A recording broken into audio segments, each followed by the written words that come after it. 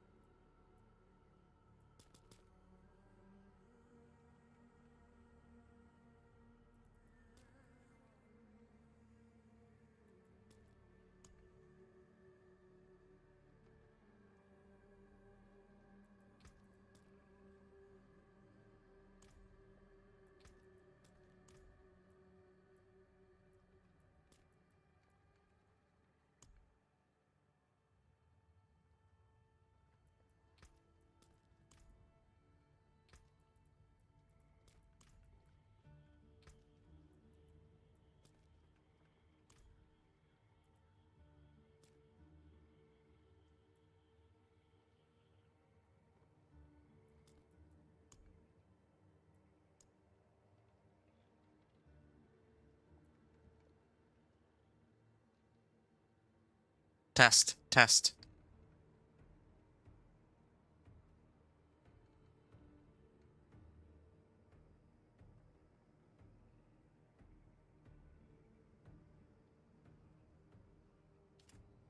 Hey, what's going on? It's Inventor here, with more gameplay. Hey, what's going on?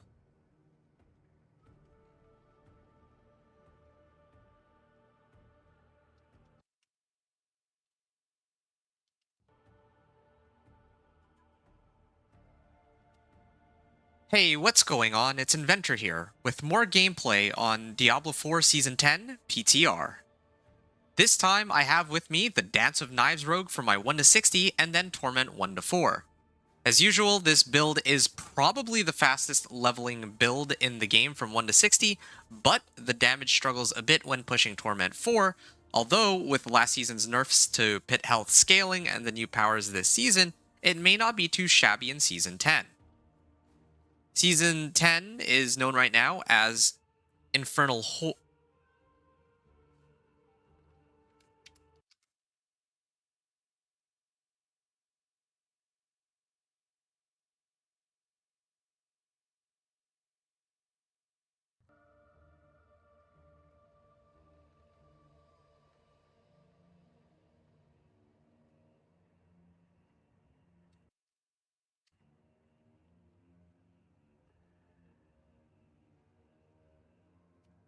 Hey, what's going on? It's Inventor here, with more gameplay on Diablo 4 Season 10 PTR. This time, I have with me the Dance of Knives Rogue for my 1 to 60, and then Torment 1 to 4. As usual, this build is probably the fastest leveling build in the game from 1 to 60, but the damage struggles a bit when pushing Torment 4, although with the last season's nerfs to pit health scaling and the new powers this season, it may not be too shabby in Season 10. Season 10 is known right now as Infernal Chaos and has Chaos Rifts, Chaos Perks, Chaos Uniques, and a rework around Infernal Hordes. The Chaos Perks are the seasonal powers, Chaos Rifts are portals that open up where you can clear monsters to earn some rewards, Chaos Uniques are existing uniques that go into a different item slot while being empowered, and you can find new boons and bosses in the Infernal Hordes. Now, I'm going to begin. I'm going to skip the Vessel of Hatred campaign because I think I can go a bit quicker with Hell Tides. I'll start off on normal and change the difficulty as I get stronger. Higher difficulties give more XP from kills, but I am avoiding them for now since monsters do more damage. Because this is the PTR, I was able to reset my account's progress. So, as you will see here, I am starting this character with nothing. Now, the preliminary things. Reward caches, Smoldering Ashes, and Saving Renown. Remember that if the reputation board is available to you, that you pick up the rewards as you get them, or perhaps more importantly, when you actually need them. Same thing goes with Smoldering Ashes. Whenever you find Smoldering Ashes, do make sure to redeem those for more bonuses as soon as you get them, but I don't have access to those because I'm in the PTR right now. And there's also the Renown rewards. Again, do make sure to hold on to the Renown rewards if you get them and turn them in as you get closer to level 59 so that you save the most amount of time getting from 59 to 60 as compared to the previous levels. These rewards only give 20 XP as a static amount. All the middle rewards give XP that scales with your level. So that's what I'm going to start off with there. Elixirs and incense come up next. Make sure to pop those whenever you get them. And then there's the aspects and tempering. So tempering is a little easier to talk about.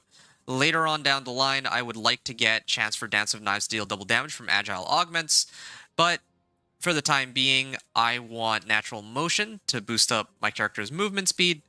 I could use worldly endurance and natural resistance to increase my survivability, and then for offensive tempers, I want to use natural finesse to get more general damage.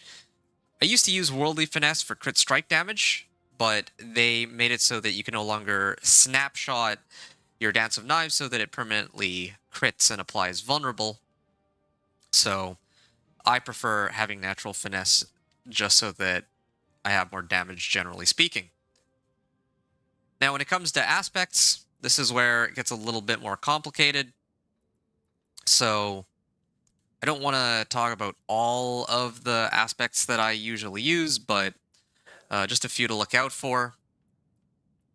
Nebulous Bruise is nice because it can refill healing potions. There's a lot of cool combinations you could do if you can refill your healing potions. And you even get movement speed out of it, so why not in the boot slot. Defensive Tempers. I look for Juggernaut specifically. This helps solve my armor problems if I can find it. And since I don't evade all that often, since I'm usually channeling Dance of Knives anyway, it's basically free armor. There are a number of other defensive aspects that could help, but I'm not going to talk about those now, except for maybe Disobedience. This is also more armor, which is nice.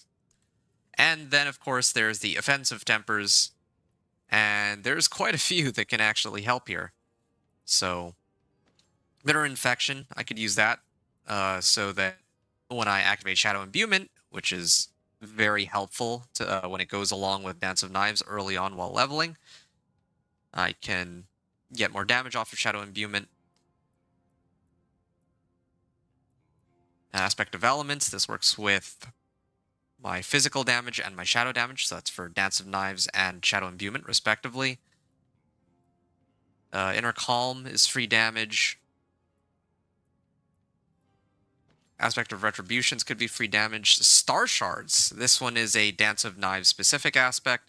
Stolen Vigor is more damage, and also allows me to become unstoppable for 3 seconds every 6 seconds. Aspect of Synergy will allow me to get more damage if I use a subterfuge skill before my Dance of Knives. Similar to, well, yeah, Aspect of True Sight just gives more damage. A lot of damage-related aspects in the offensive, well, for offensive aspects, which one might expect. Clandestine for agility and subterfuge. Maybe in the future I might skip out on talking about aspects because there's quite a few that I have to go over, and most of them are tied to damage anyway.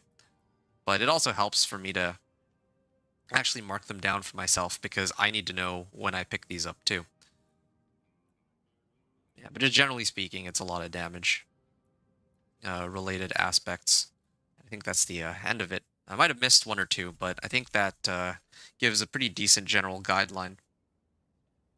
And so that's for aspects and tempering. When it comes to skills, I'm going to start putting in my points here.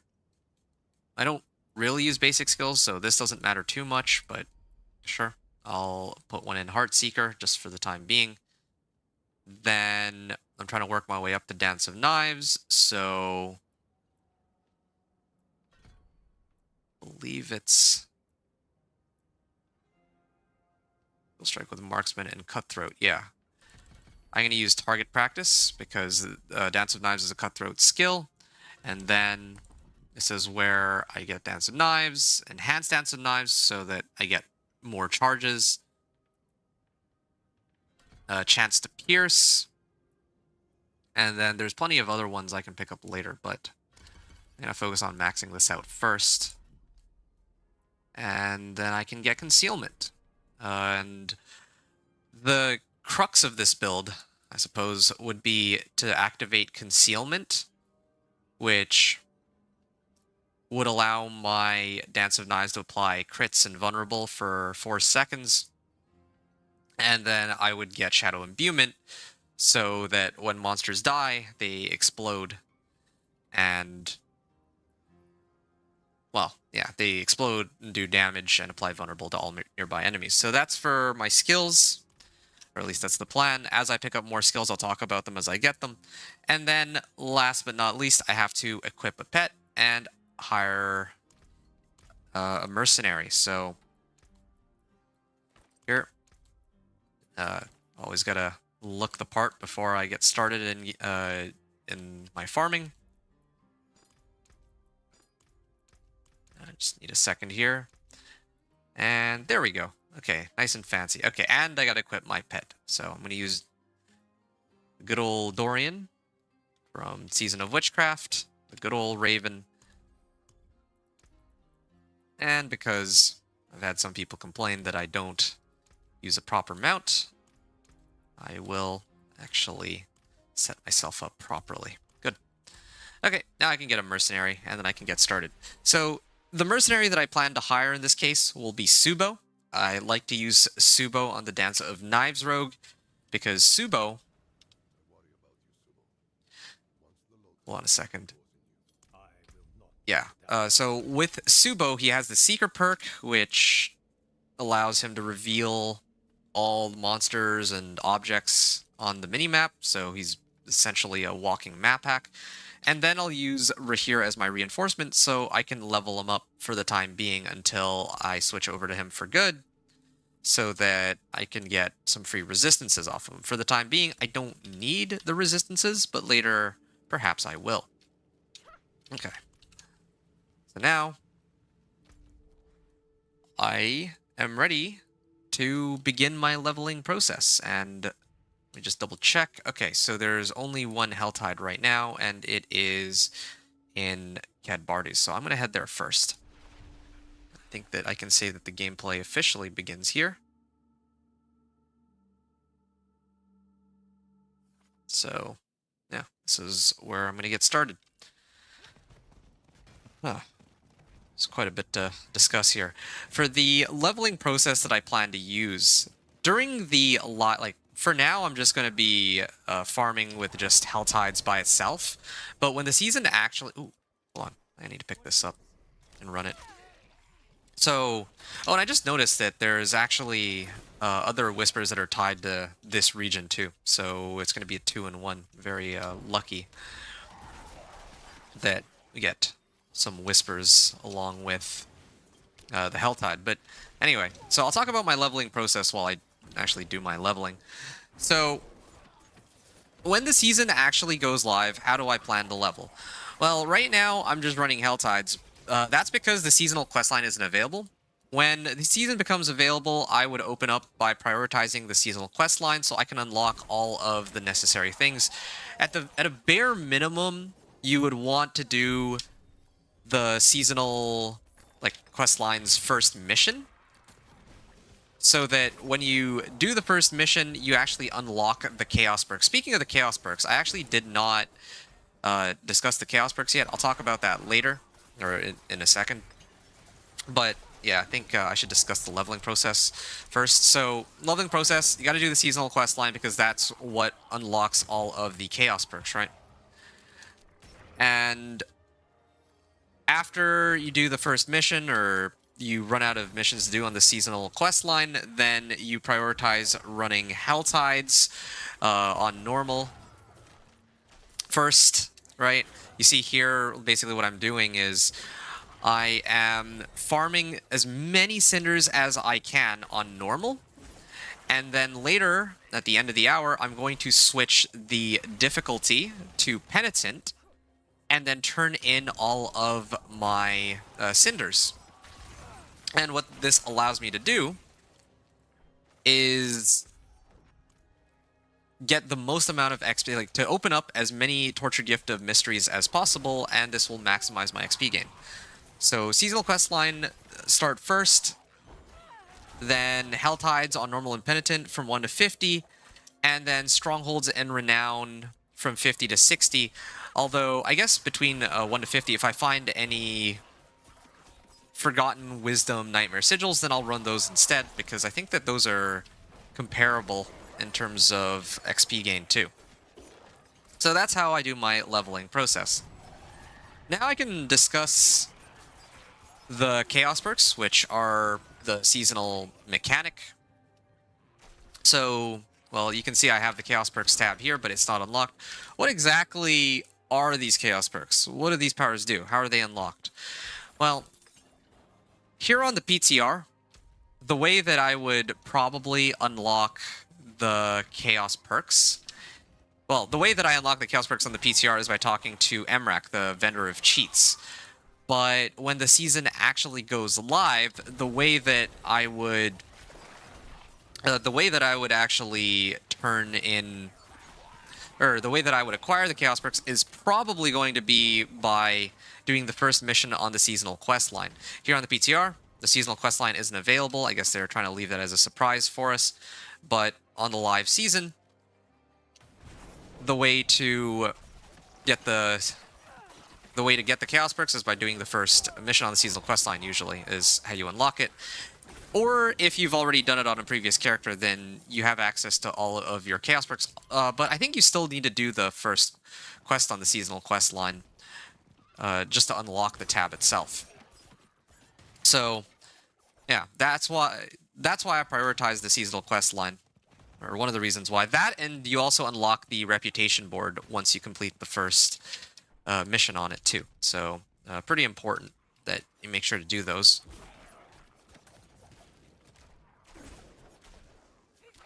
Oh yeah, and well, I guess later when I actually unlock the Chaos Perks, then I'll actually talk about which ones to use. There are a few interesting ones, but again, while leveling, I'm going to just pretend like this is the worst case scenario where I have no Chaos Perks to start with.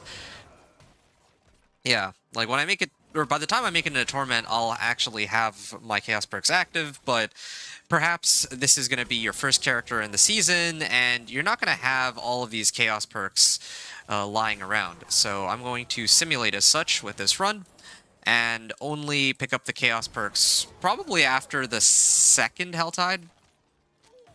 I'll have to, I'll unlock them at the end of the first Helltide just to show what they do. But on the second Helltide is probably when I'll start using them, sometime around there. I don't have like a fixed time in mind, but the way these Chaos Perks are unlocked to begin with is that I would need to pick them off of the reputation board. That's also not available on the PTR. But when the season goes live, one of my priorities would be running the seasonal quest line and doing activities related to picking up Aether and Reputation. So I would eventually get... Oh, Clandestine. Nice. Wow. Okay, I'll talk about that in a second.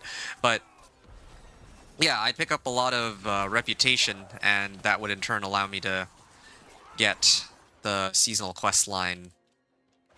Or that would allow me to get the Chaos Perks and the other powers. Okay, I have 6 available points. I've just been yapping nonstop trying to get all that information out of the way. So now I can talk about what I want out of my board here. So I've unlocked, or I've maxed out my Dance of Knives, and then now I have enough points that I can get Shadow Imbuement. So that's that. I can take this off my skill bar, and now I am running a 3-button build. Shadow Imbuement, Concealment, and then Dance of Knives. And the kicker is I picked up this aspect, Clandestine. So my Dance of Knives go from doing 19 damage, now it's up to 33 because I got 8 ranks on my Dance of Knives, which is a pretty massive boost to my overall damage right off the bat. Oh, am I supposed to kill him? Kill him? Yeah, it looks like I am. Okay, so the goal for the Helltides, I have all of these Whispers under my belt already, but I'm trying to prioritize... killing monsters first, because the Whispers actually give me, or like turning in my Whispers later will give me the most value. Like if I am level, let's say even right now, right? If I were to turn in 10 Grim Favors, I get 1 full level from level 7 to level 8. But I still get 1 full level all the way up until I'm about, I think it's like level 35 or something. So if I turn in my 10 Grim Favors from level 35 to 30, or at level 35, then I go from level 35 to 36. And it's obviously a bit more difficult to get from 35 to 36 as compared to going from level 7 to 8, right? So I usually prefer to turn in my Whispers and Grim Favors as I get, when I'm a higher level. Yeah, it does feel kind of slow right now with my Dance of Knives, but that's because there's a lot of things that I'm missing. It's not like last season, where when I played my Dance of Knives, I actually had most of my aspects already. Hold on a second. Yeah. Maybe I'll just turn some of these in for the time being, because I kind of want to up the difficulty. I could have even actually started this on hard, but again, just wanted to get a start on the number of cinders I have. I'm actually a bit curious about what would happen if I were to play on Penitent here. Oh, nice. That's a big chunk of armor. Well, I guess it's not that much in terms of overall physical damage reduction, but later I'll pick up more of those. Blastwave Shrine, good. The other thing too is there's the Slaying the Blood Maiden, and I'm gonna need some Baneful Hearts for that, so it's a bit of a struggle that I have right now. There seems to be more monsters up here, so I'm gonna take these ones out. Yeah. Again, when I trigger my Shadow Imbuement, it gets attached to the entire duration of my Dance of Knives. So that's a big help, as you can see. Yeah, and you can see like the Shadow Imbuement explosions are doing quite a bit of damage, and even just my regular Dance of Knives is hitting monsters for about 30 damage. That's a pretty decent amount. Like, everything's dying pretty fast, and I've already farmed almost farmed like 250 cinders. Now, I think I could actually step it up a bit and set it to hard mode, but part of the reason why I'm still even here is because I'm actually looking for these Chaos Rifts. Now, this season, there's these Chaos Rifts, right? So I'm gonna try it out just to show you what it's like. And these Chaos Rifts are actually very dangerous. The monsters that spawn from them and the like little orbs that they spawn and these waves, they all do quite a bit of damage. So if I play it on normal mode, like I'm on right now, these monsters are actually, like, I can deal with them. They're not impossible to deal with, but by the time I reach hard mode, expert, or especially on penitent, then they do take a very long time to clear, and for not very much value either. What I mean when I say not very much value is I want to make sure that... Oh, there you go. There's some Infernal Warp. You can't really see right now because I don't have the tab unlocked, but these Infernal Warps are used to level up my powers. To be honest, though, most of the powers, it's more important to just have them than it is to actually upgrade them. Like, yeah, you do get more damage out of them. You, of course, want to max them out eventually, but really the most important thing... Oh, there's movement speed. The most important thing while leveling is to actually pick up the Chaos perks, because they provide all sorts of effects that are extremely helpful, right? But yeah, like I was saying, the Chaos Rifts are very dangerous on hard, expert, and penitent. So, like, dangerous in the sense that yeah, they can kill you very easily if you don't have the right, if you don't have enough armor to tank them, or resistances, or life. Like if I had like a fully decked out, like if this was a second character where I already had all of the like natural schemes recipe, or not natural schemes, natural finesse, and I had worldly, I think it's worldly endurance here. Let me just check. Yeah, so natural finesse, right? And worldly endurance, yeah. So worldly endurance right now only gives me 10 to 15 max life, but if I had it at like legendary grade, then it would give me 141 max life instead, and you can see that would pretty much, even one such item would almost quintuple my health total, right?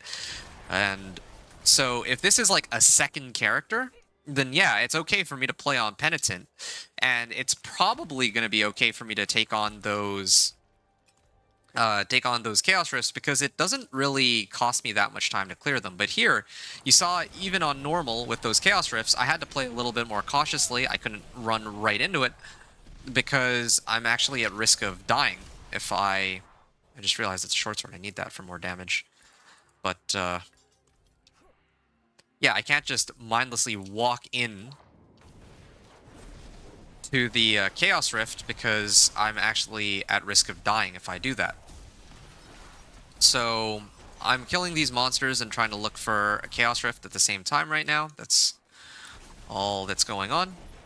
I have to, well, it's going to be 3 skill points in a second. Just waiting for a couple more packs. There. So now I got to figure out where my next points will go. It's kind of crazy too, because by having this clandestine aspect, it also improves the cooldown on my concealment. And there's a number of other skills I can pick up too, like Smoke Grenade. I can get Smoke Grenade with Enhanced Smoke Grenade to boost up my damage, especially against bosses. That's a big help. And yeah, I think there's another one that I'm missing too. Oh yeah, Caltrops. Yeah, I can also run Caltrops to get more damage, a lot more damage. But right now, I'm just trying to focus on farming mobs as quickly as I can. So I'm picking up these damage modifiers that really boost up the damage on my Dance and Knives without me having to activate any other skills while channeling. So let me just check. I think it's... Ah, yes. Exploit. Increase damage to healthy and injured, and then probably I'll do Malice next. So I get increased damage to vulnerable, too. So I'll be next. Lots of damage modifiers on the rogue skill tree, so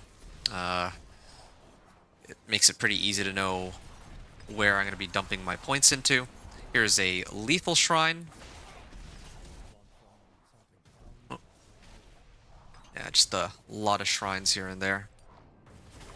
I just wish I had more movement speed, but movement speed comes with tempers, and that's something that'll come from, well, once I get more rare items. Probably closer to like level 15, level 20, that range. A Balrog. Oh, and there's an event here too. I should be running as many of these events as possible too, but it is difficult to keep track of where all the events are for me. Yeah, I'm still looking for the Chaos Rifts. That's the other issue too. Mainly here for the Chaos Rifts. I don't think I'm gonna be able to find the Chaos Rifts in time. Like, I think for this first hour, I'm just gonna focus on farming. Because it would be nice to have set it on hard mode so I could have gotten more XP from these monsters, but yeah, like I'm committed to trying to find these Chaos Rifts so I could clear the Whisper, but in hindsight it's probably not worth it for me to do that. Like, I do get like 3 Grim Favors out of it, but that by itself doesn't do me very much good. Whereas if I had set it to hard mode, I would have been getting 75% more XP from these monsters, and I still would have been able to kill them very quickly. So maybe in the future, if I do another one of these runs, I should start off on hard mode, I'm thinking. Because I think Dance of Knives Rogue is one of the few builds that I would feel comfortable taking on hard with, or at least trying it out with. Like, if I were to play, let's say, Sorcerer, well, let's say even, like, Companion Druid, like, I would not feel comfortable running it. Hey, Aaron, your first one here. So, how's Season 10 going?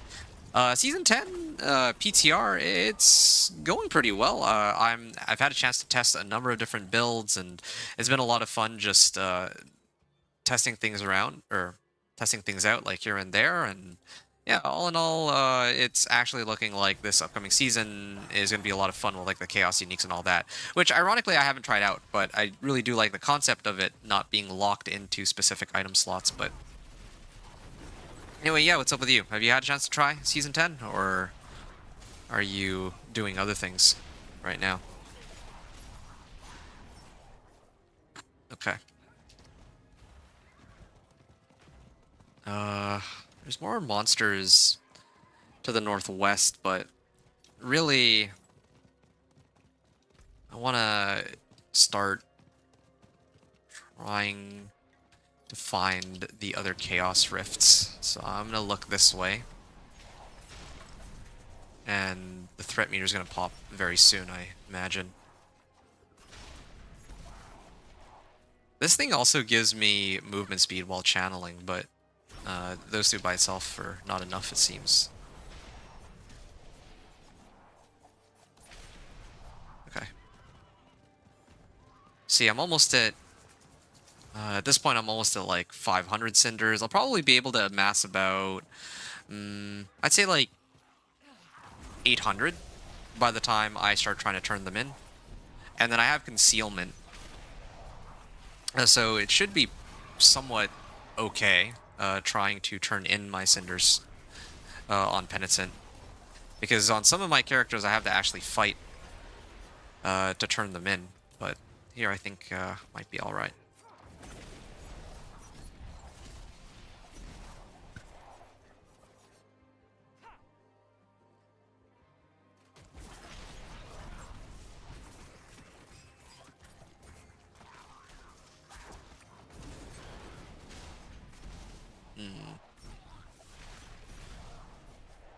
Nice.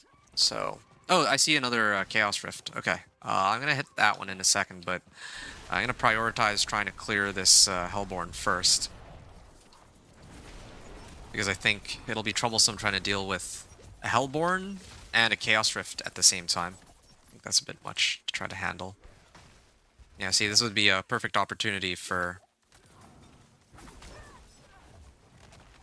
like I was saying earlier, right? Like, sometimes it helps to have, like, Smoke Grenade, because I could get, like, a boost in damage, but it's fine. Yeah, but what's up with you, Aaron? What's new? I feel like I haven't seen you in a hot minute, so what have you been up to recently? Slay the Ritualists. It's okay. Again, this is, running these events that are good because later on it'll help with Murmuring Obols. Yeah. Picking up Murmuring Obols is, for a lack of better words, a big help for gearing up in Torment. So, taking a little bit of time now so that I'll struggle a bit less when I do my Torment 1 to 4 run, probably later tonight. Gloves. Okay. Well, I hope this is gonna be good. Increased damage to enemies who are chilled or frozen. Nice. Chilled or frozen. Well, that's a very good aspect to have. Like, I'm actually getting really good aspects to start off. Like, I'm not used to getting these so early, but I'm not complaining. Now that kind of begs the question, though.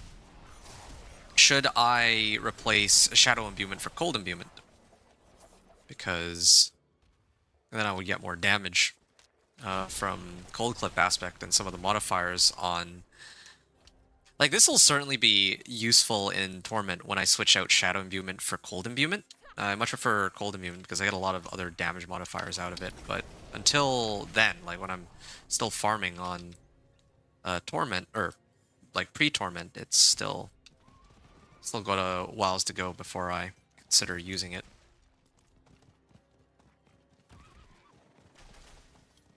Oh, shoot. I just remembered there was... wasn't there a rift somewhere around here? I kind of missed it. I did it in the wrong order. I should have stayed... Oh, yeah, no, here it is. Okay. Yeah, gotta hit this rift and get it out of the way, finally.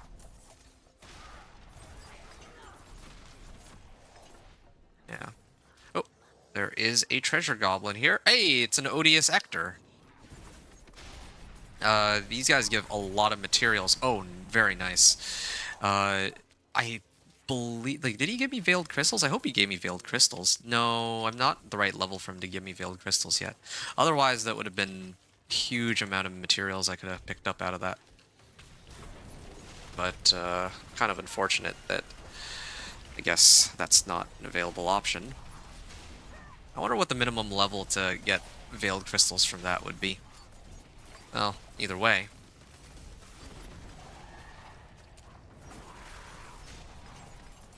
Yeah, this Soul Spot, or this Rift is supposed to give me a Nightmare Sigil. If I get one for Forgotten Wisdom, that would be ideal. But it's... if I were to guess, they probably aren't even going to drop me a Nightmare Sigil, because usually I can only craft... or I can only get Sigil Powder after I reach level 15, is my understanding. Seal the Chaos Rifts. See, these monsters are very tanky in comparison to their usual forms. So I'm just going to wait a second here.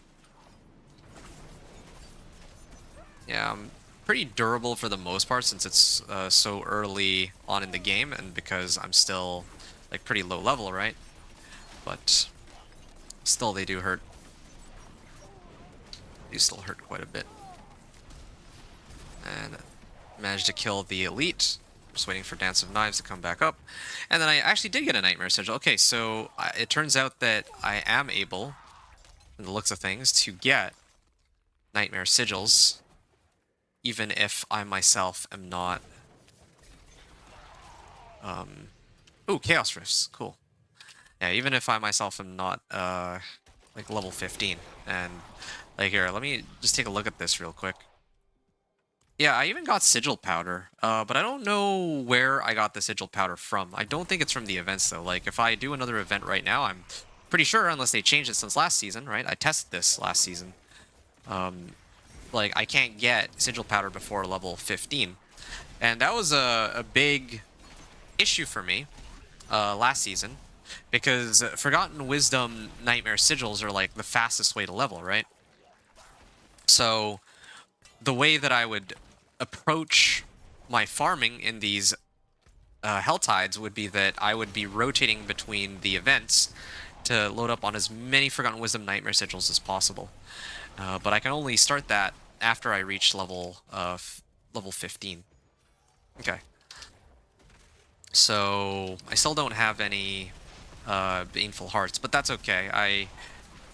You know, come to think of it, these Baneful Hearts are supposed to come from these Helltide chests, but they're also supposed to come from Harbingers, but there seems to be a shortage of Harbingers for some reason right now. I'm hoping that on the next hour that there will be 2 Helltides and I can kind of double up on how many chests I can open, but it might be a bit much to ask for.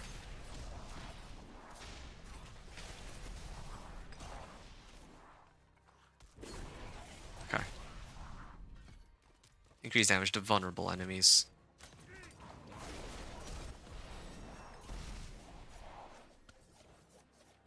Okay. So, yeah, you can see here, I'm at 700 cinders. It's almost the end of the hour. So I'm actually aiming for, from the looks of things, I think I'm going to aim for 1,000 cinders. That's usually my goal anyway, for each hour. About 1,000 cinders for Dance of Knives Rogue. Dance of Knives Rogue, though, if I begin, like, at the very beginning of the hour, right, for the Helltide, then usually I can farm more than that. Like, I can usually farm, like, 1,200. And I think that even last season, when I did my Dance of Knives Rogue run with all of the tempering aspects available and all that, I think I was closer to, what, 1,500 cinders? I remember I had, like, I think on one of the Helltides I got at least, like, 12, or at least 1,400, I think. I don't know if I actually made it to 1,500, but still. Hey, Novelty. A late night inventor stream? Well, it's not late night for me. It's only... It's only 8:30 for me right now. But I have a long night ahead of me. Like, I'm actually planning to finish this run, and then I have to upload the gameplay, and then I'm going to try to do a Torment 1 to 4. But I don't think I'll be able to do all of it tonight. I'll just see how far I get. I think this is what's going to end up happening. But yeah, how about you, Novelty? How are you doing? I finally got a Baneful Heart. Yeah, I could run this, I guess.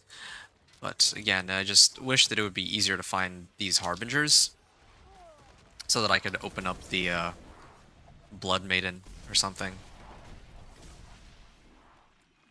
Yeah, that would be ideal if I just had some Baneful Hearts lying around, which I could use to turn in these hearts at. Okay.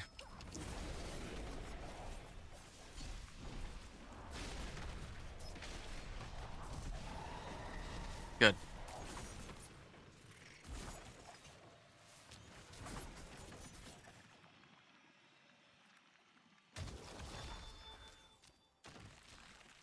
Okay.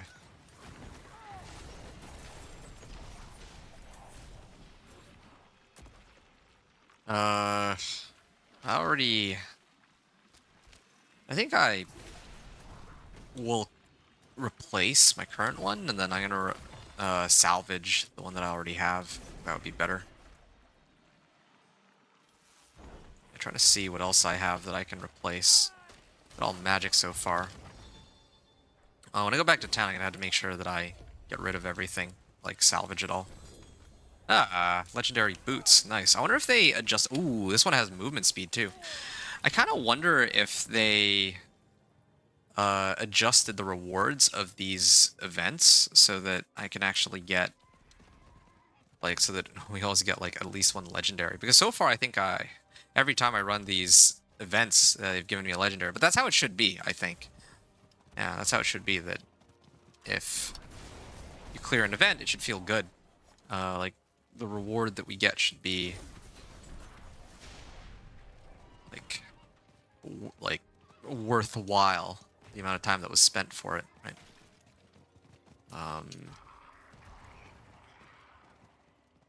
Where? Oh, yeah, I found it.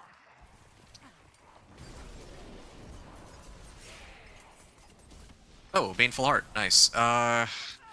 Okay. I don't like to do this normally, but here's the thing, right? I have almost 800 cinders. If I die with these, then it would be a problem. But on the other hand, I'm also pretty greedy, and I want to do everything. So I'm going to attempt a Blood Maiden in a second. Yeah. Good. Qua rune. Do I have any other runes? Good to know that at least the runes themselves are available. Lethal Shrine. Did this just spawn? It did. Good. Okay. So then in that case, I should use my Shadow Imbuement and try to clear as many monsters as I can on the way there. I'm not at the point yet where my Dance of Knives is faster than when I get on my horse. Well, I mean, the horse is the fastest way to travel, uh, for me, but like always, regardless. But yeah, at least with Dance of Knives, I can like, even though it goes a little slower, I can still kill monsters on the way there. That's the good thing about it. You're just hanging around? I see. Okay, well, let me know if you have questions. It's Dance of Knives Rogue tonight on the Season 10 PTR. Have you had a chance to try the PTR yet? Because for me, this is my third character on the PTR. My previous two characters were the Companion Druid first, and then the Thorns Barbarian second. And I finished my Companion Druid uh, character. I finished my run like on the first day of the PTR, and then I put together the build guide for it, so it's pretty much ready to go. I'm just waiting for closer when the new season is gonna go live, and then I can actually tell people about, well, then I can actually release it after I make any required changes to either the build planner or information that I give in that video. I can always do post editing for it, and it's going to be a similar situation with the Thorns Barbarian. I'm like 90% done my Thorns Barbarian build guide video, so yeah, I just figured I would do this first and get this out of the way. I wanted to I didn't want it to get too late before I started this Torment, or level 1 to 60 run on Dance of Knives. Luckily, compared to my previous two characters, I think this one will be a lot quicker because Dance of Knives is so straightforward and so fast in terms of leveling, but I still want to be... Oh, I gotta avoid getting hit by that. That's the attack that always kills me, that wave of fire. You always run along it and then it just ends up hitting me over and over. Yeah, at least I have mobility while I do damage to her. That's good. Oh. But, yeah, next. So this is my third character. I want to finish this. Ooh, good. I think I'm maxed out right on favors, so I can...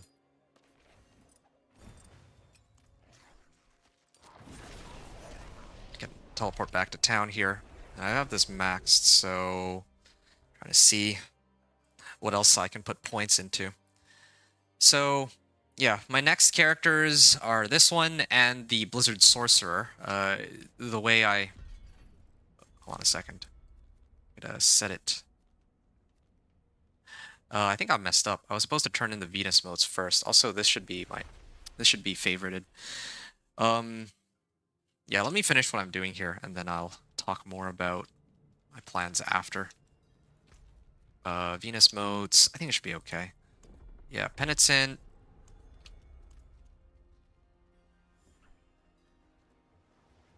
Turn in at the Raven of the Tree, and I would like a better set of gloves, I guess, because I can potentially get some offensive aspects from this. And commons, okay. Yeah, I guess no luck there. Monty Yaks, so... Oh, okay, now this is a really good one. I'm gonna need to... let's see, but I salvaged all my stuff already. Can get rid of all these, and then... salvage this for now. Maybe try to see if I can get some, yeah, Veiled Crystals. Don't really have anything I can use it for just yet, but I can at least do this for, like, to start off. So drink a healing potion, and then this on. I don't really have any mobility skills on hand, so it's fine. Okay, so I'm sitting on about 1,000 cinders. I've cleaned out my inventory, so all that's left is to turn in these remaining whispers and to burn my aberrant cinders on the tortured gifts of mysteries. I think I have about 8 minutes left. I usually like to go for about 1,000 cinders, but I think I'm close enough. Like 935, okay, sure. I'd rather budget enough time to make sure that I can hit these. I think in this region, the monsters aren't... Like, there's not as many monsters that swarm the these tortured gifts as compared to in like Kyovashad, but yeah, I can't get past these for some reason. Oh, okay, how convenient. I like to see that there's other people also trying to go through the leveling process in this PTR. It is kind of refreshing to see others doing the same, because I think that the majority of people who are running the PTR don't really care about the leveling process nearly so much as testing out a lot of the endgame stuff, right? And I mean, for me, it's the opposite. I actually really do like to test out the leveling process, because all the endgame stuff, you know, like pushing for pit 100 plus and all that, I feel like that's... I wouldn't say that it's like what 1% of people are interested in or anything like that, but I just feel like there's already plenty of people that will gather that kind of information, like how the best builds, the strongest builds, how far each build can push. That stuff is always not really my main concern, I suppose. Is the easiest way to put it. I think my main concern is making sure that... oh. I made a mistake there. I should have just concealed and not activated Dance of Knives. But I think the goal for me here is to show people the minimum level of power needed to go from one... Okay, yeah. To go from, like, one to the next, right? Like, from one... Like, to go from Torment... Well, if we get from, like, level 1 all the way to Torment 4, is the gist of it. Sorry, I'm trying to gather my thoughts at the same time I'm trying to stay alive, so you'll have to excuse me if I'm coming off as a bit of an oaf right now. But, yeah, kind of difficult to gather my thoughts when I really want to stay alive. Since if I die, then I lose half my cinders, and that sort of defeats the purpose of why I spend all this time gathering the cinders in the first place. Okay, so I'm already like halfway, so I made the right call to come here ASAP. Okay, so I'm in stealth for a little bit. This is one reason why it is a little annoying to have my mercenary following me around, because my mercenary actually aggroes a lot of them, which can be a bit frustrating sometimes. I gotta figure out where the other chests are. I know that there's one here next to me, and then I think all the other ones are in the other Helltide zone. So I'm gonna pull them this way. And they're all focused on my mercenary while I go this way. Oh shoot, might be dead here. Oh, that was a close one. I went back for that Nazar because, yeah, that one's actually... that's actually a useful item since I can temper movement speed onto it. I think I've done all of the chests, or all of the tortured gifts and mysteries on this side, so now all that's left are the ones in this other zone. If I had more cinders, I could have turned it in for all of them. Like, I could... Like, here's the thing. I feel like each zone on average has about maybe 7 or 8 tortured gifts of mysteries. And so I guess what, 16 times 75, that's like, I need about 1,500 cinders to get all of the chests from just 2 zones, right? Like, I think I farmed about 900, and I used up all the ones from the previous zone, and now using all the ones from this zone. Okay, makes 21. And I still need to go back there later to turn in that last Whisper. But that one is not tied. That one expires in 8 minutes, whereas this Helltide ends in 2.5 minutes. So I gotta make sure I finish this. There's like 3. There's like 3 chests here, so I can just send. Okay, that was good. Nice, level 21 now. I'm glad that I cleaned out my inventory ahead of time. That was a good call, I think. Alright, and then just got one last one to do. A lot of points, as you can see. I'll worry about those when I finish this, because this is highest priority. Okay, there. Yeah, crossbow, cold steel bow, and a number of other things. Okay, yeah, I'm done. So I actually budgeted a little bit of extra time. Um, well, I mean, I like to be right on the dot, like have all of the cinders. Um, like I like having just the right amount of cinders necessary to finish all this, but like basically, yeah, I'm gonna go back to town. I'm gonna go back to town so I can actually focus here. I don't know. I can't today. Trying to multitask, playing Penitent and keeping myself alive while... Oh, yeah, see. There. My merc aggroed them, of course. There. I can get out of here. Yeah, I'm gonna miss out on a chest, but that's fine. I can sort of live with it. Hey, Anthony. What's up, dude? Nice to have you here. Oh, yeah, I didn't actually set this to be my favorited location. So yeah, what I was saying was I wanted to turn in this last whisper, so I'm gonna do that, and then there's a couple things I need to do back to back. So I'm probably gonna start off by crafting those Forgotten Wisdom Nightmare Sigils, or I mean I have the Occultist available now, so I can afford to do this. 2 Forgotten Wisdom. Oh, okay, I can do that immediately when this hour is done. Or when I do the next second. Equipment delve. I'll keep it for now. But yeah, I have to turn in that whisper real quick. And then I can open up the Forgotten Wisdom Nightmare Sigil and run that. I'm going to have to upgrade my gear first, though, before I go into that. Yeah, and ideally I'd also like to hit...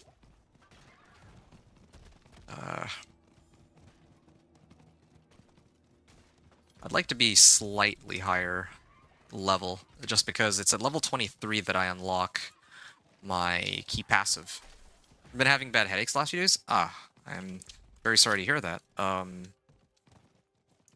that's not good. Do you know why? Are you sick right now, or what's going on there? Oh, they dropped me a Nightmare Sigil. How convenient. 2 equipment delves. I don't need either one. And then... Okay, this one's actually pretty close by, so I'm just going to turn this in and get to level 23. Level 23 is a big... Like, I usually like to hold off on turning in my whispers until, like, I'm a higher level. But in this case, like, the Helltide is going to be coming up, so I will need to turn in my whispers sooner or later, and going from level 22 to 23 is kind of a big deal, because, yeah, the key passive will be a big boost in my damage, so I'm going to do that. You don't know? That sucks, dude. I'm sorry to hear that. Hope that you recover soon. Shout your rejection. Okay, hold on a second. Can I get some XP out of this, maybe? Okay,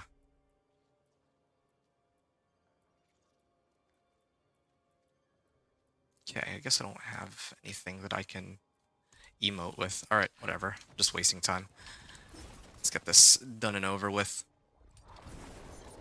Sins of the Carver. Okay, there. I'm finished that whisper, so now I can actually turn it all in. And then I have my key passive, and I can organize my points, like skill points and equipment accordingly. Okay. So, level 23. I think with the new expansion, if they have a new region, who knows, maybe they'll add more skill points, I'm not sure. Collection of Chaos. This time I'll do Collection of Chaos. Collection of one-handed weapons would be nice too, because I could really use some more aspects. But I'm okay with Chaos because it'll give me a little bit of everything. I still need to gear up on so much of my equipment. Like, look at this. I got a better ring just off the bat. Oh, I still managed to get a dagger to replace the like the magic one. Here's a helm. And then what else do I have? Ooh, this one overpowered. Okay, I can salvage this. I can applies vulnerable. This would be an upgrade over my existing one, but I will need to throw my item somewhere else.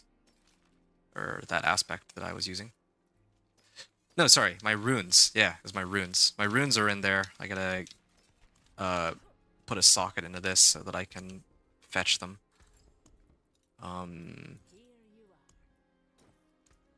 Yes. So, drink a healing potion and get movement speed for it.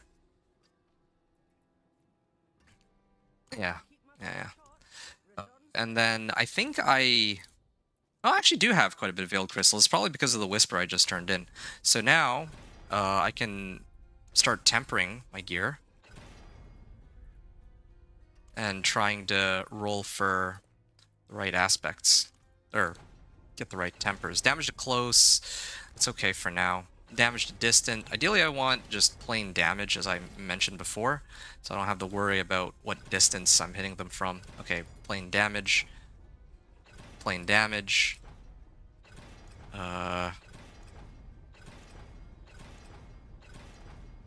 Damage to close. Damage. And this one, ideally I would get movement speed. Movement speed is more important. Actually, in fact, I should get movement speed here too. Evade cooldown reduction. Evade cooldown reduction. They're not making it very easy for me, it seems. When I get my next set of boots with movement speed, I'll replace my current ones. So, yeah, the remaining pieces of gear here that I have, damage to distant, I guess I'll have to make do with that. I think everything else is just plain damage though, so that's good. I'm gonna salvage all these, and I can use my remaining materials to imprint what I need. So this is a lot of free damage by itself. Blood Boiling, unfortunately, doesn't work with Dance of Knives, so I'm going to have to hold off on that one. I still have Cold Clip equipped. I might do this just so I can get a bit of extra damage on this. Damage to distant. I'll try my luck and see if I can get regular damage. Nice. Okay, and then lastly, the lucky hit. How much gold do I have? I have a decent bit, so I think that's good enough. Whatever. Okay, yeah. So it's the start of the new Helltide. I could actually open up with the Helltide now. Oh, right. I totally forgot I had skill points still left over. Damage to distant, yes. I have... After moving 50 meters... No, I don't care about that one. Oh, well, this damage bonus is ready. My subterfuge skills and agility skills deal 15% increased damage. So that's for Dance of Knives. I think I had something for movement speed, right? Yeah, this one. While above 50% maximum energy gain, increased movement speed. So this is the one that I would want. Oh. Well, okay. And then this is where I unlock the key passive momentum. Yeah. So that should help me with my movement speed immensely. And then, yeah, there's still so many modifiers I can get for my character, right? There's lots. I'm just missing a lot of the skill points. So I'm on Penitent now. My original plan was to run the Conclave Nightmare Sigil here for, well, with the Forgotten Wisdom, but, I mean, my character is looking pretty good. Oh, there's a Helltide here, too. There's Helltides on both. Okay, I'm just trying to figure out what order I want to do this in. Okay. So... I'm actually curious to see how strong my build will... or how well my build will do here in Penitent. I gotta try to keep myself alive. It's Penitent. I don't usually do this, running a Helltide on Penitent. I did it last season, but that was because I actually had all of the tempers that I needed, and they were all, like, legendary grade. Ooh, okay. Lag could also be like an actual danger for me too. Like if I lag into my death, like right now, yeah, that would be an issue. Yeah, getting a lot more movement than before. There, you can see running a lot faster. I could run this Chaos Rift, but like I mentioned before, running these Chaos Rifts are actually quite dangerous. Yeah. It's taking me a bit longer to pick up these cinders too, because I don't have... I don't have enough damage to just one-shot all of them. I may actually have to tone it back down. I might tone it down to like hard or something. I think hard mode would be okay. Yeah, because like look how long it takes me to kill these elites, right? And if it were just this zone, then it might be okay, but there's also the Nahantu region, Helltide too, so unfortunately I can't. I think this is taking a little too long for my liking. I think in the long run it'd be beneficial for me to turn in my... or to play on hard mode here so I can farm more cinders. Yeah. That's how I feel anyway. And especially the risk of dying too. If I die, then it could be a big problem. Although I have a feeling I might end up dying regardless just because of the lag. Damage. Or calling the demons.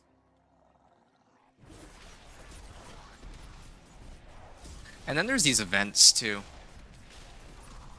How do I feel about these events?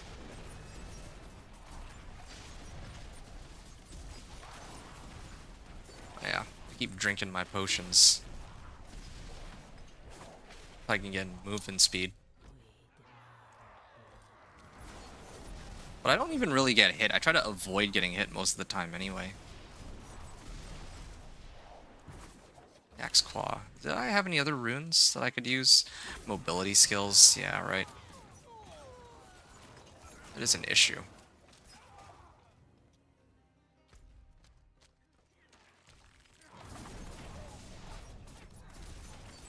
Well, I am getting a pretty decent amount of XP, though. I'm already up almost 2 levels. That's the upside to this. So I've been here for less than 5 minutes, and I farmed 80 cinders. So let's say 100 cinders per 5 minutes. Yeah, no, I should set it to hard. I think I get more value out of it being on hard or expert than this, to tell you the truth. I'll set it back down after this event. Just need to clear this. Nice. Another legendary ring. What is it? Sure. Tab rune. That's for Iron Maiden. And oh, this one's got armor. This one's got armor on it. That could be helpful for keeping me alive for later. Okay, I'm gonna set it back down to hard mode, and then I'm gonna try to run the Nahantu one.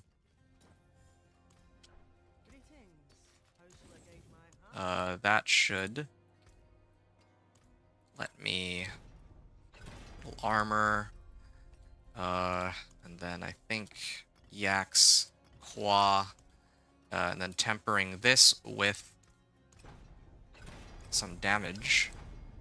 Be good. There. Okay. And so Slay Hellborn, clear Blood Maiden. I might do the Blood Maiden one first, just to get out of the way, while it's still the least risky.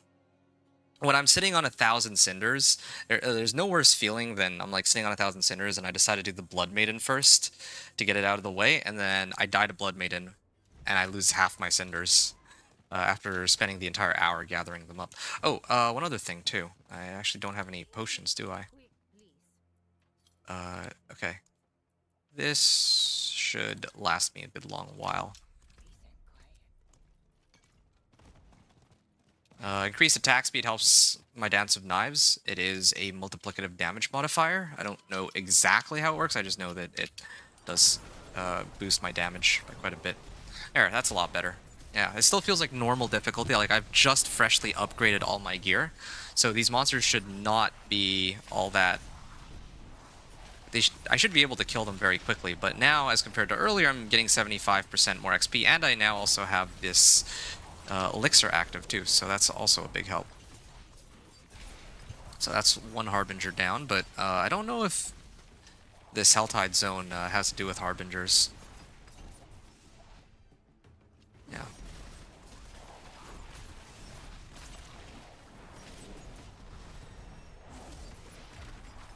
Okay. So I have 10 stacks of momentum. There was something else that I'm missing. So I get increased movement speed. How much movement speed am I at now?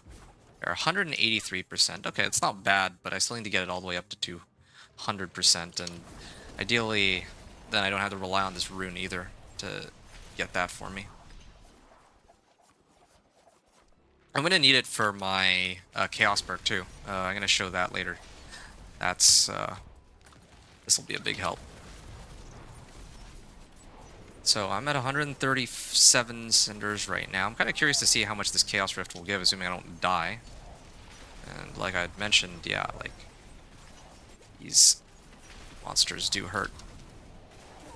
But at least it's not as bad as, like, some different elements are varying levels of dangerous. Like the Shadow Orbs from the first Chaos Rift that I ran was not...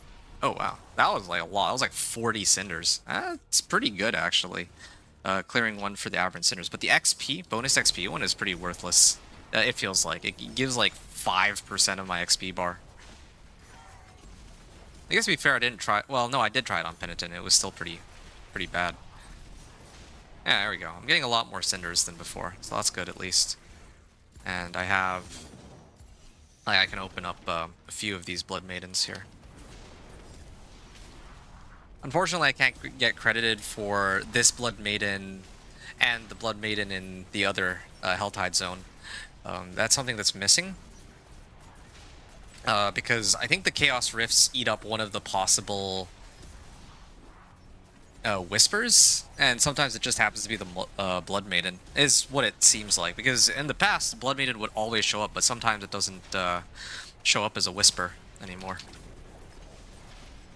Anyway, I know this was something that I mentioned much earlier, but I was talking about like what builds I'm going to be playing next. The PTR is ending in 2 days, like a day and a half actually, so I have enough time to clear this Dance of Knives Rogue, and then after this Dance of Knives Rogue, I will be... Like, after I finish with the Dance of Knives Rogue, the next character is my Blizzard Sorcerer, so that's going to be probably tomorrow. And that'll be the end of the PTR. When the new season starts... I mean, I'm going to have to see. Companion Druid will very likely be the first one, but then after that, I'm not sure what'll come after. I'm thinking it'll be Ball Lightning. I think it's going to be Companion Druid first, and then Ball Lightning second, I think, is how I'm going to approach next season. At least I can kill the Blood Maiden. That much is good. And I get a pretty decent amount of cinders, too, from running this because of how many monsters spawn. There. Okay, I got that out of the way at least, so I'm not at risk of losing any more cinders. Now I can just focus on farming cinders, and then when like I hit maybe like 1200 is about when I'll start turning in my cinders. It's just a shame because I don't think I can farm that quickly. I don't think I can farm quickly enough that I could hit every chest in every Helltide. That would be ideal, but I need a lot more damage for that. Like, yeah, I can set it as a normal, but you know, I want to get the XP bonus from playing on hard mode too. Yeah, like this is a reasonable amount of time to take to kill them, I would say. But I think the other issue too is I need to take a route that actually hits the events. That's what I'm missing. Because events also give XP and loot, and I can pop open more Nightmare Sigils with Forgotten Wisdom on them. I don't know if they're better than Helltide though. I'm like very on and off about it. Fleeting Hordes is another one too. So they added Fleeting Hordes into the game as of, well, you know, the upcoming Season 10.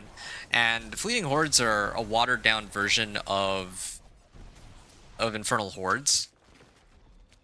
So Fleeting Hordes are like a watered down version where you only clear 4 waves, but they're available on like on pre-Torment. So if I had a Fleeting Horde's Compass, I could run a 4-wave Infernal Horde in normal difficulty. And that's kind of cool, but in terms of leveling, when like I was doing my testing for it, I feel like Dance of Knives Rogue here would be excellent for clearing something like that, but I don't really think that we would get that many of them. Like, if ever I got one, I would run it in between Hell Tides. Like, it's actually perfect, too, because each wave takes, like, what, a minute? And so, if we run the math on that, between each Helltide is about 5 minutes. Usually, I think people use that to kind of gear themselves up and all that, but if for some reason you didn't really need to gear yourself up, you could instead use that time on running the Fleeting Hordes and yeah, see, this one's very dangerous compared to the last Chaos Rift that I did.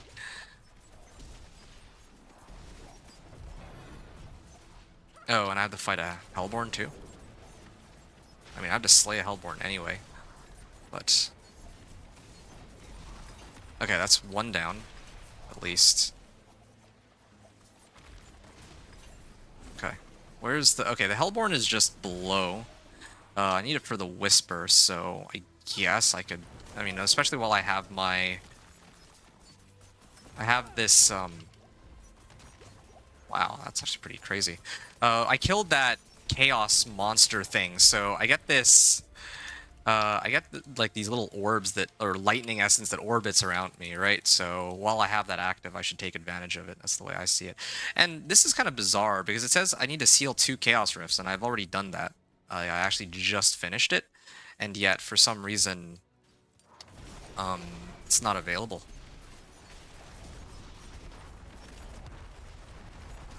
Slay the cultists.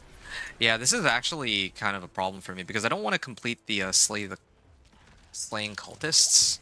Well, actually, I need to turn in the other Helltide anyway. No, because I was actually thinking that I was going to skip, like, the cultists here.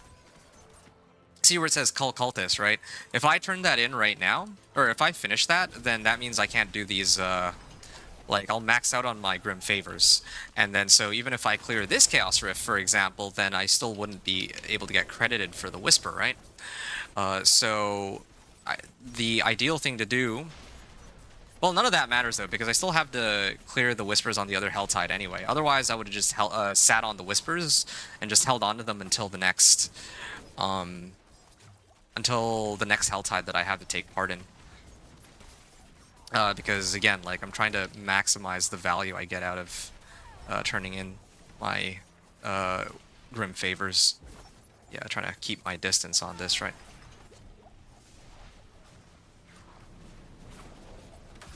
There, that was nice and easy. The Vizjaktar offering has a new reward to claim. You know, I just noticed that, and it kind of makes me wonder that, like, what the rewards actually would look like. It would have been nice to have access to that on the PTR, but I don't believe that that's available for me. Yeah. I do feel like I do a lot of damage now, out of the blue. I don't know why that is. Don't I have increased damage to vulnerable somewhere? I think I'm missing a damage multiplier from something. I have to take a look. Hold up. Okay. Let me take a look here. No. It's not it. One of these is like... Ah, yeah, here.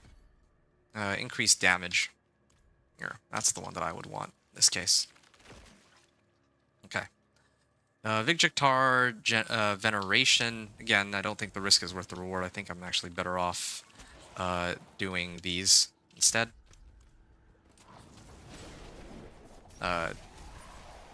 Yeah, I'd rather do this event. Oh, that was it?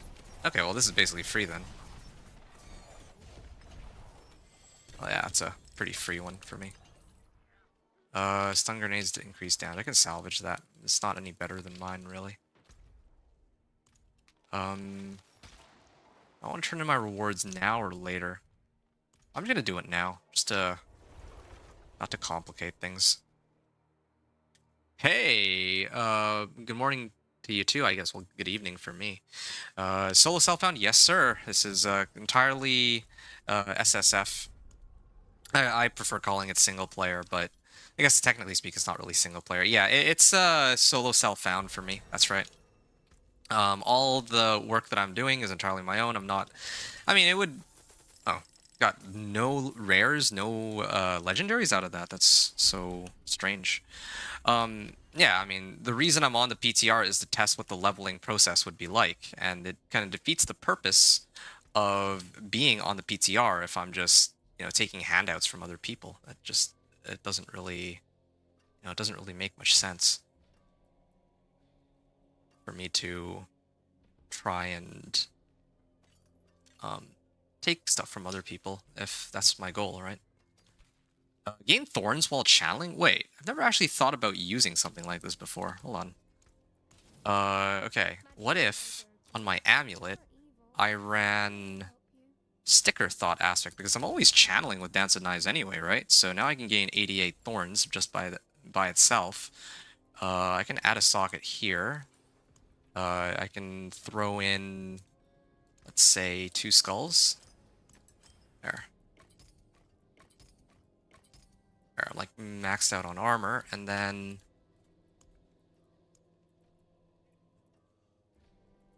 I'm missing something. Oh, right, I remember the tempers. The boots too. Yeah, this I think will be better in the long run. PoE term? It's not just a PoE term. I've seen a lot of other games use it. It's just me personally. Oh, there we go. Movement speed. I should have tempered offensive, but whatever. I guess this is most important regardless. It's kind of a dumb. I think it's a bug, but I should probably report it. I'll mention it later. I'm gonna tell them that in the past it used to be the case that if you run out of tempers, you'd still be able to temper, let's say, like an offensive temper for free, but you can't do that anymore. I noticed. Okay, so that was for the rewards. Getting some extra movement speed out of that. I clicked on it like 3 times. These Chaos Rifts, I gotta seal those Chaos Rifts too. But before I go there, I'm just gonna finish this off. Although I should have done it the other order, I guess. Oh.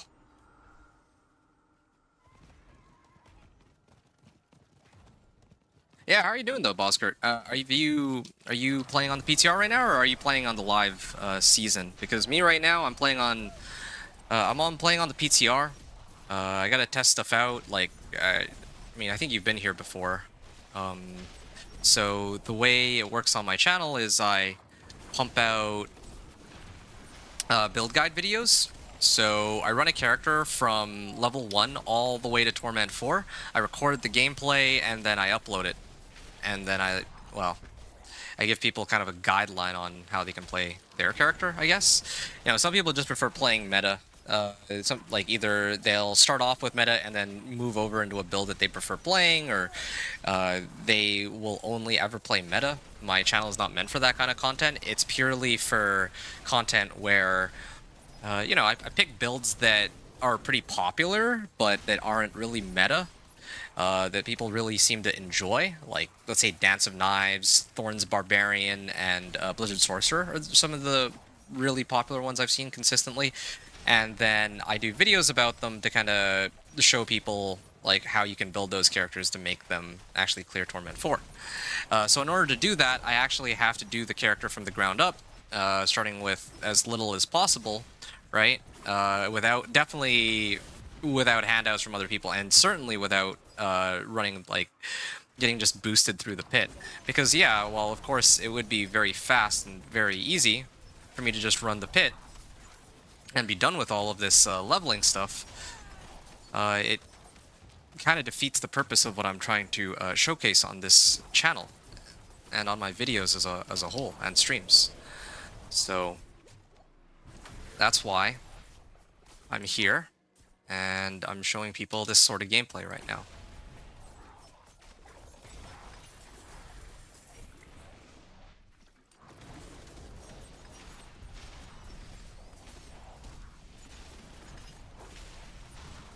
Yeah, What are you up to right now, Boskert? Hold on a second. Yeah, okay, cool. Mic's still on. Yeah. I think a few people have come in and asked me stuff, and then I've replied, but then I don't get a response in return, so just making sure that my mic is working, that I'm not going completely crazy. Yeah, I hate how this interrupts my channeling. But I do like that I have some thorns. That is an additional damage source that is very helpful.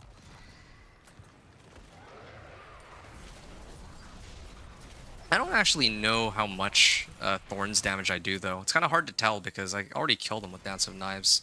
But maybe against a boss or something I can determine more easily. There. See these big damage numbers coming up. Like, hitting for like thousands, or hundreds, up to like 1,000. Again, these are not like massive damage numbers, just purely the fact that it's, you know, it's like early levels. It's just nice seeing how quickly they go down, especially I'm playing on hard mode. I don't usually do that, but I think this build is more than capable of handling it. Automatically cast this. Nope, I don't need that. Aspect of Elements. Now that's a big help. I would throw that onto, well, anything really. Oh, I could actually throw it in my amulet even, and then replace my boots. Or I could throw on a sticker thought on my boots instead. That would be an option. See, now that's another big damage boost for me. Okay. This is for if I evade. I think there's one for against vulnerable. Oh no, I already have the one for vulnerable. Maybe I already have all of them. Imbued skills. Yeah, this is where I usually forget. I guess it would have to be to daze or stun an enemy. I don't... Evading through an enemy. Oh yeah, okay. I could do this one. Unstable elixirs. Yeah, this will make it easier to get movement speed too. Totally forgot that that was an available option. That would have saved me a lot of time actually, because then I could always just activate my potion. Even at full life, just to get more movement speed, if nothing else. Okay, again, the goal for this one is going to be 1,200. 1,200 cinders, I think. But I'm starting to feel like I don't know if I can manage. BOK is very good for leveling in campaign, but not for endgame. Yeah, I know. I've played DOK like since season 6, so I played it. Well, when I played it in season 7, it felt amazing, like making it all the way up to Torment 4. But then when they did all this like pit scaling rework, where the monsters became a lot tankier in season 8, that was where I had like the toughest time with my Dance of Knives rogue, and half the time was like getting from Torment 1 to Torment 2 was easy enough. Getting to Torment 2 to Torment 3 was like okay, but then getting from Torment 3 to Torment 4 was like, that was a huge slog. But with regards to... Oh.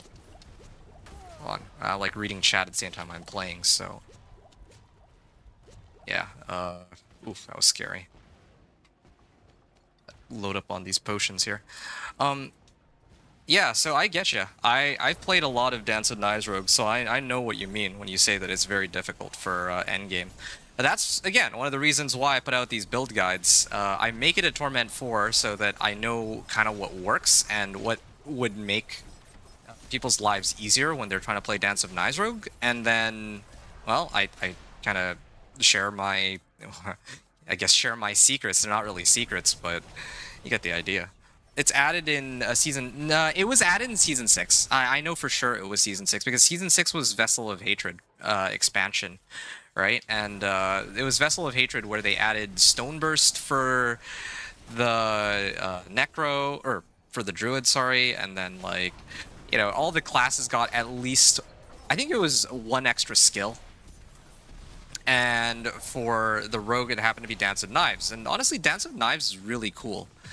666 cinders, nice. Yeah, no, Dance of Knives is a really cool skill. It's a really fun skill, and to be honest, if not for Dance of Knives, I probably wouldn't really be playing much of the Rogue at all. But yeah, having said that though, so you said that you're struggling, like you're sitting on T3. I have a Dance of Knives Rogue.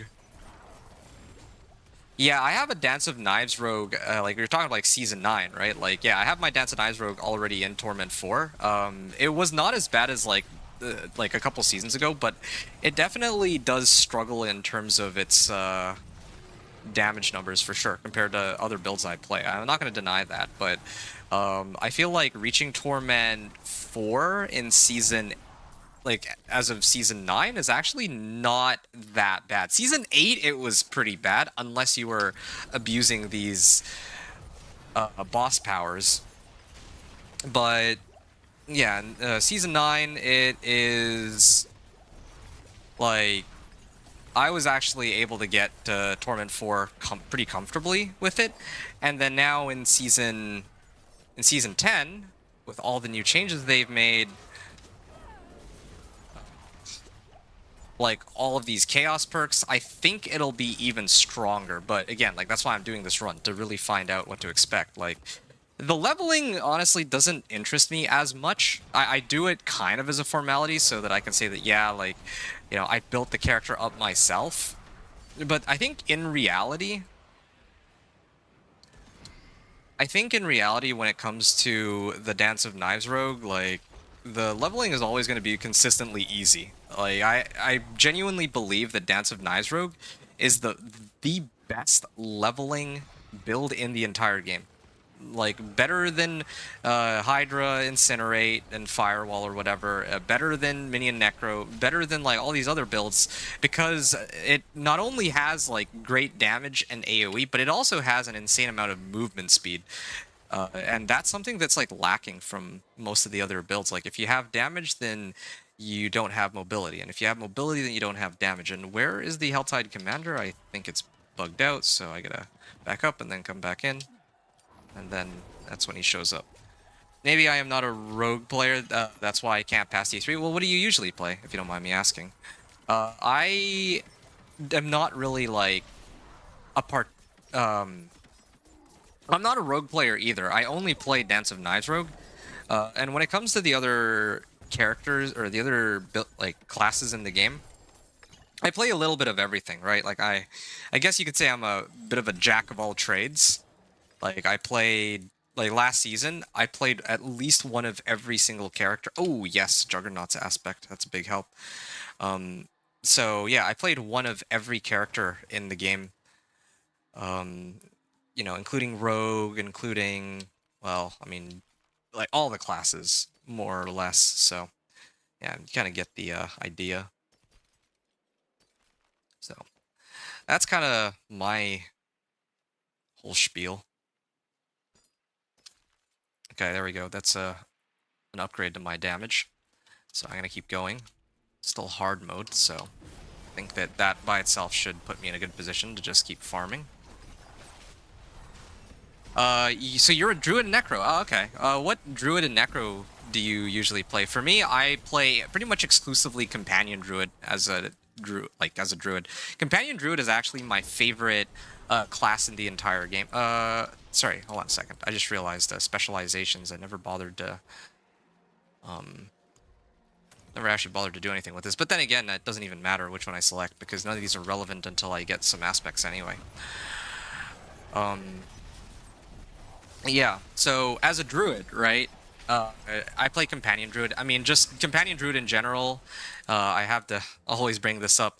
Companion Druid is my favorite build. I always play Companion Druid to start off every single new season and every single PTR, all the way ever since Season 2. So I play Companion Druid in Season 2, in Season 3, in Season 4, Season 5, 6, 7, 8, and now we're in Season 9, and then the upcoming Season 10. I've always opened up with Companion Druid.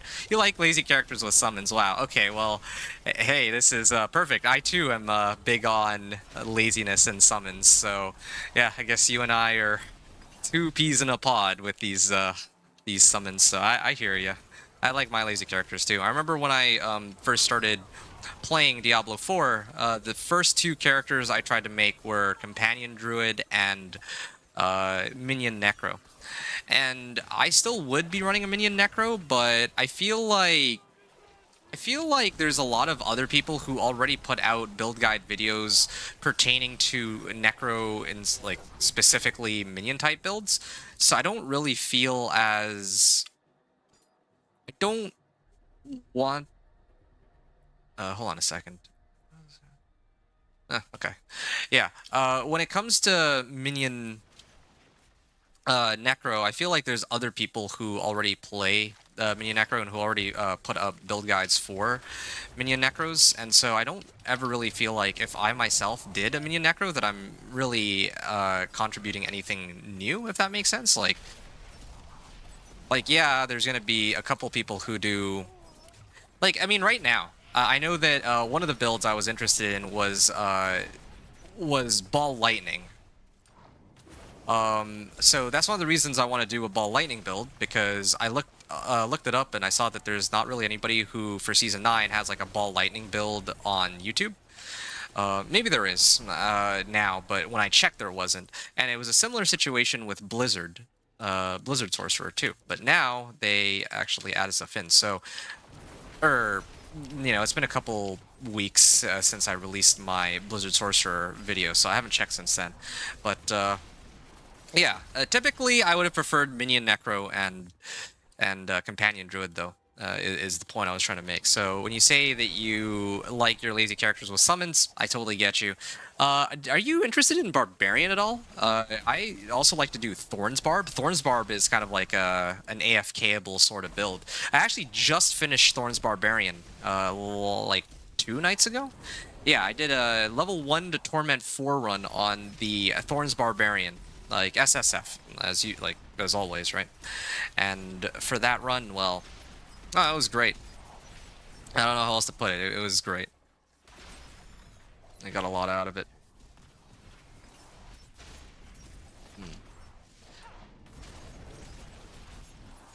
I'm just trying to remember how that Thorns Barbarian went. So, I think I cleared it in like 8.5 hours. Well, I mean, Torment 1 to Torment 4 took like 8.5 hours. But of course, that was while I was like testing all these like different boss power, or what are they called now? Chaos perks that are coming out. So, ooh, synergy aspect. Wow, I'm eating well today with aspects. I'm getting really lucky on these aspects.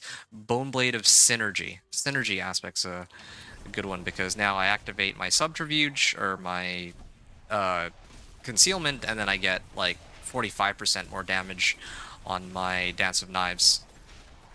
Yeah, but I never played Thorns mechanics in any class. Okay, that's fair. Yeah, I think most people haven't.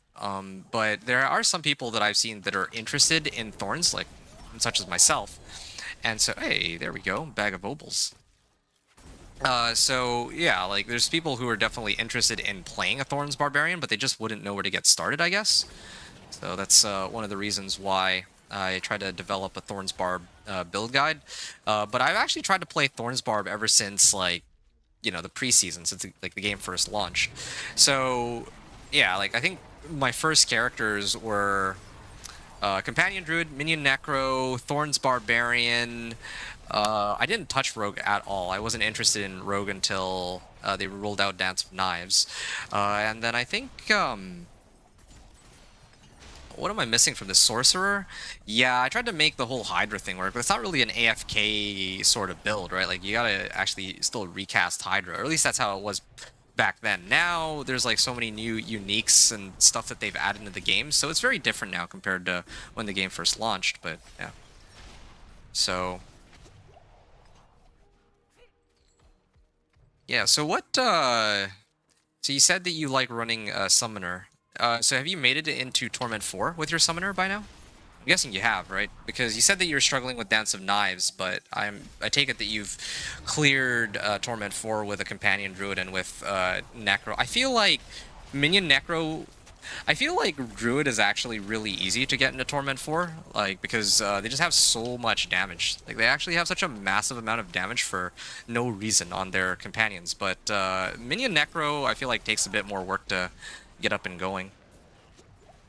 like just generally speaking. Like, for me, when I play Minion Necro, I usually need like Ring of Mendelin at least to get started, and it is a little difficult for me to get Ring of Mendelin sometimes. But Storm's Companion for Druid usually feels a lot easier to pick up. Oh, okay. Yeah, I'm almost at 1,250 cinders. When I reach 1,250, I think that's when I'm going to start trying to open these chests again. Like, 1,250 is pretty good. Ideally, I wanted to farm like 1,500, but yeah, I think that there's been times in the past where I've had more cinders and there were chests available. So that would be nice to get one of those, but I just don't see that happening here.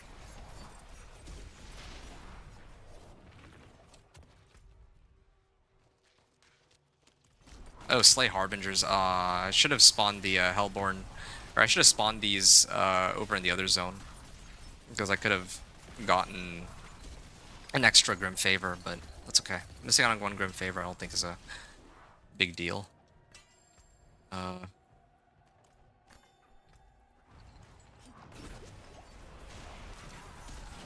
Yeah, but both Necro and Druid are in Z4 total AFK characters, yeah.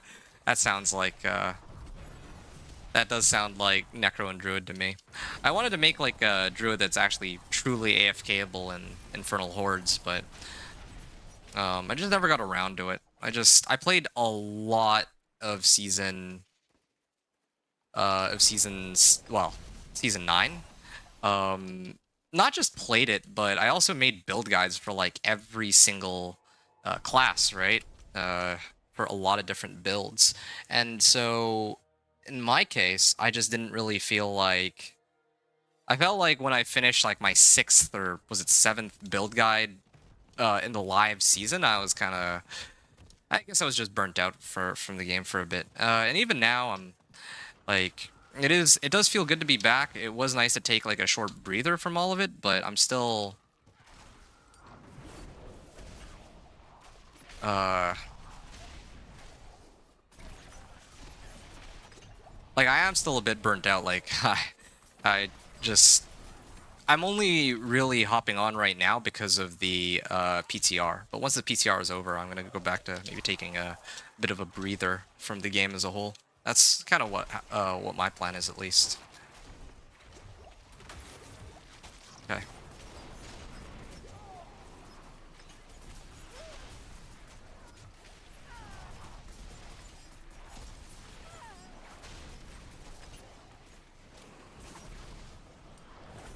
Yeah, these guys do hurt.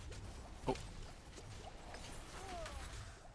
Yeah, see, it's getting riskier and riskier to take these on because my resistances are not in a good state to take them on with. Okay, so this was one Chaos Rift. Again, it's like either delayed or bugged because I sealed the Chaos Rift and it didn't count. So that's a big problem.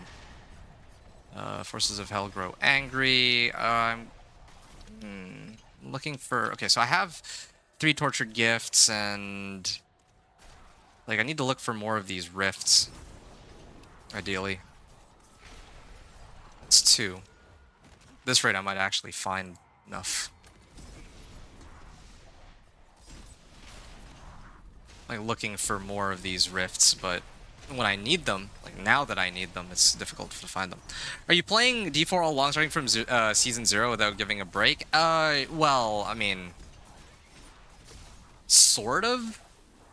So, it's not like I play the game non-stop for the last 10 seasons, right? Like, I play when the season comes out for, like, a couple weeks, usually, and then I put the game down, but... I have participated in every single season since Season 0, that's correct. Season 1, was one of those seasons where I didn't play that much. It's a little complicated, but I did still play in Season 1. I just didn't really like the whole Malignant, I think it was the Season of Malignant Hearts. That was... And I didn't really enjoy that season, let's just put it like that. So... Yeah, I've played a lot of D2 or D4 since Season 2. Yes. Yeah, I don't really think I don't think I can do it. I'm like trying to figure out if I'm trying to figure out if I can actually find some Chaos Rifts that I can close, but I might have to just give up on those for now. But yeah, how about you, Bosskurt? Have you been, like, how long have you been playing for? Like, do you, like, take breaks in between, or do you come back every time a new season comes out, or how does that work for you?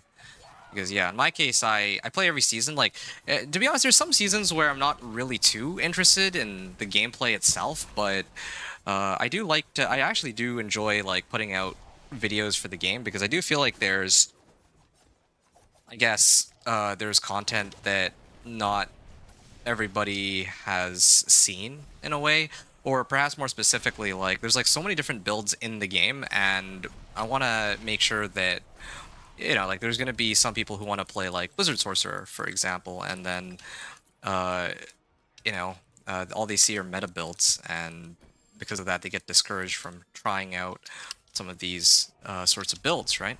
So yeah, kind of a shame there's no Chaos Rifts available.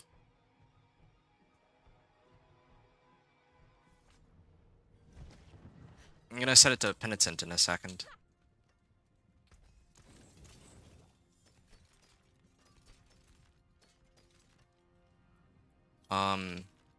Okay.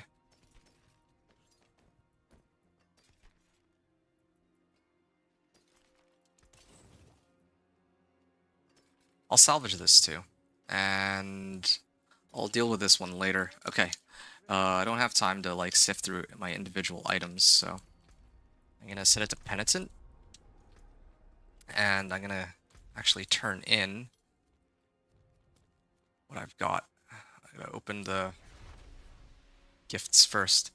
You took a break between season 4 and started season 7. Oh, okay. That makes a lot of sense, actually. That was a very interesting season to stop playing on, because season 4 was when they introduced Hell Tides, I think, and then season 5 was when they rolled out Infernal Hordes. Season 6... Nightmare Sigil. Yeah, that's too... that's a little risky now.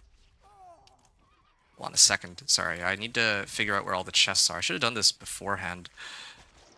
This one first, okay. Yeah. So Season 6 is when they rolled out the expansion for the game. That's a pretty important season. It's also a season where Spiritborn was, like, completely broken and hitting for, like, quintillions and quintillions of damage, or something stupid like that. So yeah, season 6 was a pretty interesting one. So yeah, you missed out on that, and then I think you joined just after Spiritborn sort of got, well, I wouldn't say well, it got fixed. I guess I would use the word fixed in this case. Some people will call it a nerf or what, but I would just say fixed. Well, it's complicated, but yeah, Season 7 was a different story from Season 6. Season 7, with like those witch powers, were, when I got back, you found lots of things to cover, was fun. Yeah, I actually really enjoyed Season 7. Season 7 was a great season, I think. Like, I think the thing I loved most about Season 7 is that you could play however you wanted, right? Yeah, I think the beautiful thing about Season 7 is that you could just play however you wanted.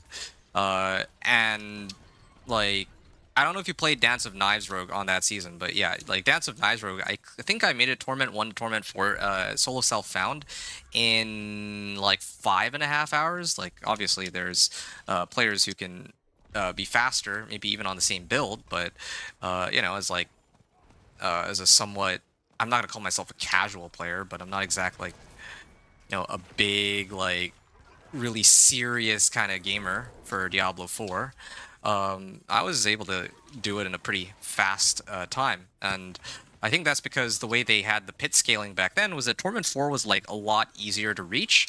And then in terms of, like, the witch powers and, like, the witch gems, and then they also added, like, the root holds, I think that there was just so much content in that season that it was, like, a lot of fun, and there was really, like, a little bit of something for everybody, is the way that I could look at it. Oh, no. Okay, well, I kind of messed this up. Where's the next one? Okay, I got two that way. So season 7 was a great season. Like I can't think of a better season for you to rejoin in on, because even though a lot of the changes in season 7 might have been a little overwhelming, since you're like coming back to it after such a long period of time. So it's not like in my case where the changes are incremental, right? Like, okay, I know when Infernal Hordes came out, and I was able to adapt to Infernal Hordes, and then they rolled out season I don't know, season 6, and then, well, Vessel of Hatred was kind of a weird one, though, but really, I think a better example would just be like season 4 and season 5. Season 4, they rolled out Hell Tides, and then I got used to that, and then they rolled out the Infernal Hordes, and I got used to that, and then they pushed out season 6, which was, well, yeah, it was a whole expansion, so a lot of, like, there was a lot of new stuff to try out then, right? But then in your case, in season 7, you not only had all of the season 6 stuff, or not only did you have like the expansion content to kind of try out, but then you also got all of the stuff from season 7 too. So that was I don't think that there would have been a better time to get in on the game than season 6 or season 7, sorry, because I would say that that was probably, at least for me, like the most fun season. I don't like different people have different opinions on what seasons they consider to be the best, but for me, I think my best season would have been season 2, and then after that it would be season 7. So yeah, there. Oh, I actually managed to open it up. Did I get it? Yeah, I mean, there's like 2 rares, but I don't think I care about those. Get out of here. Okay, so I got 5 minutes left to open about 7 chests. I don't know if I'll manage that, but I'll try my best.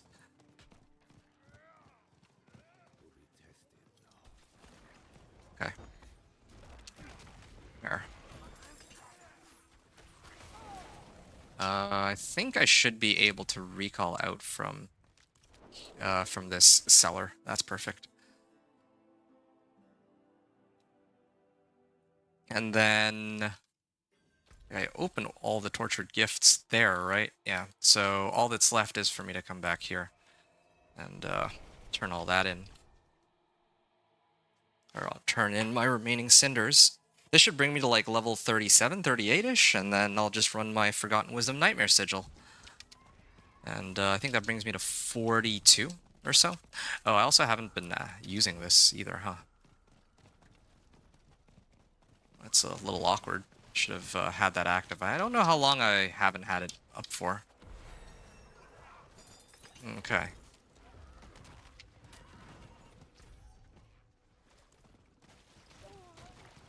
Oh, shoot. I keep getting knocked off my horse. That's one of the other problems here. Ooh. I may have to commit to killing this Odious Ector, because that's a lot of materials I get out of him. Now I don't have to worry as much about materials, at least. And then I can just get on my horse. Okay, there. My mercenary's drawing aggro, that's good. And I can keep getting out of here and moving to the next chest. I think it would have to be here, okay.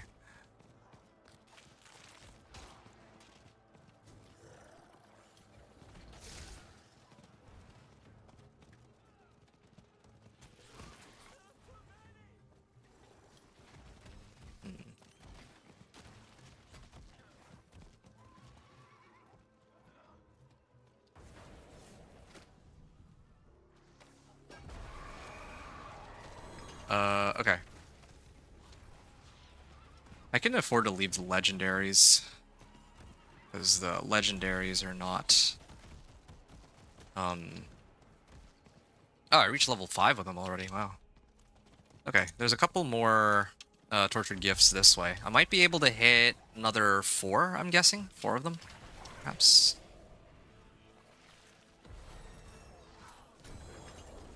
Full heart. Okay, then I gotta go this way. Yeah, that's good though. How are you finding the game now, Bosgert? Are you planning to play for next season? Because yeah, like this is PTR. I'm like trying all this stuff out, and it's actually looking like it's going to be a lot of fun this upcoming season because of especially because of these chaos uniques. So it kind of shuffles around how some of the builds can be played. Yeah, it's not going to be like the usual, you know, uh, let's say like this item goes in this slot, that item goes in that slot. Like, there's a chance that you can kind of like play these kind of weird like hybrid builds, or weird builds where you do like maybe some items from like a different slot than what it's normally supposed to be. Like in my case, I'm gonna be playing the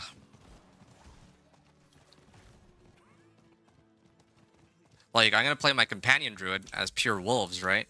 But there's gonna be some people who might want to run like a hybrid wolves and ravens sort of build. So yeah, there's a number of different options there, I think. Okay, and I got one more chest here. And unfortunately, don't think I'm gonna be able to get any other ones. I'm like 5 short, or 10 short from picking up another chest, but I don't even really see any other chests. This is pretty good though. I got like the majority of what I needed. Well, hold on, I'll try my luck. Like I have a little bit of time. There's a chance I might still be able to pull it off.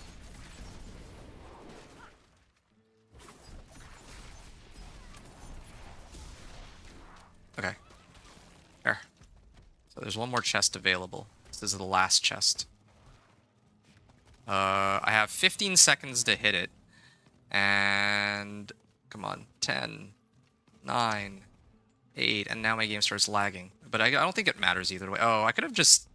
Oh, it's so far. I didn't actually expect it to be this far away. Had I known, I would have just taken the... I would have gone to the den instead, and then I would have gone in from there. I could have actually made it to 40. I needed to open up that last tortured gift of mysteries, and then I needed to actually do the whispers, and then I think I would have made it, but that's okay. All right, that's fine. Now what do I got? Close damage reduction.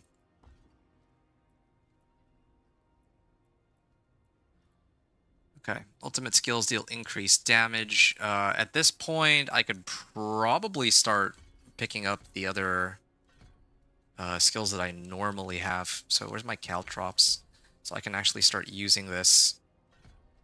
Deals cold damage and chills. I mean, I could do that. I'll just do cold there. Crit chance. So, yeah, because with like the chill on caltrops, I actually can get a cold clip to have its effect be useful. So that works. Okay, I can salvage this, or better yet, I'll salvage this instead. And then I'll put juggernauts on. I guess I can put it on here, sure. Alright, yeah, this is an upgrade by its... Oh, I already just upgraded it. Whatever. I think kind of overthinking it a little bit, because at the end of the day, none of these really matter. I already have what I wanted in the first place. Breaking stealth heals, grants stealth. Yeah, these could be a big help, but I'll worry about that later. Yeah, this one should help though. In exchange, I think I'll do it like that. And I'll break this. Okay, that's good enough for now. So I've salvaged everything. I'm on Penitent, and now it's time for me to, I guess, start the this thing. This is a good time for me to run this Forgotten Wisdom Nightmare Sigil. Although, you know what? If this were the live season... Oh, there's a world boss available too. I kind of want to run the world boss. World boss sounds kind of fun, but I don't really... From like an XP standpoint, I don't really gain that much out of it for how much time it takes to kill one of them. Hold on, I'm just trying to figure out how I want to do this. So level 38. Oh, yeah, I remember. I'm gonna go to Ket Bardu and unlock the powers. Here. Here's what I'm gonna do real quick. I wanted to do the Forgotten Wisdom Nightmare Sigils. Well, I guess it's only one sigil in this case. Unless I can spawn some more. Hold on. I have some... Oh, I have 5 of them. Oh, maybe it's because of the sigil powder I got from the... that goblin that I killed. I think that might have been... That might have been why. Where I got all of that from. Roderick Gold, Roderick Gems, and... Yeah, I'm just a little short, but... Okay. I mean, one Forgotten Wisdom Nightmare Sigil is pretty decent. So seasonal, I can get Chaos perks here on the PTR. Again, like if this were the live season, what I'm supposed to hit the reputation board for is just not available in the PTR. From the reputation board, I would have tried to pick up as many of these powers as I could. I have even some Infernal Warp, so I would have tried to load them up. And then I'm gonna head on over to the world boss, and while I'm waiting for the world boss for maybe a few seconds, I can kind of talk about which powers might be worth picking up and why. So here I'm also, I mean, it's going to be a bit of a trek to get there too. Yeah, let me see how long it takes to even clear the world boss. I don't want to hang out there and it takes like too long, but... Oh. Could have been level 40 by now, but I guess it doesn't really make that much of a difference in the end.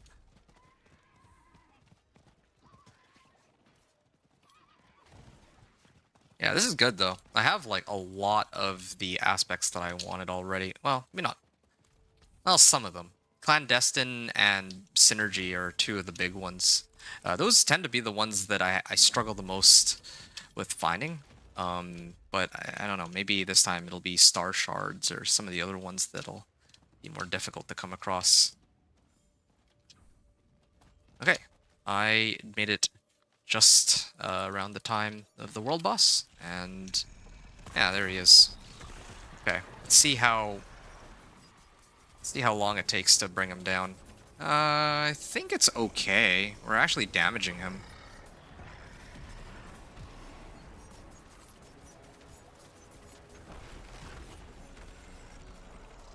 Yeah, okay. Yeah, we'll be able to take him. This is a pretty reasonable clear time, I think. I got 5 whispers and some loot from this boss. 15 minutes. Why can't I move? What? I was like stuck. Like I wasn't able to like move for some reason. There. It was really strange. Yeah. Okay. After this, I'll maybe go over some of the chaos perks and talk about why they're good, and then I can figure out whether or not I want to run Helltide or do these or do the Forgotten Wisdom Nightmare Sigil. I think I might do the Helltide first just to get that out of the way, though. Yeah, I think I should do that. I think that would make the most sense.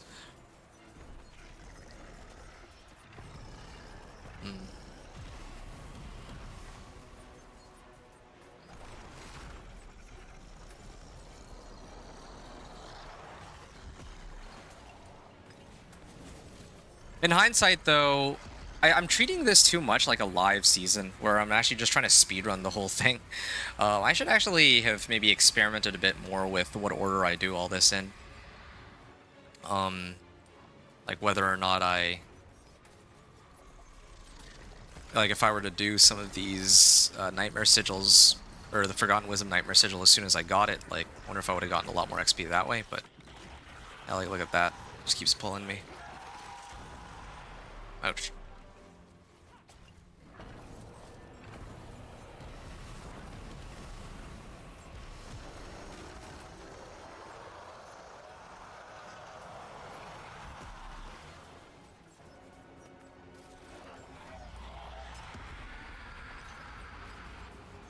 Wow. Hitting for like 1,000 damage even against the like the world boss. That's like my damage numbers against regular mobs, but for some reason I still hit for roughly that same amount of damage here.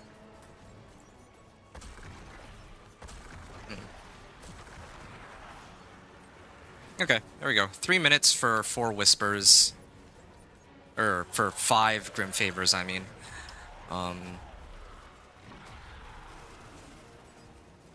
trying to figure out, like, in comparison, like, if I were to have run Helltide instead, it's like how many cinders I would have gotten. I think it's fine, though. I actually think it's fine. There. For Tau. And there's a unique bow here, too. Wandering Death spoils. Nice. A lot of stuff. It's a barrage. Oh, this is good for a barrage, but it doesn't really help me, fortunately. This is a good crossbow. I mean, casting an imbuement skill. Applying the imbuement effects and dealing damage of the same type. Yeah, I don't care about that, though. I'll keep that. And this would be nice to upgrade to. I don't know if I get much out of it. Dexterity, like a little bit more dex. Max life here. A little bit more movement speed too. Or a little bit more damage. I think I'm okay here. What is this? Blastwave Shrines? Nah, I don't need that.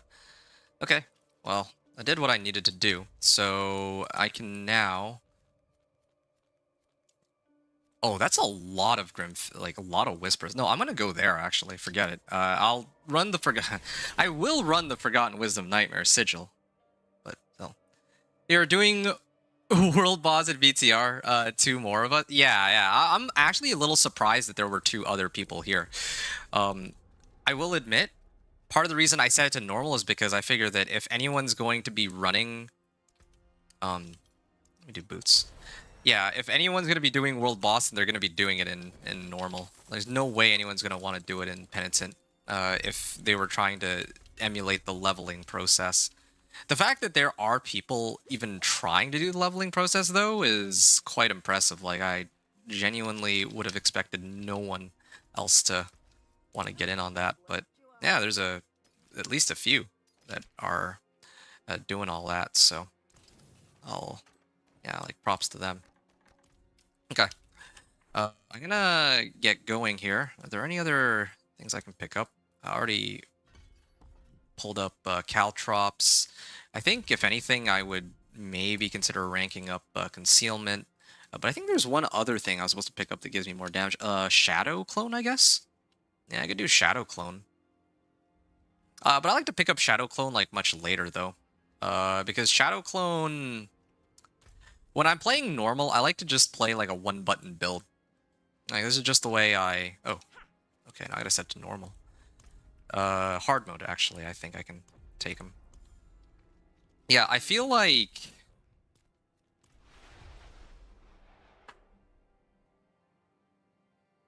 That's why I was surprised to see 2 more people doing the same season. I see you deleted your message. I'm not quite sure why, but... doing the same season Star Simulation. Yeah, no, you'd be surprised. There are actually a few people who, like, when I run this, or when I do these, like... Hold on a second. Let me just figure out what order I want to do this in. Okay, from here, then. Yeah, you'd be surprised. Like, usually when I do these PTR, like, leveling sessions and trying to figure stuff out, it seems like there's other people who are doing it also. I don't know if it's because they're trying to do the same thing I am, or because they don't know that they can just boost themselves, or because, you know, like, maybe they actually want to treat this like a real season just because they really... Maybe they can't actually play when the season actually comes out, so this is the closest thing they can get. I don't know. I will say, though, that I find it to be the most... I actually find it to be really fun doing... Well, yeah, I actually find this really fun, like, playing on the PTR in particular, and trying to, like, level in the PTR. Because... wow. Laggy. Because when it comes to the live season, in the live season, I can't actually reset my progress. This is a big L, I think, in the new season, right? Because earlier you mentioned this term, solo self-found. And the thing is, if I had my way, when we say solo self-found, I would actually have preferred that I do, like, solo character found, where I can't actually share the materials and items between each of my characters. But that's not actually an option that exists in the game. But the PTR is the closest thing I can get to that, because I have the option to copy over my account from the live servers, meaning that I can reset all my progress when I finish with one of my characters. It is kind of a clunky workaround, and you know, I kind of get rid of all my progress. Like, I have to like really finish one character before I start another one, but still it is better than nothing.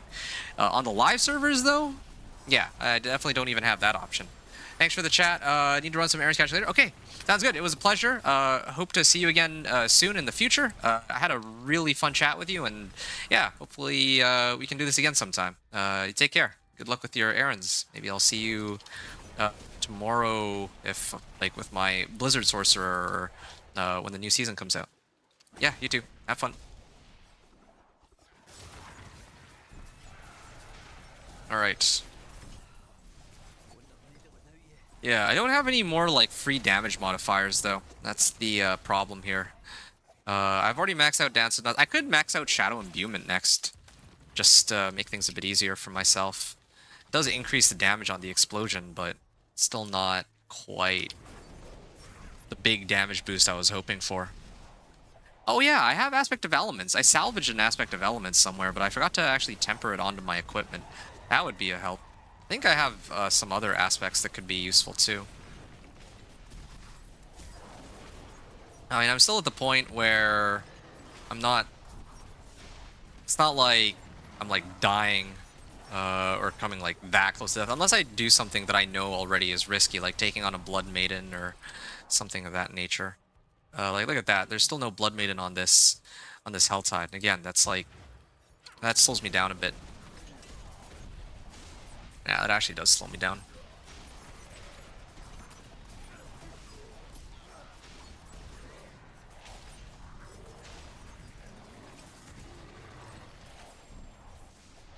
One less.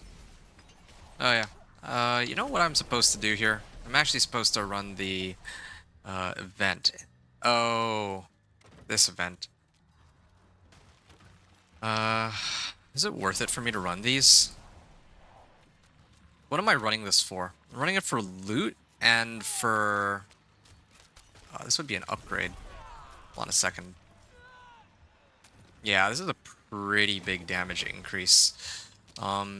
Yeah, I'll run this. I'll run this just because it gives me some time to read some of my existing stuff, but to be honest, I don't really think this gives me more cinders than actually just farming more monsters.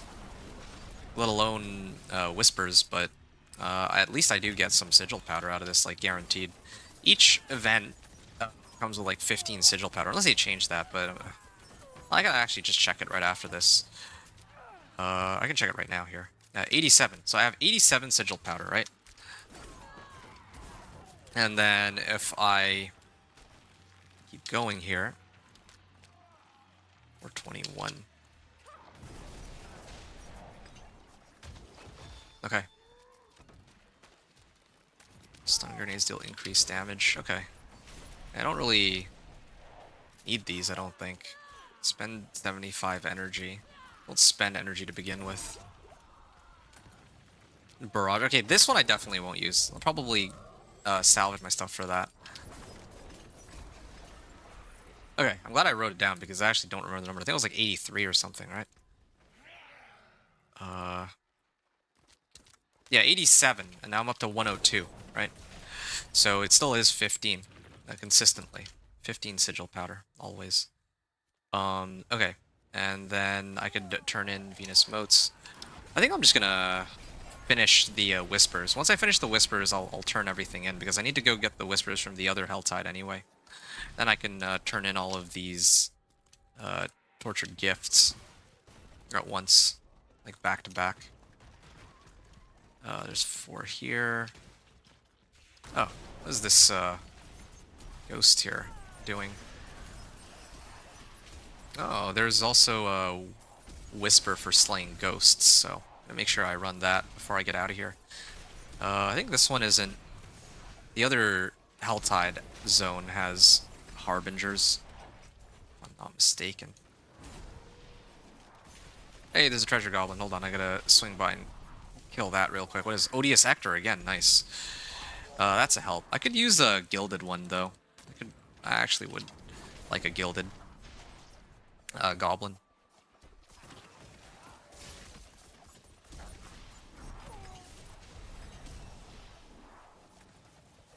Okay, did I finish the Whisper here? I did. Okay, so now it's just ghosts. And then I got the corpse one that I can deal with, but I don't think it would be very advisable for me to run that.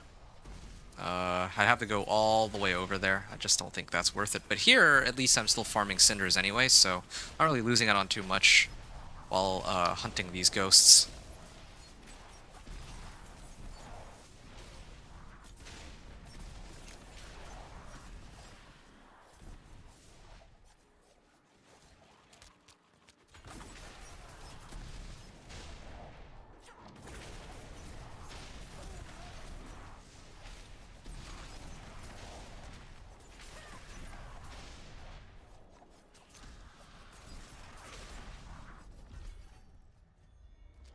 Okay, Howling Warren, increase damage. Okay, I guess I should go to this one.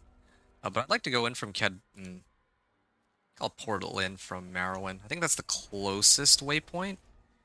Yeah, that should be the closest one. Hey, Tombstone, 416. Welcome to the stream. What's up? Nothing much. I am just playing the Dance of Knives Rogue on the Diablo 4 Season 10 PTR. How are you doing? What's up with you? Yeah. Are you also a Dance of Knives rogue, or like a rogue player, or are you just you just happen to enjoy the game?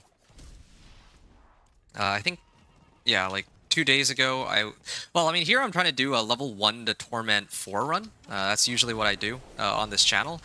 I think 2 nights ago I finished my Thorns Barbarian, level 1 to Torment 4. So that was cool. Not sure how you can be bothered with Dance of Knives. It's still weak. Well, okay, weak for what? Like, I mean, here it does not feel weak at all, right? It really depends what exactly we're looking for, right? Like, it used to be. It used to be really strong, yeah. Like, but there were a number of things they did to adjust it. Yes, I know. But okay, hear me out for a second, right? Yeah, you yourself might not like what Dance of Knives has become, which I respect, but you should also consider that there's a lot of other people who still love the Dance of Knives rogue playstyle, right? Now, it's easy enough to just dismiss this as a weak build, and that's that, but as a content creator, I like trying to make these build guides for builds that don't really get much attention from other YouTubers and other Twitch streamers. So your line of reasoning that, yeah, Dance of Knives Rogue is really weak is exactly the same reasoning that the majority of other players use. And so for me, my part of what interests me about playing Dance of Knives is exactly that. I want, like, you're saying it's weak, so wouldn't it be cool if there's a Dance of Knives rogue build that I can set up where people can actually use it and, you know, actually clear, like, Torment 4 content? Well, that's kind of the situation. Yeah, see, that's exactly, yeah, you're actually proving my point with what you're saying. You're saying that, yeah, you can put all the mythics in the world and boss runners be lucky and do 1 billion damage, but yeah, not everybody is looking to do pit pushing. You're already under the automatic assumption that people's main interest is in just pit pushing, which, yeah, like most of the content you'll see on YouTube is, but I'm not trying to cater towards, you know, players such as yourself that are like, oh yeah, I want to like really be able to push like pit 70, pit 80, and clear bosses and all that. That's not my goal here. My goal is to take these builds that are lesser used and show people how they can reach Torment 4 specifically, because, you know, not everybody's as knowledgeable as you might be as a player, and so I'm trying to help people kind of segue them into like the higher Torment tiers, even if they're not as familiar with the game, and if they really want to play a specific build. That's kind of the gist of like what I'm trying to do here. So you're asking me like how I can be bothered? Like, yeah, I get it, it's weak, but that has that is part of the reason why I'm interested in playing this character in the first place, right? I don't know. Hopefully that sort of makes sense to you. Otherwise, yeah, like, why? Like, I could have just thrown on like Hydra Sorcerer and called it a day, but I mean, I don't really feel like there's much that I gain out of that, and I don't think there's much that other people gain out of that either. Even right now, like, and here's the other thing too, Dance of Knives Rogue, yeah, like, if we're talking about, you said that it's weak. And for like pit pushing, I agree, but I would argue that uh, at least leveling 1 to 60, which again, like if you're not getting a boost from somebody else, it is still a chunk of the game. It can take like hours and hours of time, right? I dare say that Dance of Knives Rogue is still the fastest build for leveling out there in the entire game. Like, uh, if not for every class, then for Rogue. Like, are you really gonna like level with something other than Dance of Knives for a Rogue? Like, are there other options? I mean, like, yeah, okay, you could just ask somebody to boost you, I guess. If you want to go that route, then there's nothing wrong with that. But of course, not everybody is wanting to do something like that, right?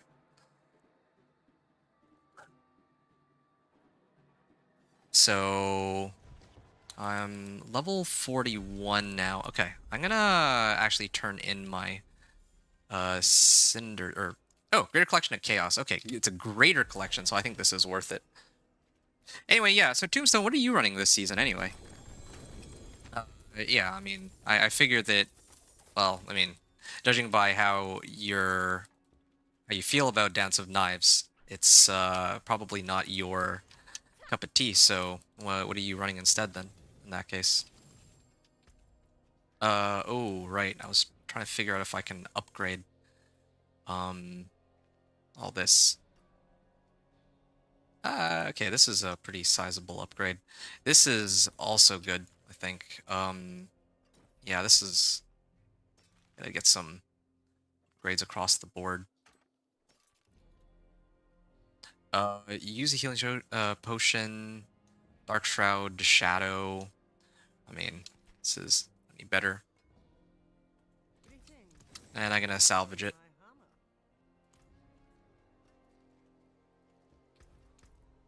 Okay, Juggernauts, and here, this thing. I can slam Juggernauts in here so that I have a little bit more survivability for Penitent, so I'm not as at risk of dying as much. And then I can throw this in. Actually, wait. Yeah, it was this one that I need to salvage. If I salvage this, then I have Aspect of Synergy. I can put that in here.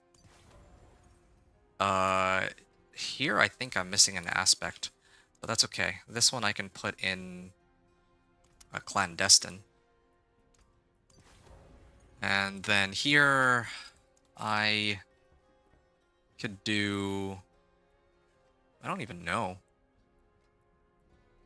I mean, I already have Aspect of Elements. I'm just going to leave this one for now, I guess, until I find a better one, I suppose.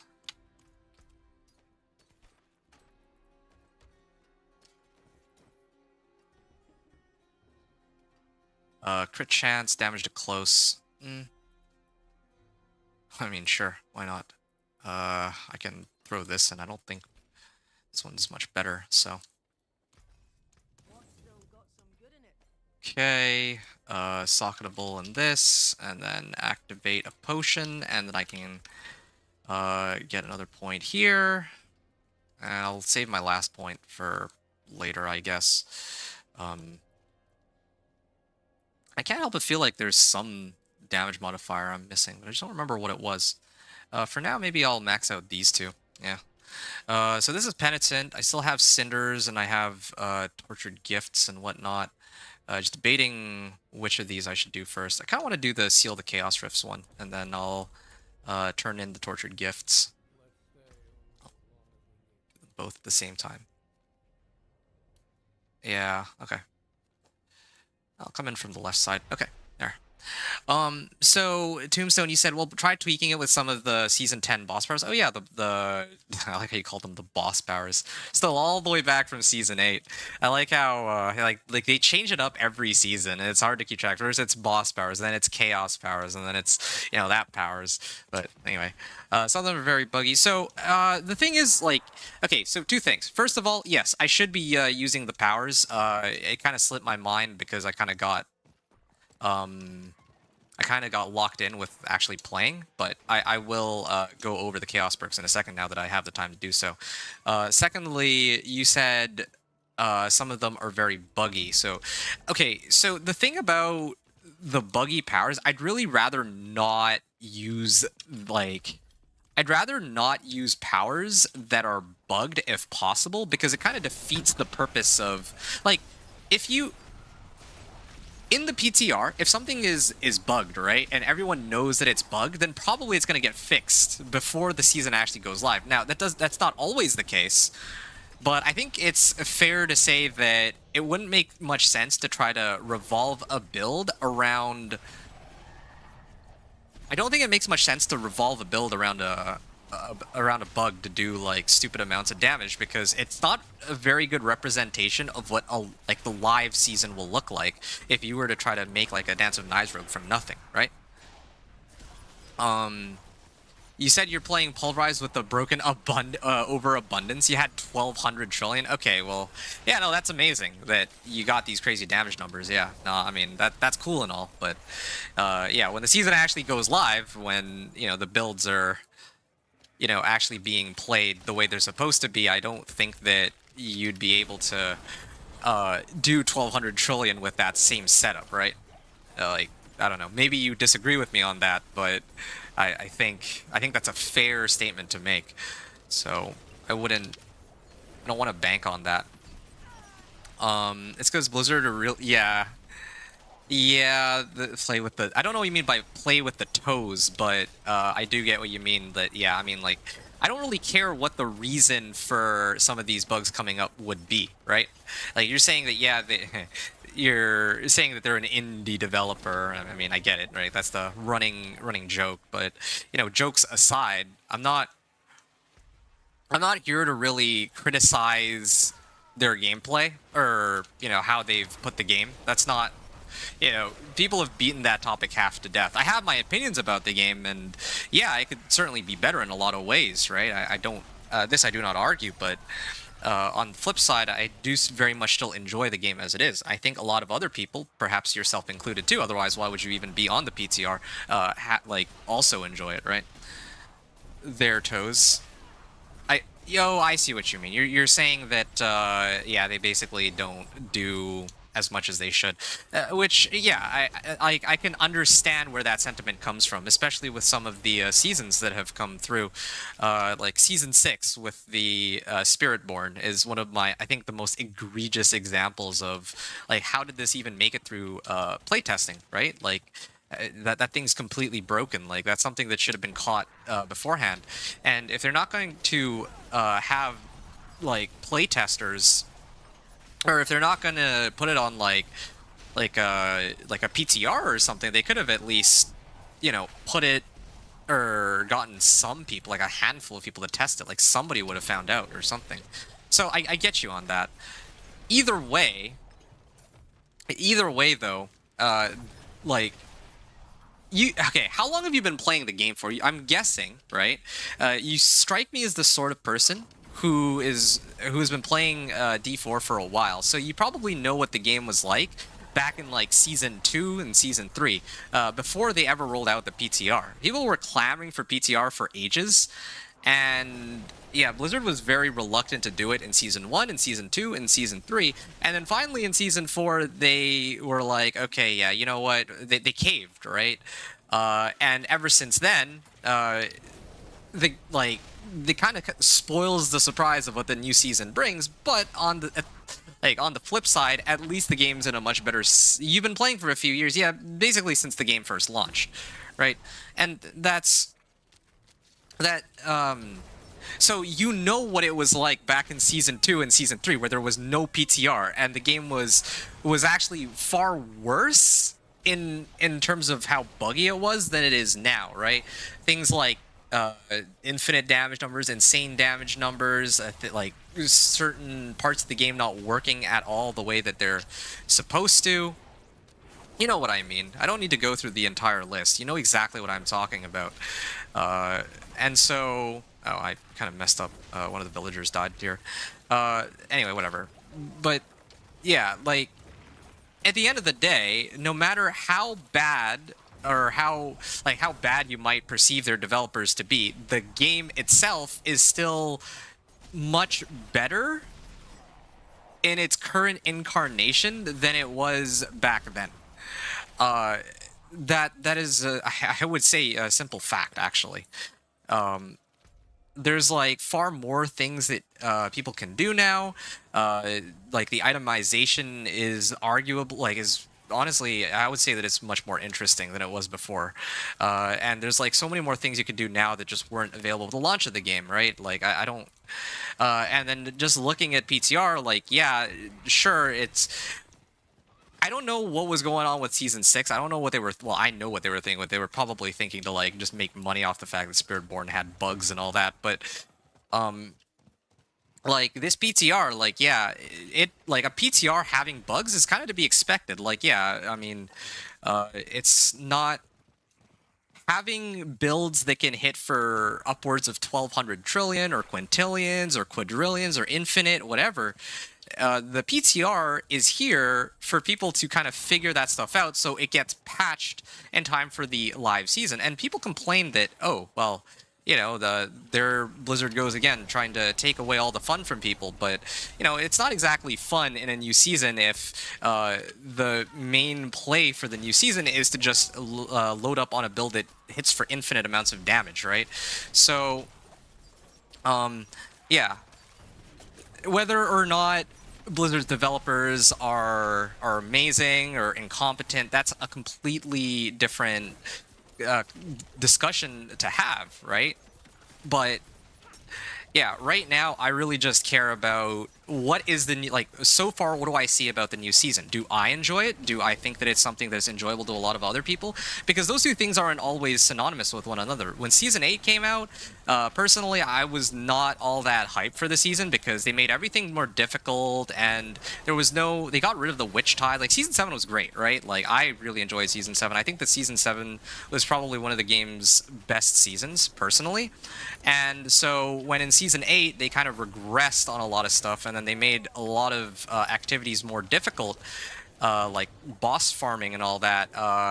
Yeah, like I couldn't honestly look people in the eye and then like recommend the game to them in good faith because I just didn't think that these were necessarily good for the game. But season 10, with season 10, I'm playing it right now, and yeah, there have been some bugs here and there that I've encountered, yeah, and you know, there's people who are hitting for like crazy amounts of damage, but that's supposedly, I imagine, going to get somewhat fixed before the new season comes out. Even when they fix the Druid power, it will still do billions of damage, but that is acceptable. Hundreds of trillions is not. Yeah, no, I get what you mean, right? Like, there's definitely a bit of a power disparity. Like, at the end, like, by the time you reach like hundreds of trillions, really it's really just looking at we're really just looking at pit tiers. If pit tier or if characters are like within 100 or within like 5 to 10 pit tiers of each other, I feel like that's pretty fair, right? But like the current season where Spiritborn is hitting for quintillions of damage, yeah, that doesn't seem very acceptable. So I understand what you mean. Like they're hitting for quintillions, and I think the highest Spiritborn in clear right now is pit 139. And all the other builds, or all the other classes are barely hitting like 120, I think. So that's very big power disparity. I think that just comes from a bug that just never got fixed. Yeah, anyway. I think that, like, billions of damage is fine. I actually think that even, like, a couple trillion, sure. I mean, it's not really about the damage number nearly so much as the gap in power from one build to another. I think that's what it boils down to, right? Like, yeah, if... Like, I think this was part of the issue with, like... I don't know if you remember Season 3 with the Season of the Constructs, where in Season of the Construct, I think the top dog on that season was Hoda Barb. And Hoda Barb was hitting for like 1 billion damage, whereas my companion druid, I think I was able to hit maybe like 1 million or like 2 million with it, right? Yeah, that was a pretty big gap, right? That was like too big a gap. At least with the PTR, like we can kind of see ahead of time which builds we can expect are or aren't going to feel like terrible. So that's good. Anyway, I'm just rambling at this point. Going back to what we were discussing about Dance of Knives Rogue, though, right? I think that in this game, there's like so many, there's like different I think that there's really three goals that people can aim for. Either you're pushing for Torment, like particularly Torment 4, you're aiming to clear the Torment 4 bosses, or you're trying to do, you're trying to like pit push. Those are the main, I guess you could call them end game activities, right? That you would do in this game. Oh, hold on. And I think that, oh, this is very risky. No! I should have done the, I should have turned in my cinders before I did this Whisper. That was a mistake. Okay, can I stay on this side maybe? One sec. Yeah, see, that's what I get for trying to talk at the same time I'm trying to run this stupid Chaos Rift. Like, these guys are so... Like, these Chaos Rifts are, like, so tanky for, like, no real good reason. Or the monsters from here are tanky. There we go. It's much easier to deal with them now. Wow. I'm actually quite upset. I lost so many cinders out of that. That's like 4 chests. And I didn't even get credited for this. Okay, see, that's another bug. Okay, I'm reporting that one now. I'm actually so tired of this bug. Chaos Rifts are not properly being tracked for the Whispers. Okay, there, yeah. Category Whispers, yes. Some Chaos Rifts do not count towards my Whisper progress.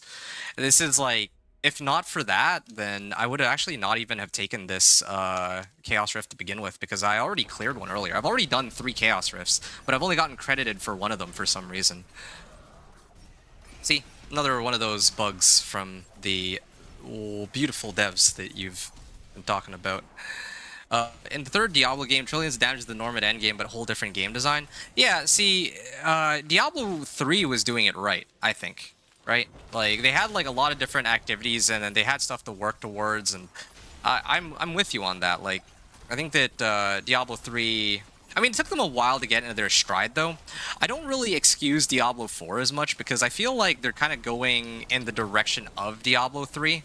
And so then they have like a lot of information to draw on from Diablo 3 as to what they could do to improve the game, but for some reason they are like reluctant. They're like kind of dragging their feet on a lot of these things. Like I think one of my favorite examples is the pit. Like people were asking for essentially greater rifts for ages, and I think that they were very reluctant to do it for a long time. They even tried to roll out, like, I think in Season 3 they rolled out the Gauntlet instead of actually rolling out the pit, and a lot of people hated the Gauntlet because it, I think the way they saw it was, well, you know, there's no real challenge for like a properly kitted out build for this. So...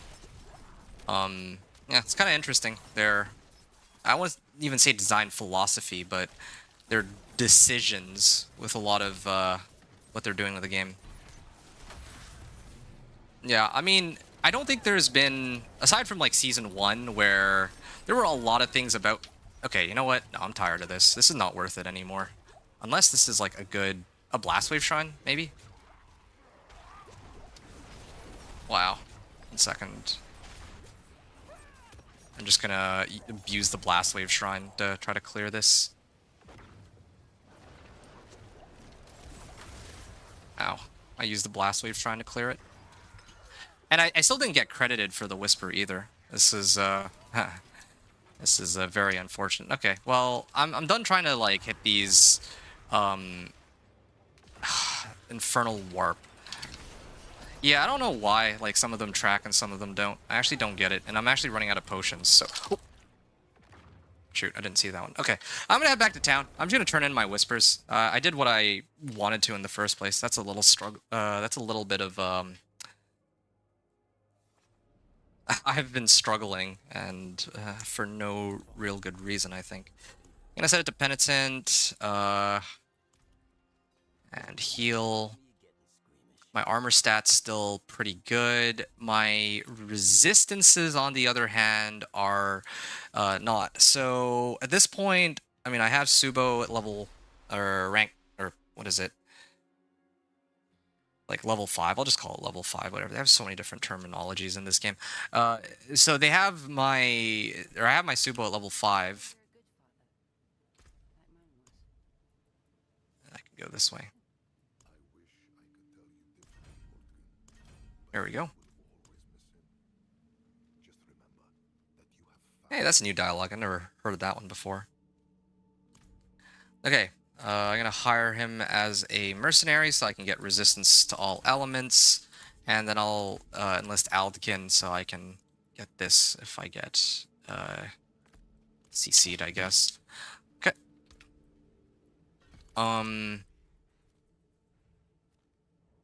Yeah, gotta turn in my whispers and all that. I got quite bored of the Gauntlet. Yeah, I think everybody got, well, a lot of people got bored of Gauntlet quickly. It's not like I was playing for the Gauntlet. I was playing to have fun with my builds, but yeah, I mean, I just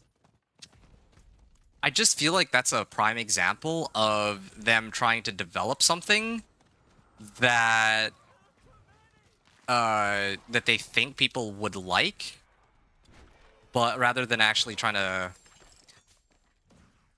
Yeah, I actually just feel like that's what it is. I think that they developed what they thought people would like to see, and then they, like, after that, like, they probably put a lot of time, a lot of effort, a lot of resources into putting it together, and then they realized afterward, when it was all over, when people actually, like, opted not to play it, right, that, yeah, okay, maybe they should actually interact with their community and figure out what they want, because it's really after season 3 that they took a whole different direction with the game.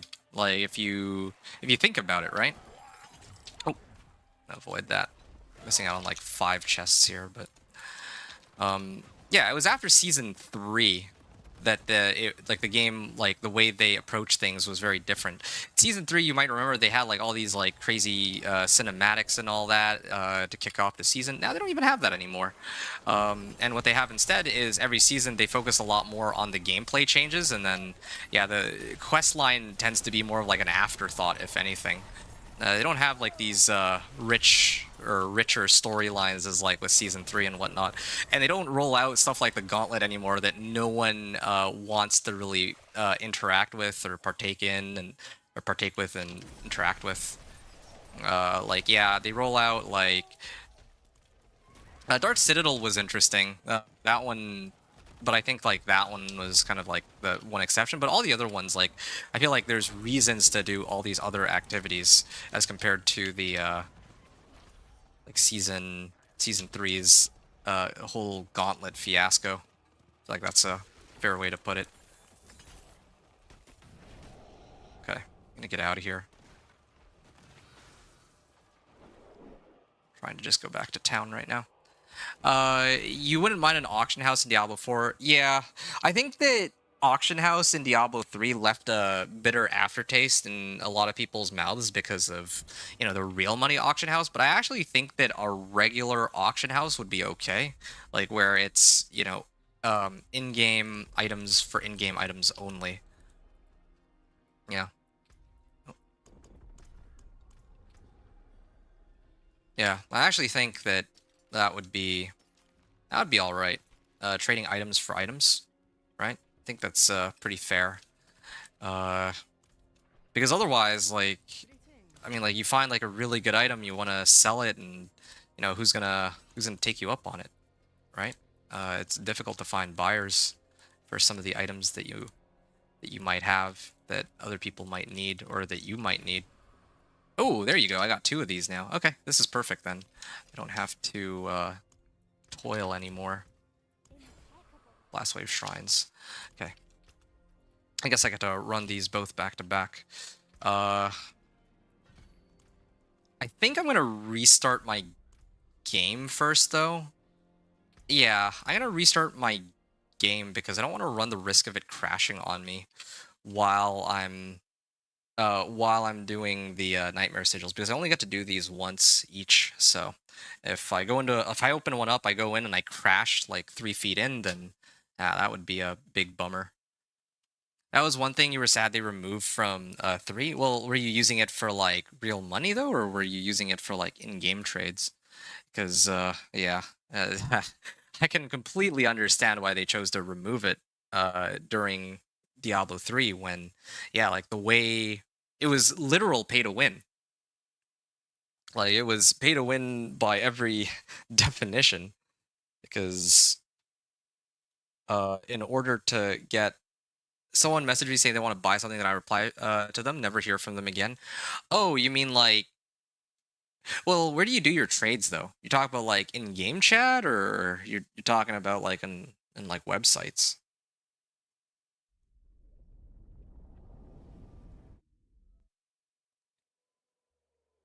Hmm.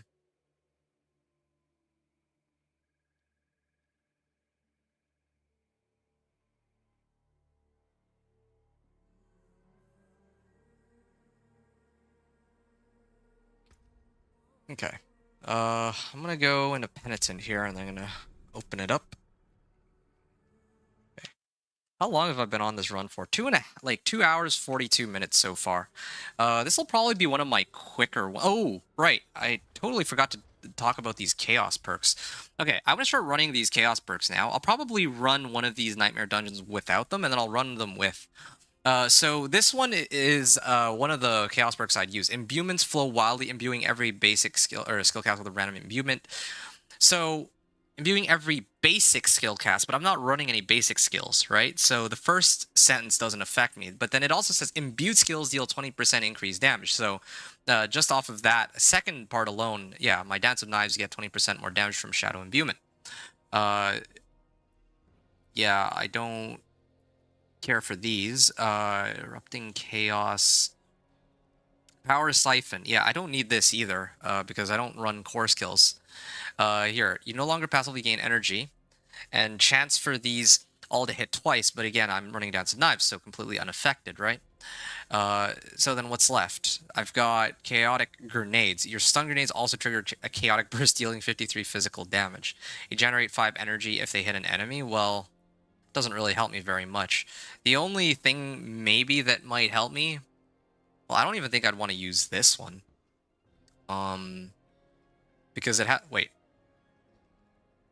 Is my healing potion has a 10-second cooldown. I don't know if there is even a way to reduce like healing potion cooldown, or if cooldown reduction helps it at all. That would be nice if it does, because then there would be a reason to use this, but otherwise, like for the attack speed, to get more multiplicative damage. But otherwise, yeah.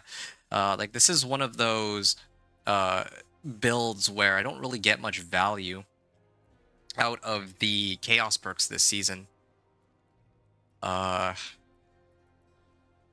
There would be accelerating chaos and chaotic grenades maybe, and then I run like stun grenades, some weird build like that. Oh, you know what?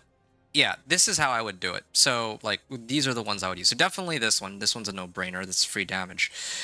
So these two though, Shadow Imbuement and Concealment, do have a pretty long cooldown. So chaotic cooldowns might not actually be a bad thing for me to have. Then the resource temper I could do like more Shadow Imbuement charges, just anything to do with like not cooldown reduction on Concealment. And then stun grenades also trigger Chaotic Burst. A cooldown. Yeah, I'd want to run Accelerating Chaos, like this one for sure, because then I can reset these a bit better. But I just don't know if my third Chaos perk, I'd want to run Chaotic Grenades, or like, but I'd have to actually actively spam grenades. And I don't even think I use anything to do with these stun grenades here. Let me take a look real quick. Sorry, hold on a second, Tombstone. I'll read the rest of. I'll reply to you in a second. I just want to check this out here. So Caltrops, receive your stun grenade and throw stun grenades. Vader Shadow Step. I drop stun grenades, and he's hit by stun grenades. Break stealth. I drop stun grenades, and then I think there is a rune that gives stun grenades, but yeah, I wouldn't want to rely. I still wouldn't want to rely on stun grenades. Like none of them are like. What I'd want is for the chaotic grenades to just always like keep popping, so that I could keep resetting. That's ideal. But if that doesn't work, then probably I would run erupting chaos. So I'm trying to see if there's anything else. Probably not this one.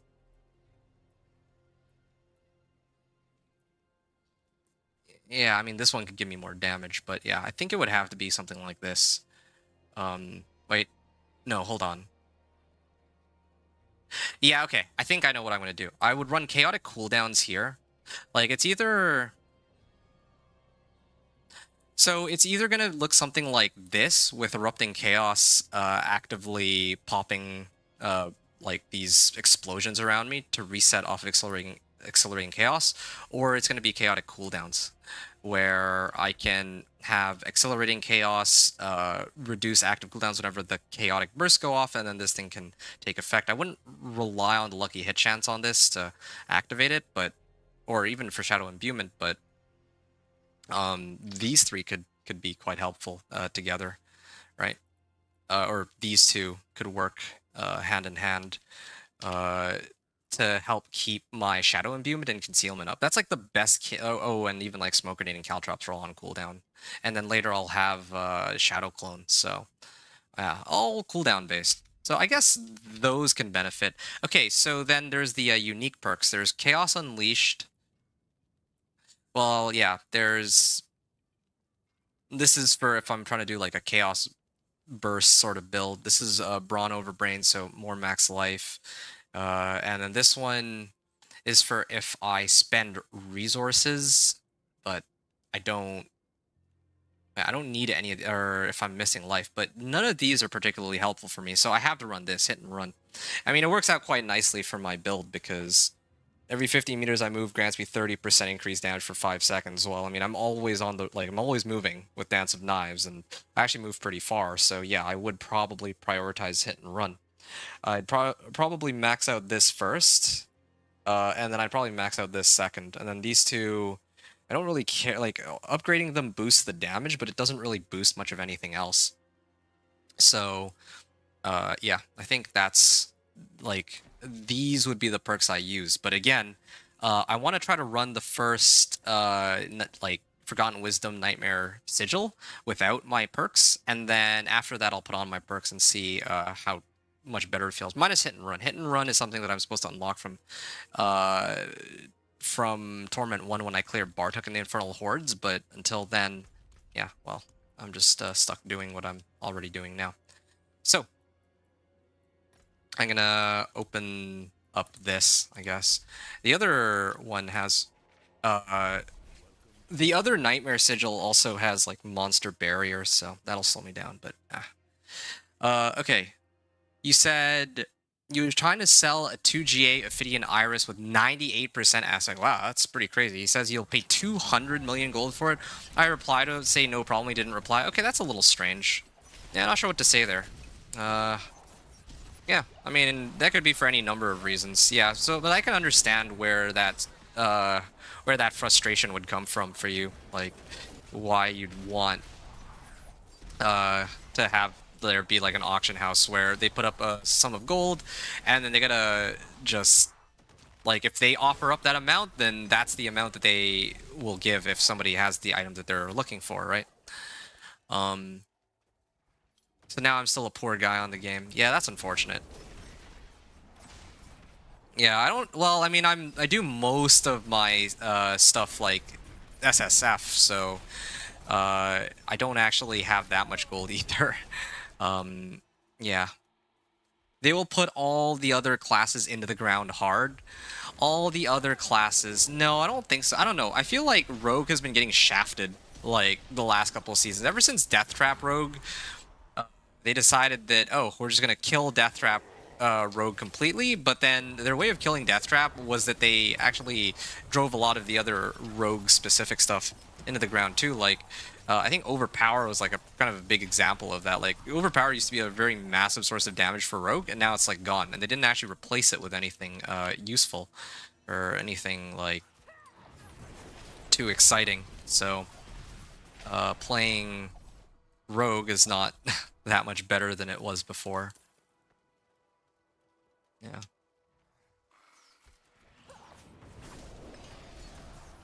Yeah, that's too bad though, dude. I'm sorry to hear that somebody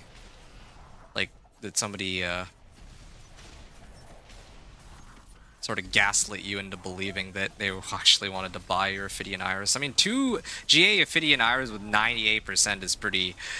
That's pretty nice. And, I mean, how hard could it be if, you know, they changed their mind to actually tell you that they changed their mind, right? So, I getcha. That's too bad. But, yeah. What are you running anyway? I didn't get a chance to ask. So what are you playing, like, in Season 9?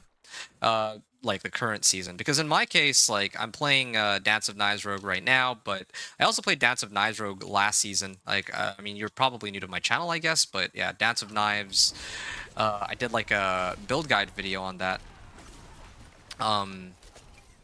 Yeah, I did a build guide video on it last season, so that was pretty fun. And it actually felt okay because of the changes that were made to the pit scaling, so the monsters weren't as tanky as in Season 8.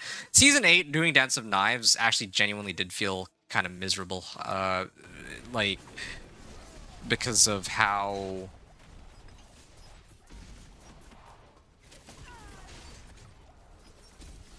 Well, yeah, because the damage on Dance of Knives itself wasn't all that good, like, compared to other classes, but yeah, like, just reaching Torment 4 took, like, the longest, but, Torment, or for Season 9, it was actually alright. You need to figure out another way to profit with gold. I thought it's usually just, I mean, what you're doing. You said 200 million? Don't those usually sell for, like, billions, like 10 plus billion? Because I thought that, like, a stack of Betrayer's Husks goes for, like, I don't even remember the amounts anymore. Yeah, but I remember, like, people make bank off of, like, just selling, like, stacks of Belial Husks. That's, like, one of the reasons why I don't like to trade with others. Because I feel like if I play solo, then I actually have to work for everything, and that's a lot more exciting, a lot more interesting, and a lot more fun for me. Then, you know, if I actually trade with others, then sometimes if I get, like, one really good item, suddenly, like, the season's done for me, because, like, I can, like, trade it out for, let's say, like, 20 million gold, and then I don't have to worry anymore, right? And maybe I was underselling it, but I was just kind of desperate. Oh, I see. 200 million is... No, that's... You're like, lowballing yourself like crazy. 200 million is, like, nothing. Like, a stack of Belial Husks goes for... Like I said, it goes for, like, at least $1 billion. I remember that. And I remember, like, I think a max rolled Serpentine aspect goes for, like, 10 billion or something like that, right? So, yeah. That's pretty...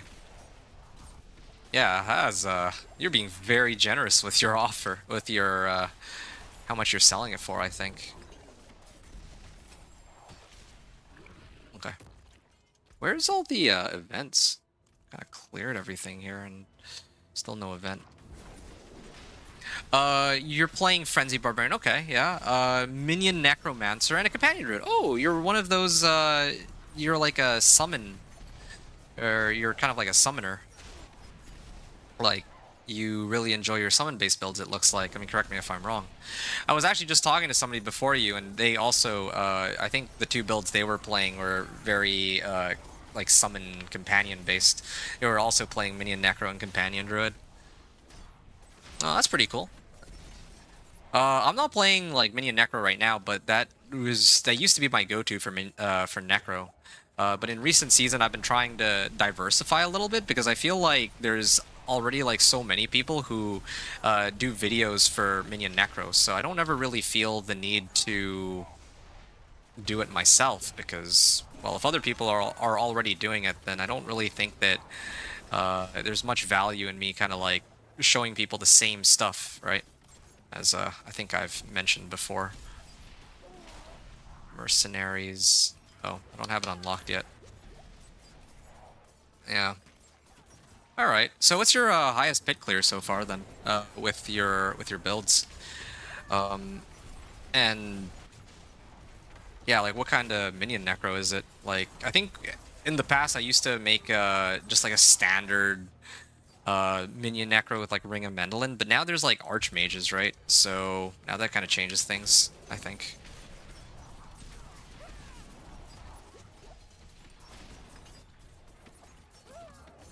Wow. Yeah, these guys are a lot tankier than before. I actually could use like an upgrade for my weapon, I think, in this case. I do wish that the monster scaling and just everything in the game were additive sometimes, because it would make it so much easier to really not feel like I do no damage from like level 45 to 50. What is happening here?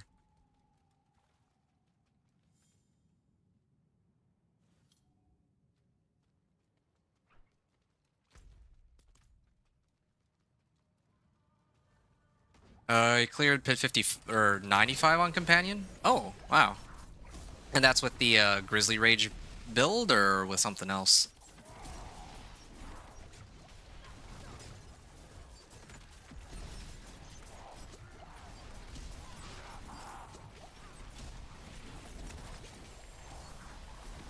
Hmm.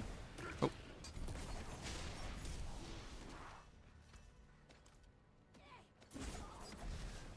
That's a pretty interesting comment you've just given, Gary. Uh, I mean, they had rolled out a D2R though, didn't they? Grizzly Rage, I see, I see. I was trying to do, like, I mean, I don't know how familiar with my content you are, but my favorite build in the game is Companion Druid. So I think in Season 9, I tried to push with Companion Druid, and I made it to, like, pit 85, but I couldn't push beyond that because Alpha Aspect was still bugged at the time.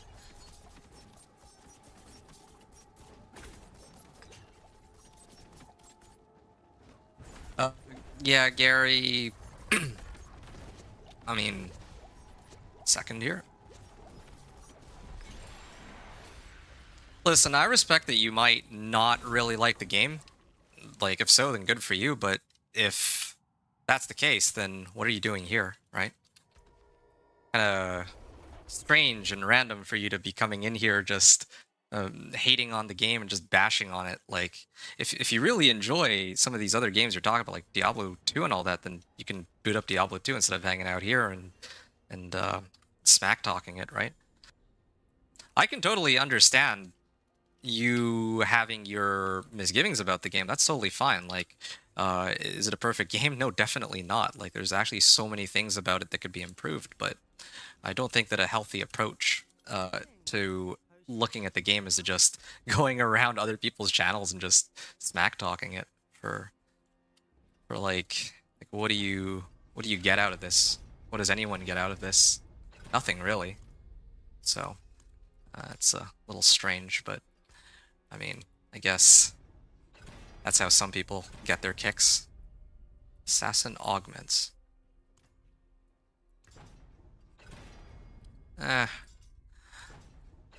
Guess I can just add some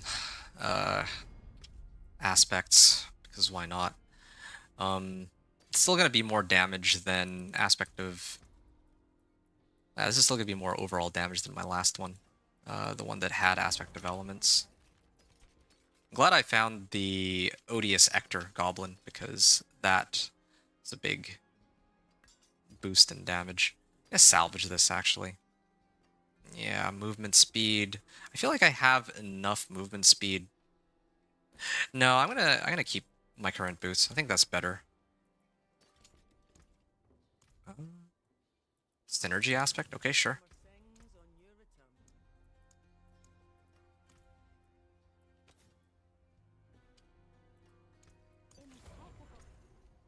Yeah. Anyway, that's alright. I mean...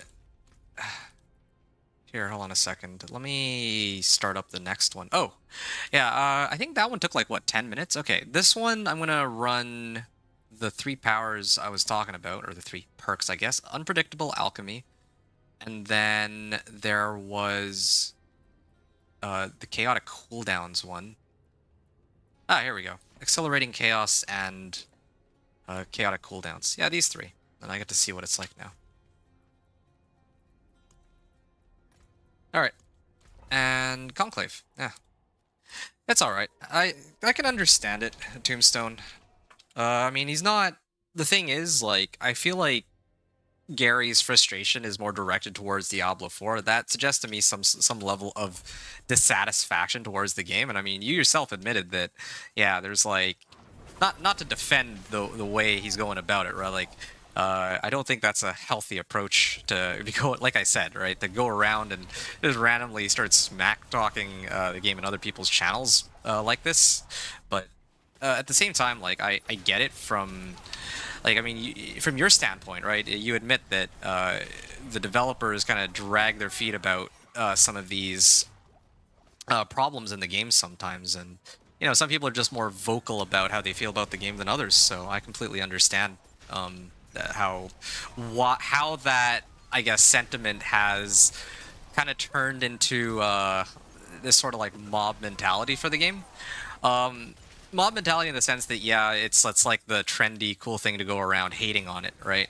But it is also partially true though that, yeah, I mean, there's some things about the game that are questionable. Well,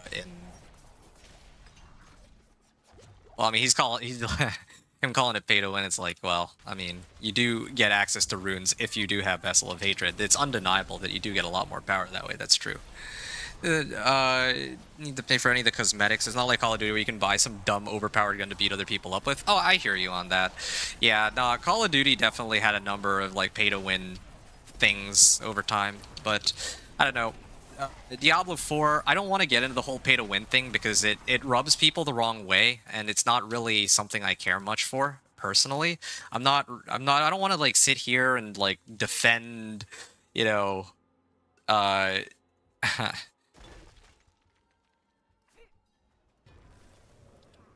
like with the Vessel of Hatred, you do get access to some stuff that you don't otherwise have as a, like, if you don't have the expansion. That's just how it is. But if you do get the expansion, you're spending an extra $60, which is insane, right? Okay, I'm gonna grab this, and I think this one too. So, some people are gonna say it's not pay to win because that's like expansion content, right? Like that's the argument that runes come as a part of what like the campaign in Vessel of Hatred. It's like an extension of the storyline or whatever, but you do have to pay for that extension. So I am not going to defend it one way or another because I just don't care. It's not really my business. I'm getting Vessel of Hatred regardless because I have fun with the game. That's what I care about. I don't really, if other people want to complain that it's pay to win, whatever, that's their prerogative. But it's not what I'm here for. I'm here to make build guides and show people how to play builds that they're interested in reaching Torment 4 that are non-meta and possibly a bit weaker. And I leave all that argument and discussion up for, somebody like Rax or one of these other like big names who have like much stronger opinions about it. That's the way I see it. That's never been my It's never really been my main focus. It's not really something I care too much about. Yeah, I don't have enough damage to get the maximum tier on this Roderick Strong Room, but I wanted to try it anyway just to see how well.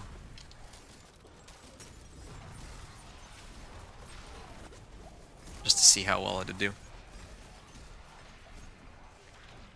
But anyway, yeah, you mentioned Call of Duty though. Do you play Call of Duty 2? Tombstone? I was playing like Call of Duty for a while, but then I think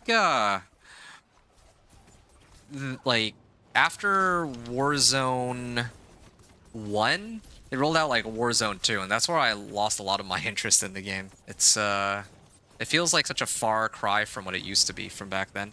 So, won't play it as much as I used to, if at all, really. Oh, that was a lot more damage when you got staggered. There, that's a lot of fragments. Let's see what else I got. Yeah, I didn't really get any Venus motes out of that. Or not Venus motes, but the XP orbs, but it's fine, I guess. I should have actually put these aspects on my daggers to make things easier for myself. I'm gonna salvage this too. Gonna get this. And then I'm gonna put this on after. Sure.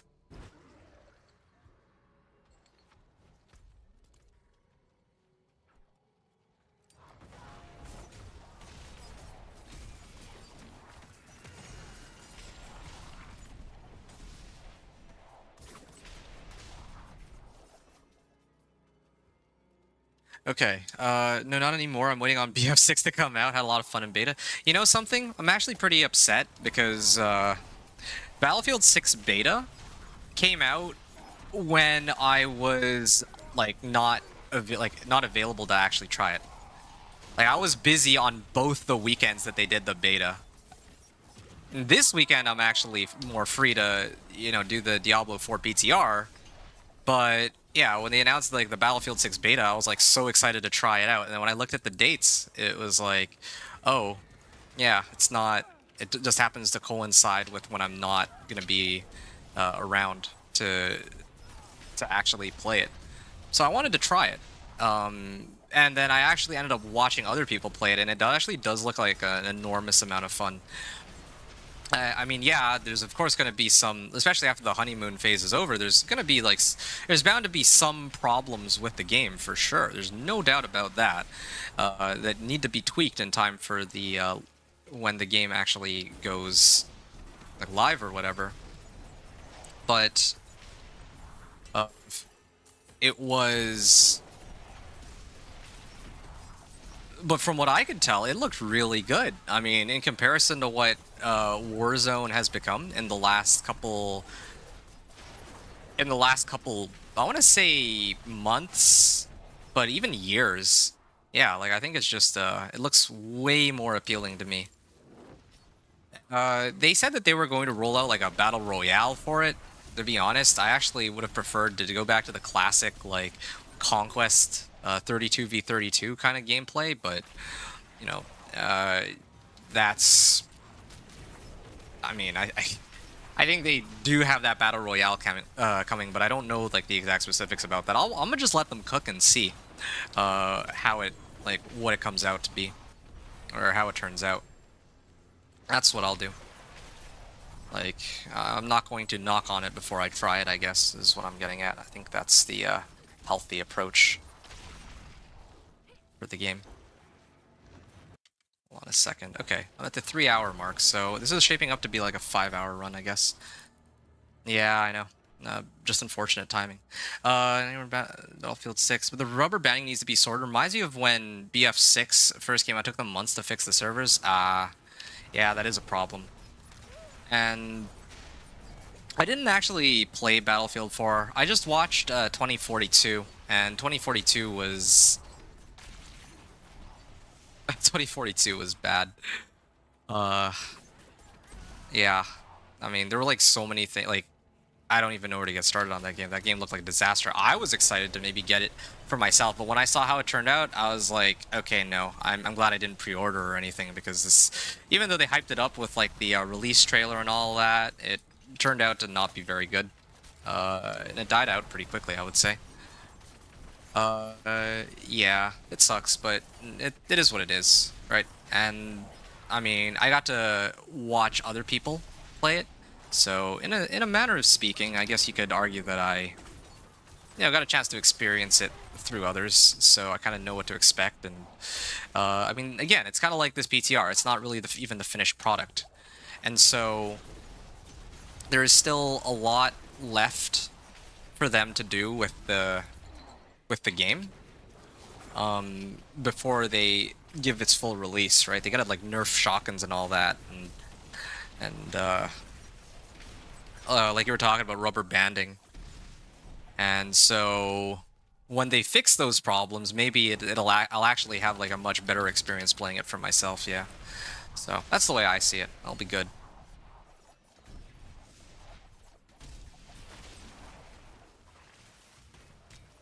Okay.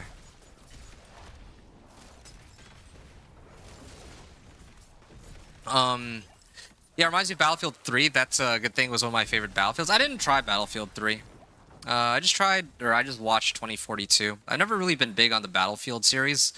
Like, it actually looks like a lot of fun. I played Battlefield 1 very briefly, but most of my, as much as I hate to say it, most of my heart and soul goes towards the COD series.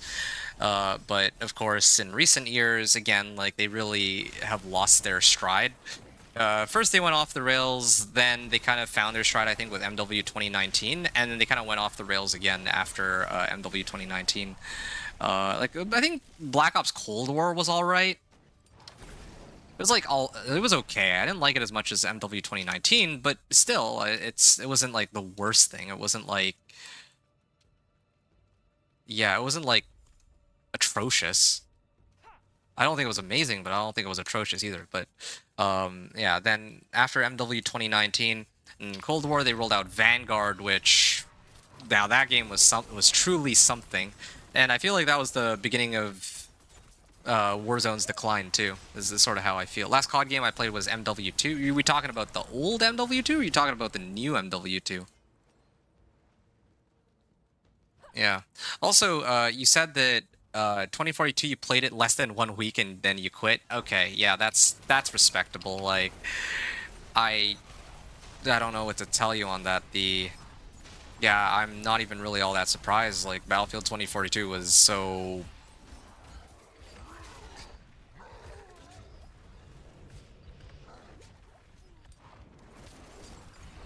Battlefield 2042, they made a number of very interesting decisions with that game for sure. So that's what I can say about it. A Butcher. I'm tempted to just let Butcher kill me here. Because I can't really deal with Butcher on this difficulty.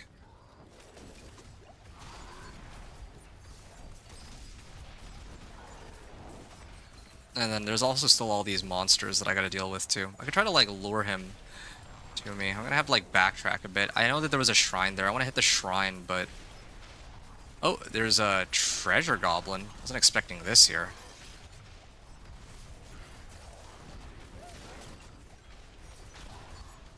Oh, I'm actually not using my skills in the right order either. I should be using my Dance of Knives after my concealment. Oh, shoot.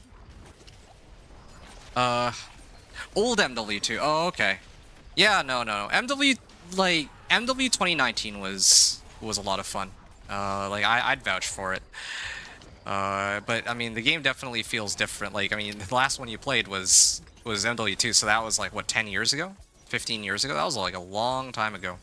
I don't know if anyone plays MW2 nowadays, although I think a lot of people still have very fond memories of it. Like, I played MW2 and I loved it back then. That was like a long time ago.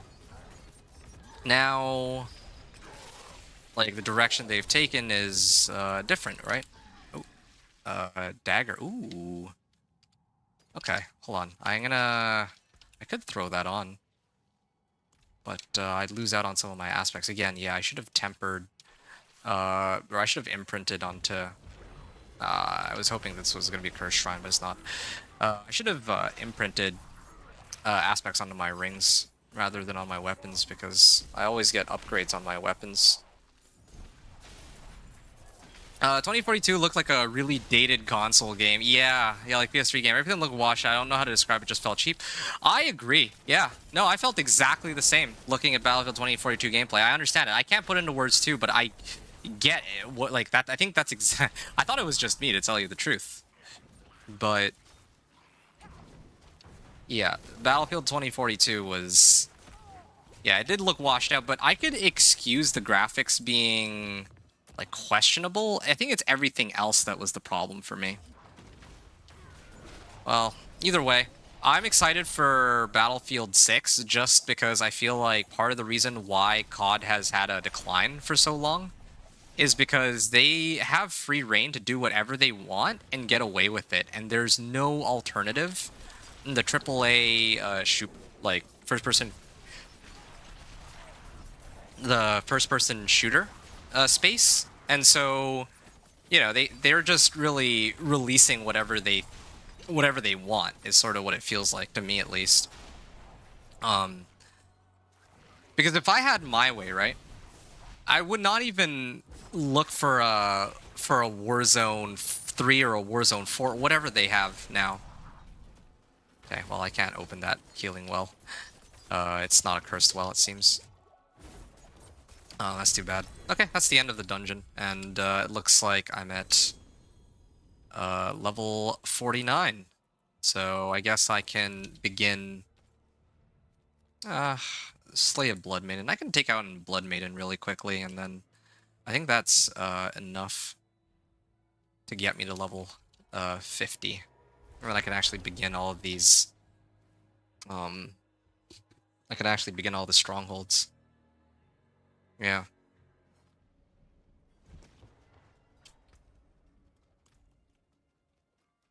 I forge more than horseshoes and nails. What do you need? Oh, I can't use a unique axe even. Well, that's pointless then. I'll stash this. I'll salvage it. Just trying to see if there's anything here that I could use. I guess this would be a pretty big upgrade over my existing one. Giant imbued skills have a chance to release, like, whatever. I think this is fine. Yeah, I'm actually gonna do this.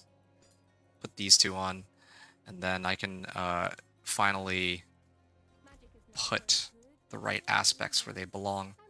Synergy aspect probably should have even gone in my amulet. Yeah, I think this would have made the most sense in hindsight.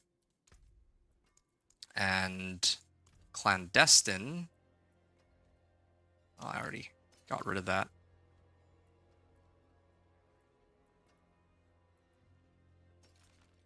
Okay.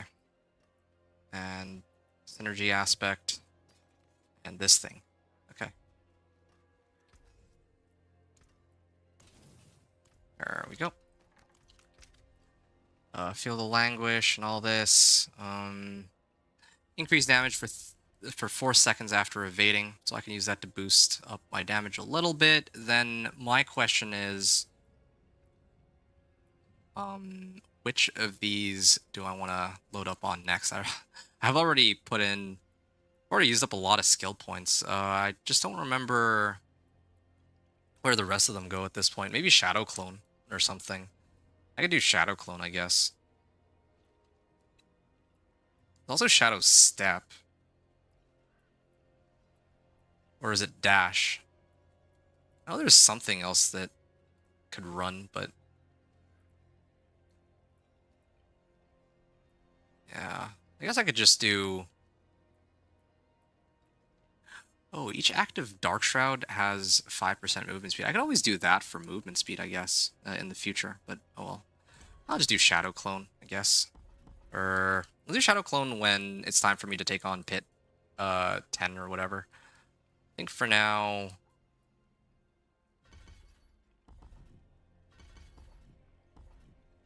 I can just max out Concealment, whatever. I don't really have any other... or better yet, maybe I'll just go here. Okay, Shadow Crash for stun. Yeah, that's good. That's a good one. Okay.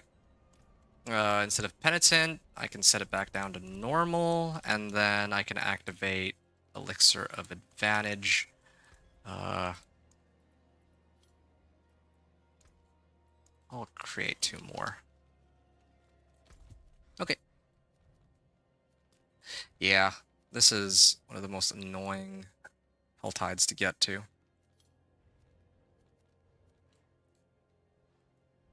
Just trying to figure out what the fastest way to load up on Whispers would be. EA getting carried or a bit carried away. They want hundreds of millions of people to play BF6. I feel like that's way too optimistic when COD is around. I think the bigger issue is like what audience are they like catering towards, right? When they say they want hundreds of millions of people like or to like play it. So if we look at like Diablo 4, when Diablo 4 launched, I think there was a lot of hype surrounding Diablo 4, not just because it was a game that a lot of people were interested in, but because it was a game that like looked cool, but it was also a game that like anyone could really get into, right? Like let's say, you know, you have like a group of friends and some of them are big on the FPS genre, and some of them actually prefer classic like MMORPGs, right? Like Diablo 4, the thing about it at launch was that it had a little bit of something for everyone. Like there was like the whole campaign, and then there was the open world aspect after. But perhaps most of all, and this applies even now, the game has a relatively low skill. It's got a like it's very easy to get into the game is what I'm trying to get at, right? I don't think you're gonna disagree with me on this. If you were to like invite some of your friends over to play right now who knew nothing about Diablo, you could probably get them to really pick up the game in a couple of hours max, right? And I think that not just Battlefield, but just shooters in general just don't have that. Like, of all the shooters, probably the most accessible one would be, like, Call of Duty, because, you know, the guns have, like, no recoil there. Like, you actually feel like a super soldier in that game, so there's none of this, like, realism that, like, a lot of, like, that turns people off from, like, let's say, Escape from Tarkov, or some of these other more serious sort of shooters. But Battlefield, even though it's not as serious as, like, let's say Escape from Tarkov, which is, like, very, like, survival-esque, right, as a game, it's still not, it doesn't have the same sort of, like, entry barrier, or, like, skill level entry barrier as Diablo 4 has, where anyone could really get in on it, right? You should aim for 20 million of sales, more realistic. Well, maybe they're just saying things, right? Maybe they're just... Like, did they officially say it, though, or is this just hearsay? If it's, like, tweeted by, like, official channels, then sure. But, you know, sometimes there's people that say that the developer said this or that, but in reality, they didn't say anything of that sort. So I don't know if it's one of those kinds of situations. Across all platforms, why not play a Poison Dancing Knives build with Bursting Venoms aspect? Well, let's see. Bursting Venoms. Well, because for starters, I don't have it unlocked. No, the reason why I, like... So, usually the way I do it is I start off with... Hold on a second. Yeah, I don't really need these. The way I usually level my... Or I play my Dance of Knives rogue is that I start off with Shadow while leveling because it has the highest AoE and it doesn't require any aspects. Yeah. So Shadow Imbuement doesn't require any aspects, and, you know, it works really well with Dance of Knives, and, you know, I can just... okay, sorry, wait. First, it doesn't require any aspects. Second, it gives me a lot of AoE. With Poison...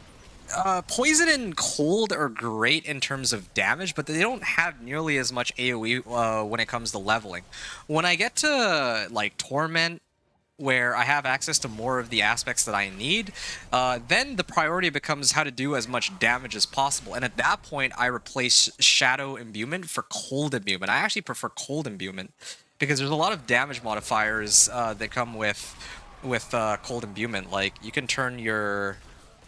You can get, like, damage to like chilled enemies. You can get damage to frozen enemies. You double that damage if they're frozen rather than chilled. You know what I mean, right? Like, there's a lot of good choices there. But just for leveling, I don't really consider Poison Imbuement to be all that strong. I much prefer Shadow.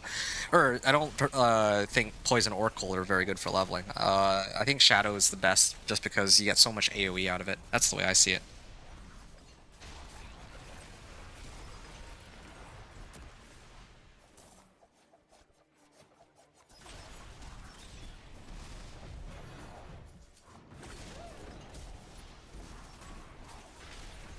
Oh, I'm actually already maybe a little bit overcapped on... I'm actually gonna go... I'm like already about to hit level 50 at this point. So by the time I finish collecting the remaining Whispers and then opening these chests, I'll be like level 51 or something. The looks of things.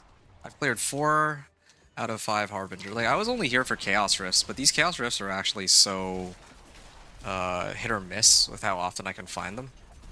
Okay, there's two beside each other.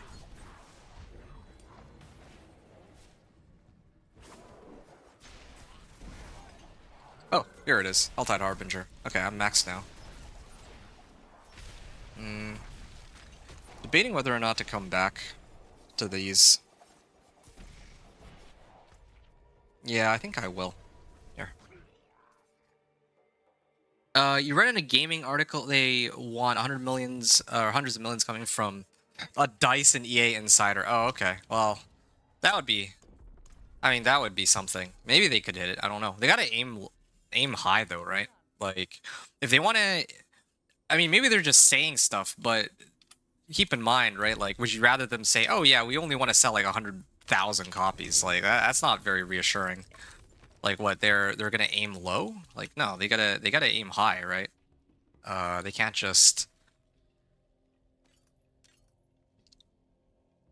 Okay, yeah, they can't just tell people that, oh, well, we're just looking to make a game that sells to like a couple hundred people, right? They can't do that either. So maybe they're just saying things. I don't know. I don't think it's that statement by itself that you heard doesn't really say much, in my opinion. Like, it doesn't really, in the grand scheme of things, it doesn't really tell us anything. It doesn't tell us anything about what. Well, yeah, it doesn't really tell us anything about what their overall goals are. In like practically speaking, or maybe that is actually their goal, but yeah, I think that it's really just. I mean, even you and I are in agreement that it's a little ridiculous, right? So, yeah, I feel like a much better explanation is they can't just go around pretending like they're aiming low. Last time, okay, so last time I still loved Dance of Knives was Season 6 when it came out, and then Season 7, I see. Well, yeah, I mean, it makes sense. Like, I think I had mentioned this before, but I ran Dance of Knives. Ooh, whoa. Yo, they could actually still kill me in normal? I could actually pay. Oh, no, I killed it. Alright, alright. I think I'm done here. I don't want to run the risk of dying and losing more cinders a second time. So, I've already finished all the whispers here.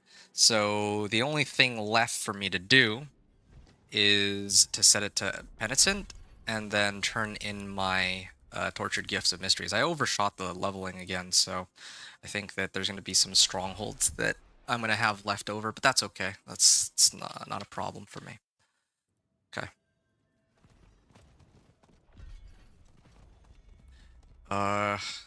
Yeah, no, I can understand why Dance of Knives, why you were happy playing it in Season 6 and Season 7, but then you stopped playing it in Season 8.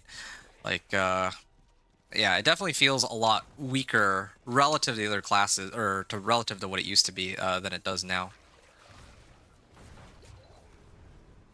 Or than it used to be, I mean, right? Like, I think I already explained to you kind of my line of reasoning regarding why I'm choosing to play this Dance of Knives. Like, there's players such as myself who still love playing Dance of Knives. Like, there's nothing quite like Dance of Knives. Like, yeah, there's Whirlwind on Barbarian, but you know, it's not the same, right? So there's nothing quite like Dance of Knives. So it feels weaker, but I mean, I think that there's still a number of people, myself included, who would gladly play it. Sort of the vibe I get, I suppose.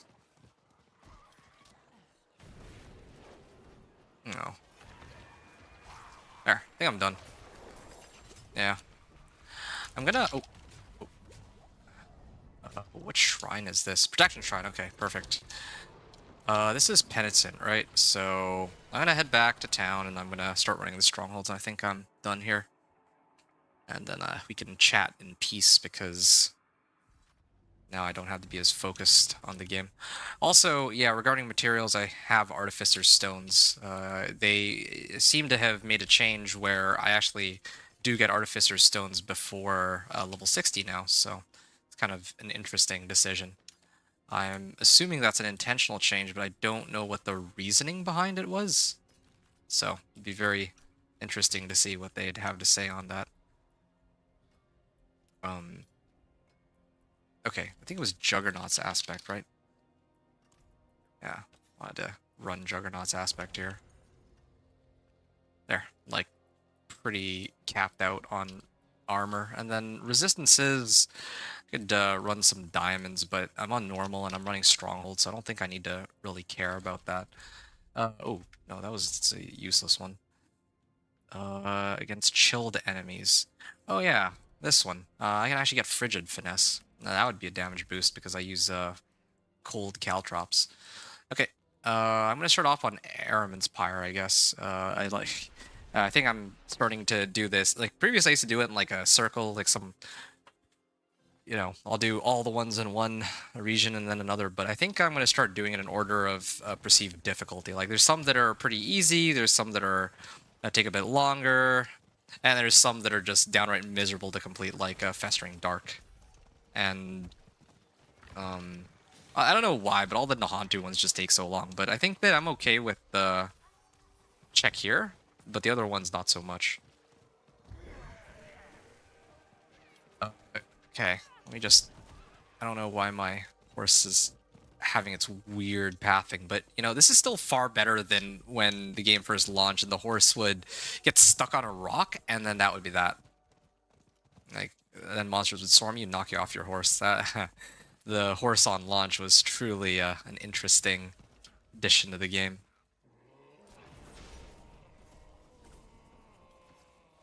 Okay. Bad Company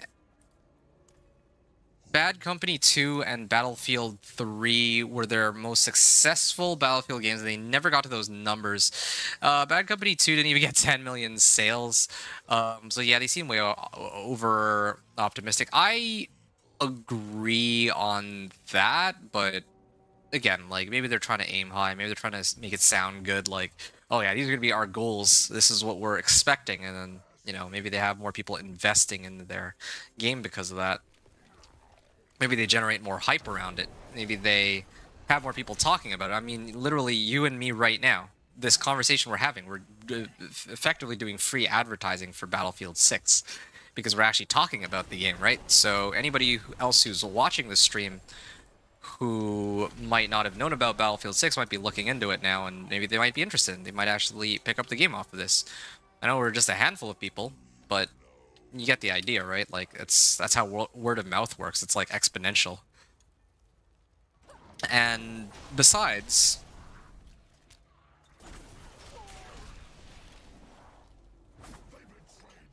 okay. Never actually tried to run these strongholds on hard. Wonder if that would be any better, but, So, I think the other issue, too, is, we're kind of comparing apples to oranges, in a way. You're talking about, like, Battlefield 3 and Bad Company 2, but I feel like that was... I feel like gaming now is more popular than ever before, right? Like, I feel like it's way more common now for people to be actively gaming, whether it's because they're playing, like, mobile games or they're playing, like, well, anything, really. And I think that part of what kind of spurred this on was the pandemic, right? When the pandemic occurred, there were a lot of people who didn't really have much else to do. Oh, okay. Yeah, there were a lot of people who didn't really have anything better to do, so they got into gaming. And so, you know, as compared to before where, you know, maybe there were a lot fewer people who were playing Battlefield, well, just Battlefield, right? Now should be a lot more people than there ever was way back then, I guess. Yeah, that's just the way I see it, though. I mean, I'm not trying to say that I'm like, that what I say is like cold hard fact, but that's just kind of that's kind of the impression I get. Just over time, yeah, there's just a lot of things, a lot of attitudes that have shifted towards these games.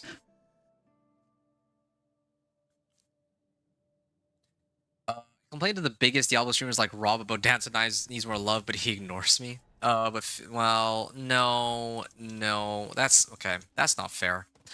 So the thing is, like,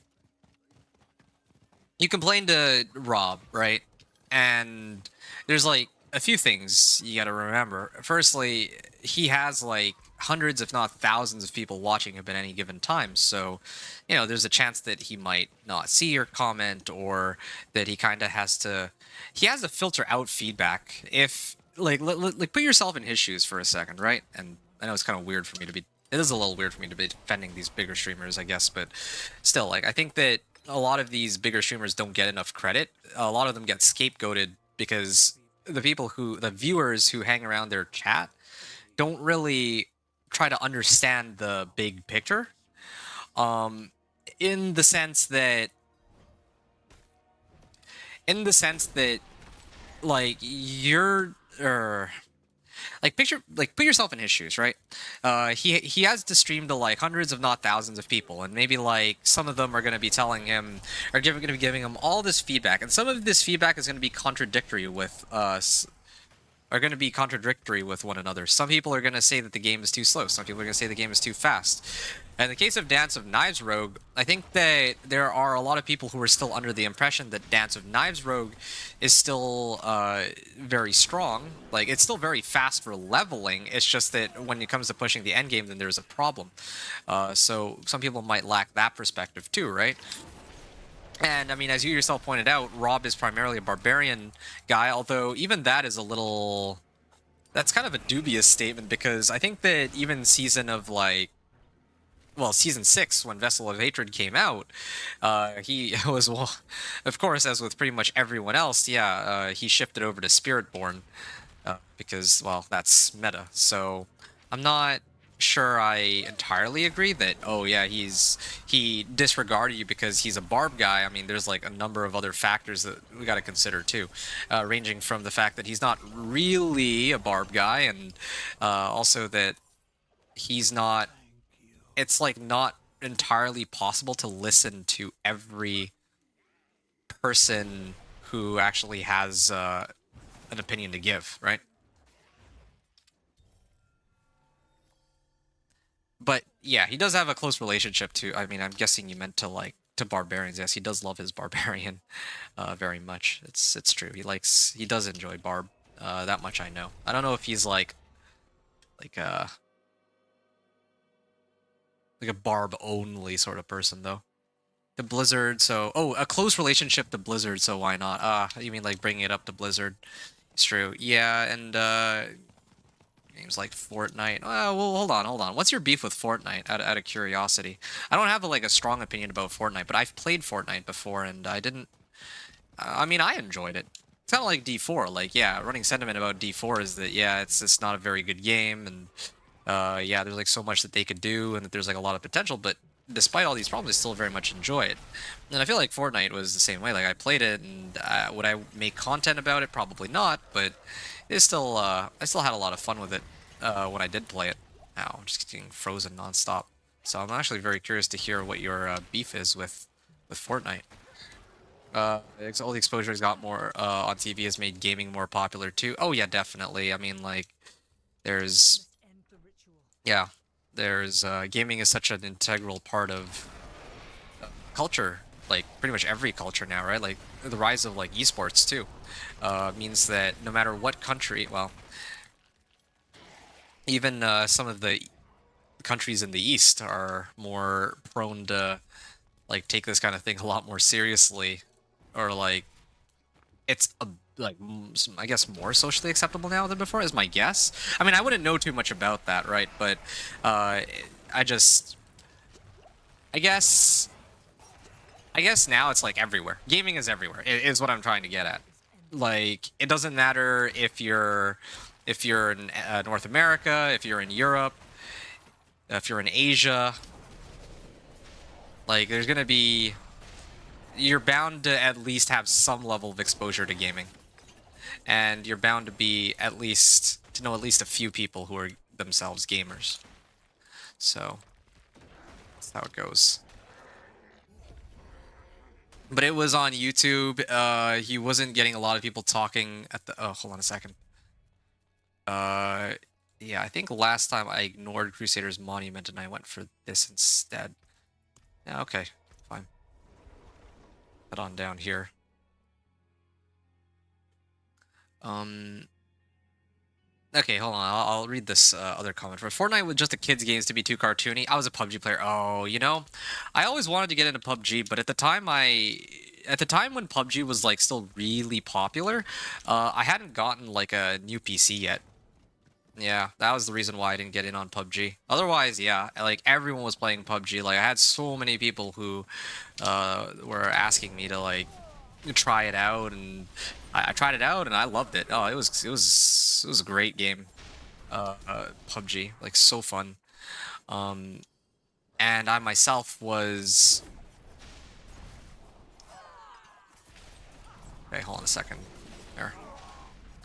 Now PUBG is like when you say back in the day, yeah, I really enjoyed PUBG too. But I think that I think by the time I ended up getting my like PC though, like the one that can actually run PUBG, I think Warzone 1 had already come out, so yeah, I ended up playing Warzone 1 instead because that was more my jam. You said you lost interest in PUBG because they didn't deal with the cheaters well enough. Oh, getting killed halfway across the map wasn't fun. That's fair. No, I can understand that. That's kind of it's an unfortunate but classic way of losing interest in a game. So, yeah, that's just how it goes.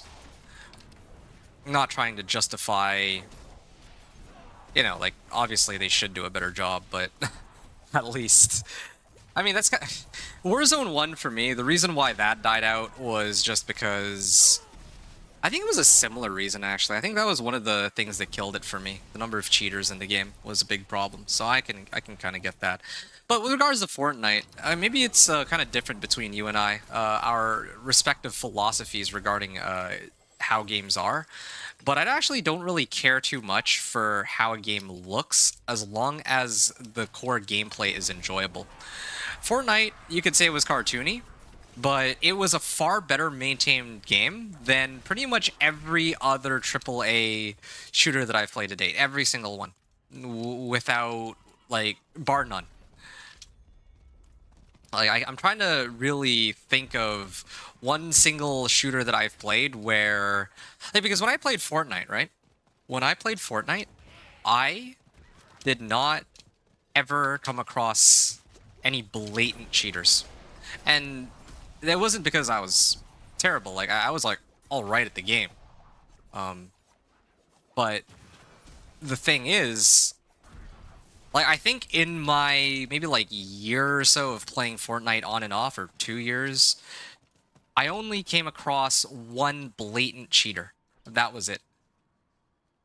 Like, you never really hear people complaining about cheats in Fortnite, but it's like every other day in like Warzone, in like Apex, and a lot of these other games, right? So, yeah, now PUBG too. Like, add that to the list. Alright, cool. I am maxed out on Whispers, so I don't have to worry about that for a little bit. Nevisk. He played Warzone with my Caribbean buddy. He was a much better player at it than me, and I lost interest in it too. Okay. Yeah, that's too bad. Complete a ritual. That's finished in 2 hours. The other one is here for a day. I'm just trying to figure out if I want to do the PvP zone Whispers to level, or if I should just focus on commit on strongholds and then save the Whispers for later.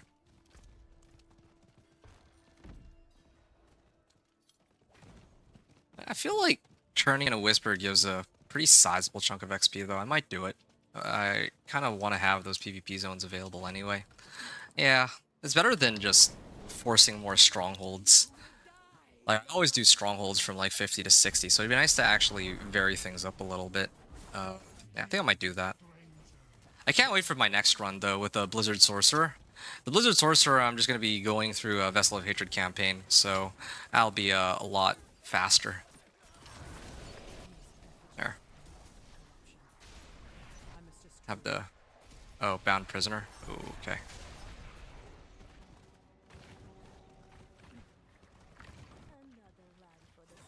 You lost interest in Warzone? That's surprising. Well, I mean, I guess different people have different interests, right? Like for me, like I got really hooked on Warzone. I don't think there's only been like a few times in my life where I've been genuinely addicted to a game, and yeah, Warzone definitely took the cake for me on that one. Yeah, I got really into Warzone, and I think that I could have ended up spending many more years on Warzone, but like with every update they rolled out into the game, they just kept making it worse and worse. I am not kidding when I say that. Like, when when Warzone had first launched, like, yeah, it had its fair share of problems. Like, everyone was running the Growl, but then eventually it switched over from everyone using the Growl to, you know, like, there's like different metas season after season. And I think that, so there were like different metas. And then eventually, I think by the time Vanguard got around, it got like the game got really ridiculous.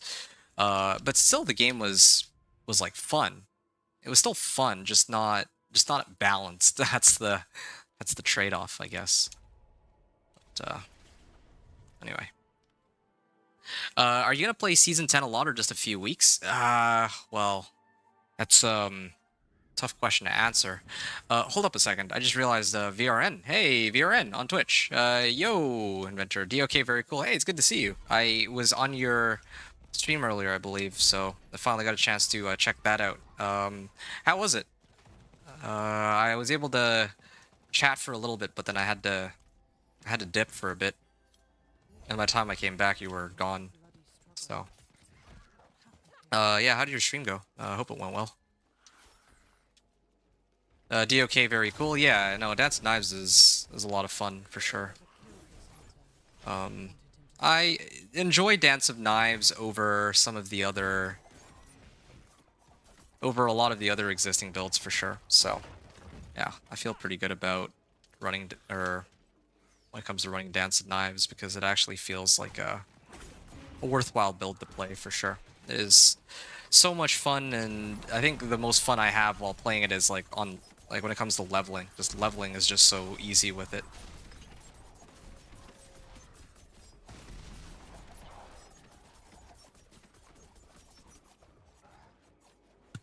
Slay the Beast of Mordain, nice. Yeah, how's it going, Bjorn? So with the question that you asked though, Tomb, if I'm gonna play season 10 or a lot or just a few weeks, I'm thinking that I'll probably end up playing like a couple weeks for sure, but then after that I'll have to see. Depends how I feel, right? Like maybe I'll play for a few weeks and then decide that that I'm not actually having as much fun as I would want. I don't know. There's like nothing there. Maybe this one, Alcarnus. Alcarnus takes a while, but it's actually pretty straightforward. No, I'll do Alcarnus. These ones are pretty easy. Yeah. Most people now, what other games do you stream or just this? Right now, I'm only streaming Diablo 4. I wanted to stream Last Epic. I was gonna try out like season. Like I don't know if you're like on console and PC, but I've been really interested in getting on Last Epoch. But for some weird twist of fate, for some reason, every time there's a new season in Last Epic, it also happens to coincide with something that's going on in, well, something that's going on that where I effectively can't just can't actually try it, or where I actually can't play and get in on Last Epic when they roll out a new season. So, yeah, right now I'm only streaming Diablo 4, but pretty soon I'm kind of debating whether or not I might actually start streaming League of Legends. Yeah, once the new season comes out, I might actually start trying to get into ranked. And then there was another.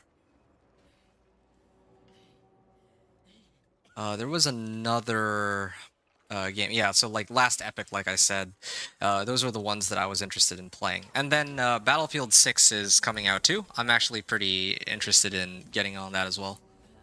Last Epic is a good game. If you pick it up, play a Rogue Blade Dancer, I think you would enjoy it. Well, I'll consider it, because there's like a lot of other really cool, fun builds to play too, right? Like, yeah, I mean, Blade Dancer, I'm sure it's kind of in line with me playing Rogue, but in the first place in Diablo 4, I'm playing all of the different classes in the game. It's not just Rogue. I play Necro too, right? Like, you play a Necro, and I've played Necro, and I really enjoy Necro. And then there's also Druid, right? Like, they also have a Druid, and I would have liked to play Companions in that game too, like have my Wolves and whatnot. You get what I mean? Has similarities to Dancing Knives. Yeah, that's fair. I understand that. But again, if I were to play Last Epic, I'd probably play most of the other classes instead. Like, you just happen to catch my stream when I'm playing Dance of Knives Rogue, but that's not to say that Dance of Knives Rogue is like my bread and butter, right? Like, no, I think that usually when I'm gaming, I usually prefer these kind of summon-based builds. So if I were to really get in on Last Epic, I'd want to play more like their Necro, like minion Necro kind of builds. That would be my go-to, I think. So.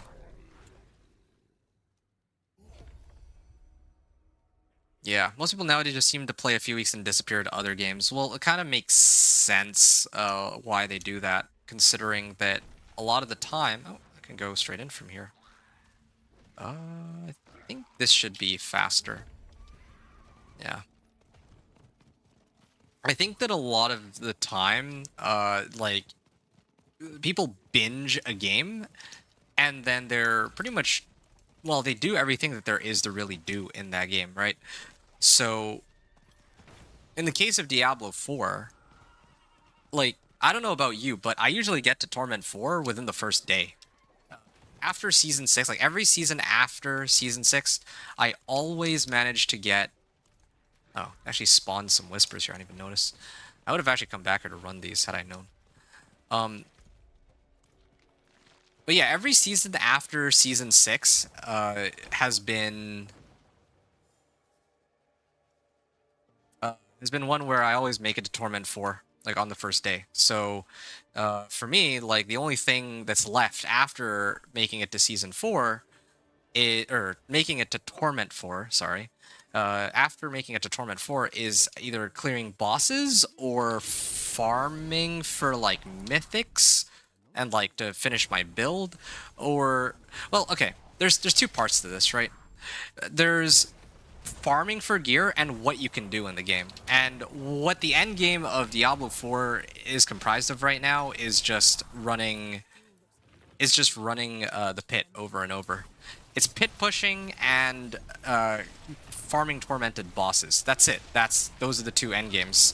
And I mean, yeah, I guess you could also say hardcore too, in a manner of speaking. But I'm not gonna get into that one.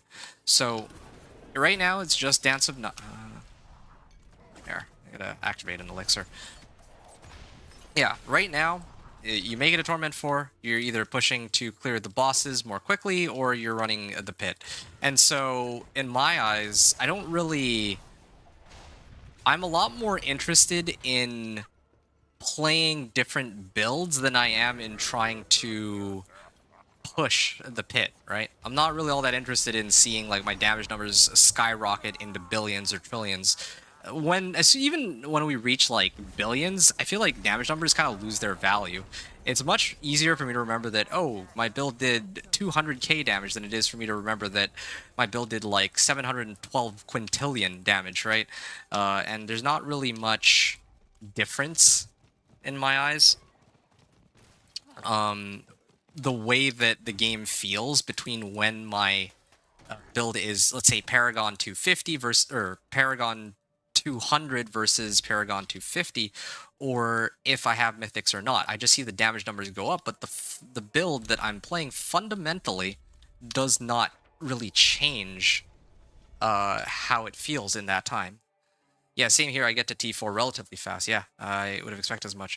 Hey, Wicked. I need to pull you up until I'm done. Gonna alert till... Okay. Yeah, no, it's good to see you too, Wicked. I also swung by your stream, I think, before I got to working on my build guide video, and that is now, I'm happy to say, like 80% done, 90% done. So yeah, that's going to be kind of exciting, trying to share that with you folks. So, what other strongholds can I do? Cleared this. Farabra. Onyx Watchtower. Okay, I'm gonna try to go to Durandai and run the Whispers there. Wait, did I set it to... Did I set it back to normal? I don't think I did. No, I didn't. Of course not. Okay, hold on. I gotta switch it back.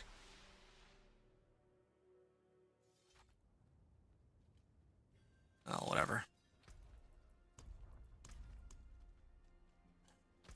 Yeah, my XP well is wearing off, but all good.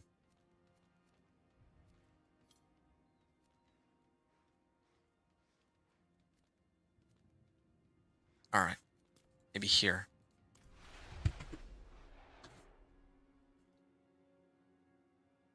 How about you, though, Tombstone? What's your plan? How long do you usually play? Like, I think part of the issue is, like...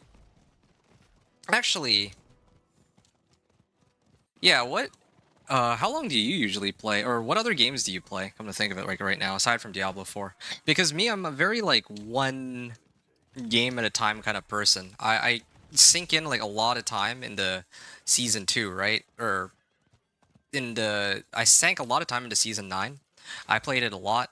I made like 5 or 6 build guides during the season for each of the builds, each of the characters that I played, right? I always make one character of each class.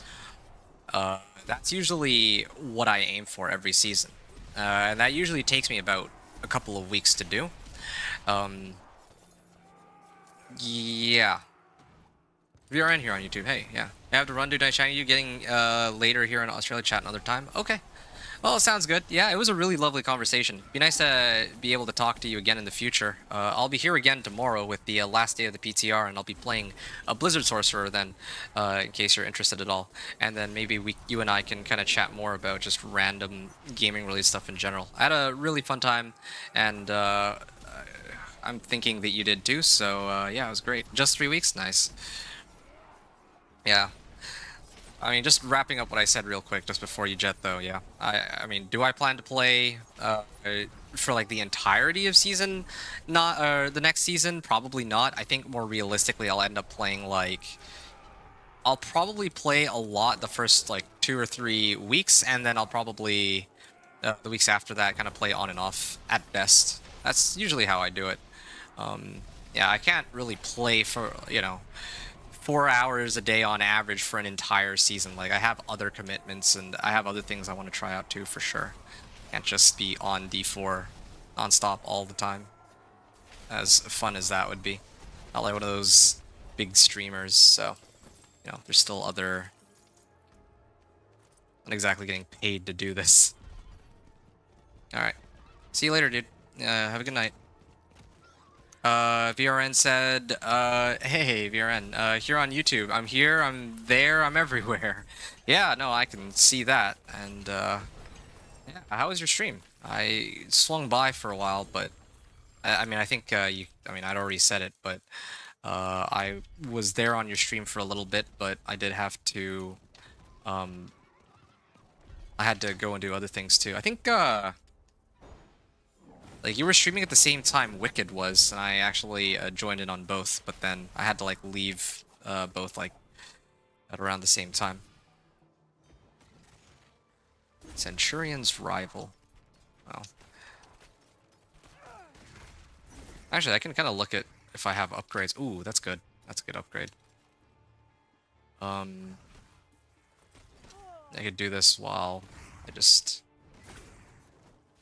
Oh, this is an upgrade. Yeah, 95 max life. Do a little less damage, but I think that's okay. Hey, 131 armor and life. Good.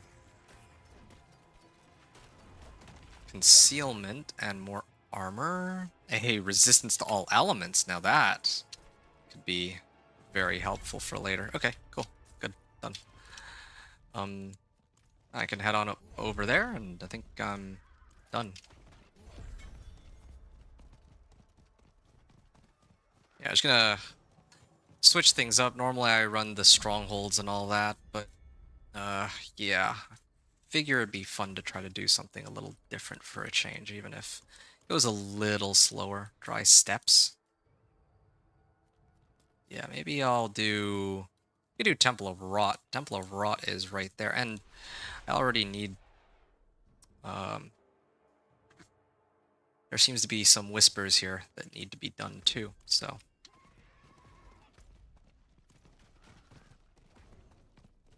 it wasn't bad. It finished not long after you left. Oh, okay. You stopped by Wicked Stream too. Oh, okay. That's great.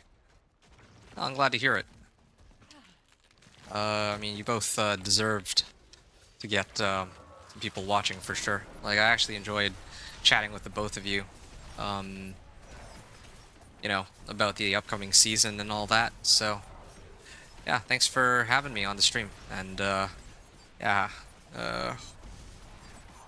glad to hear that it wasn't too bad, though. Oh.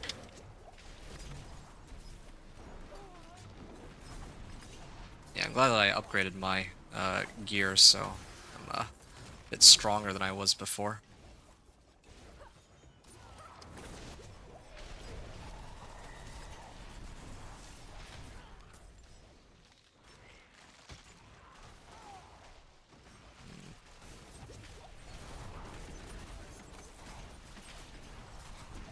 Yeah, Wicked Stream was a lot of fun too. Both watching both of you was great.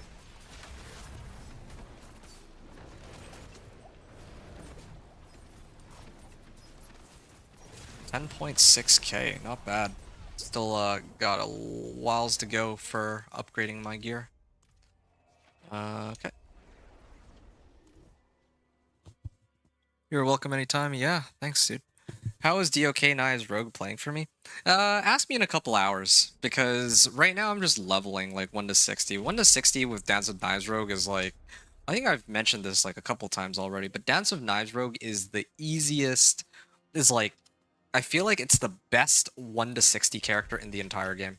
Like, it's faster than pretty much every other build for leveling, in my opinion. Like, just 1 to 60, and you know, obviously, I'm talking about if you're going at it solo and without, like, outside assistance, right? Yeah, and that hasn't changed. It's not like they nerfed it or buffed it this season. I would have preferred some buffs for the end game, but yeah, what it is right now is still very, very strong. So, yeah.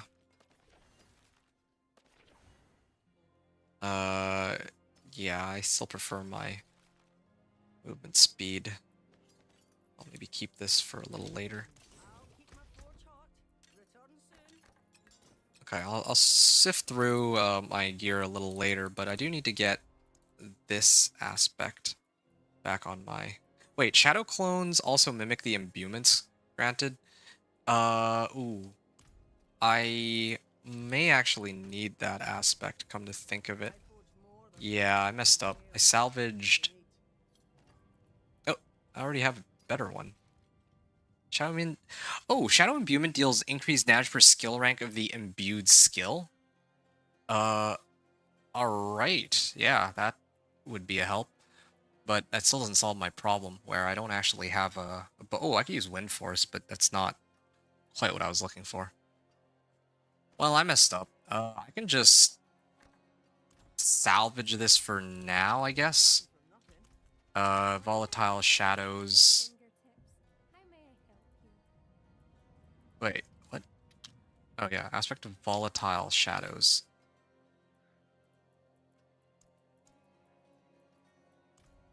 Okay, so this one. I don't need Expectant. Expectant is pretty useless here. And then this one also, I think I can get rid of. Clandestine. I'll use Clandestine for now. Okay. And then Tortured Gifts, Harbingers, Slay the Blood Maiden. I'm gonna go Slay the Blood Maiden first, and then I'll worry about the other ones after. There's also Harvesting Venus Motes from enemies. I feel like I could do this one pretty quickly before I head over there. This is fast. That's what I hear. Yeah, I mean, I see some people who have vouched for Minion Necro before, but no, like, how do you compete with this for leveling? I don't even. But, like, just to reiterate, when it comes to leveling, my Dance of Knives Rogue, I think has my fastest time, right? Like, no, wait, my Minion Necro did, but that was, under special conditions. Yeah, anyway, not counting season 7, right? I think my most recent, like, fastest level 1 to 60 was my Dance of Knives Rogue, and I did that in like 3 hours. I think it was like just under 3 hours, if I remember right. Yeah, like just under 3 hours, 1 to 60, and that was, believe, without any sorts of like mother's blessing events and whatnot. Called my spiders, and then I gotta turn in Venus motes. Okay, yeah, that was that. Nice and easy. That was like 4 free favors right there. So, no, Dance of Knives is great. Dance of Knives is great for leveling, but the real challenge is Torment 3 to Torment 4. Traditionally, I always struggle Torment 3 to Torment 4 because it like the build by itself just doesn't do enough raw damage. By the time you make it into Torment 3, it starts to really struggle. So that's a problem. Yeah. So I hope that answers your question. DOK is great. It's just I dread what comes in like a few hours from now. Worth of gameplay. Where is? I mean, I'm just here for the whispers, so I should do the blood maiden. I'm gonna skip the harbingers though. I don't think hunting for harbingers is really all that worth. One whisper or one grim favor. I cleared the 2 chaos rifts at least first, so that's good. Yeah, they really gotta fix the whole chaos rift thing, but also, hold on. There's another bug report I gotta send. Whispers. Sometimes well, actually, yeah, sometimes the Blood Maiden whisper does not appear on a new hell type.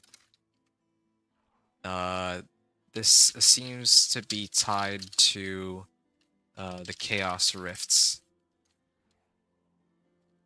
Good enough.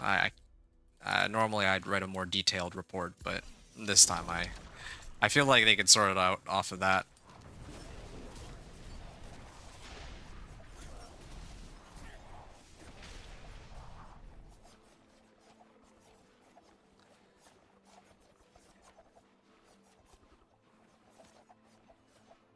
Yeah, Dance of Knives. Oh, what is happening here? There's no monsters respawning. Hold on. If I back out and I come back in, I might be able to cause more monsters to spawn, maybe? Found a Harbinger. But, yeah, it's kind of bizarre. That's another bug, it seems, where sometimes I open it and it doesn't even spawn any monsters unless I back out and get back in. Kind of like with the events. It's kind of weird because this is... it's not like this is a bug that I've encountered before, so... It's exclusive to this PTR, but I don't even know what about the PTR, like what change they could have possibly made that would have caused something like this to occur. Interesting how that all goes. Okay.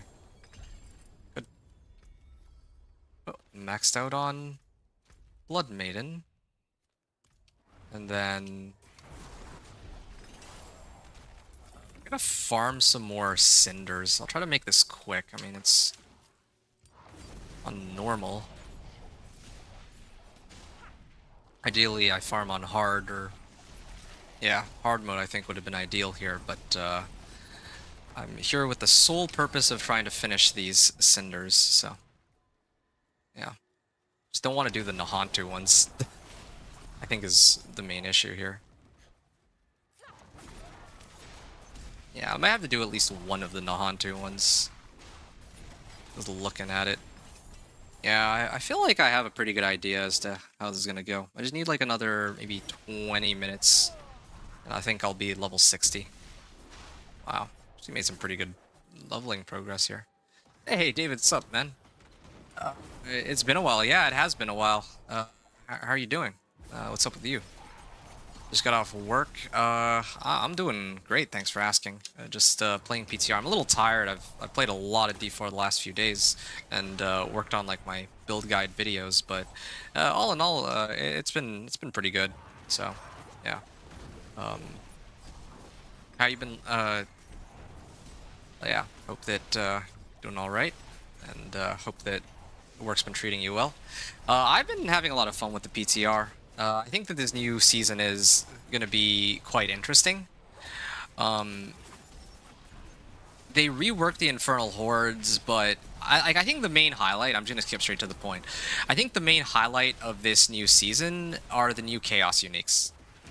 Yeah, I think the new Chaos Uniques are going to be interesting for myself and others to kind of get in on, because there's so many like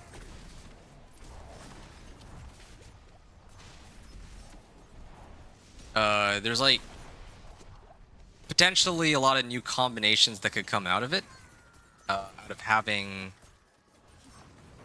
like, let's say, Banished Lord's Talisman in your boots, for example, right? Rather than in your amulet slot. Then maybe you could run something else in your amulet instead. So yeah, this whole concept of Chaos Uniques is really cool, and it would be nice to see them kind of keep it for future seasons. But right now, based on what I've heard, they have no intention of, like, this is just like a seasonal thing. They're not planning to keep this.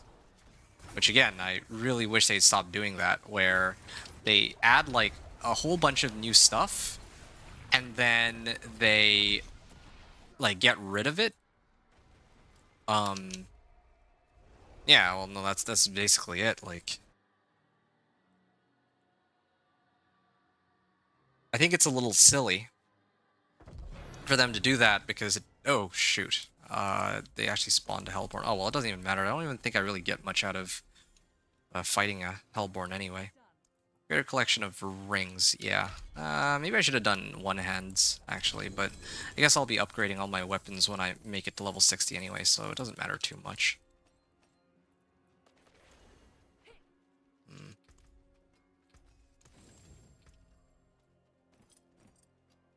Ooh.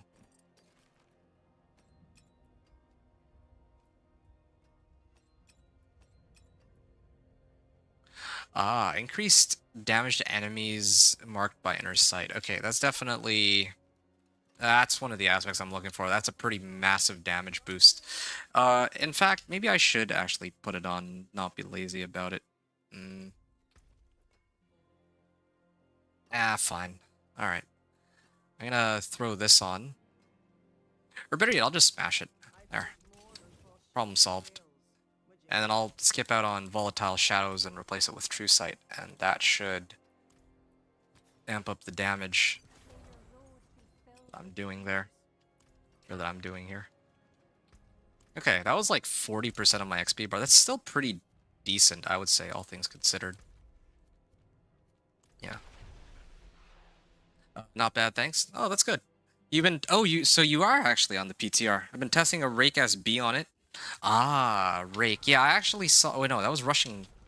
Was it, is Rake the one where you can, like, move around really fast?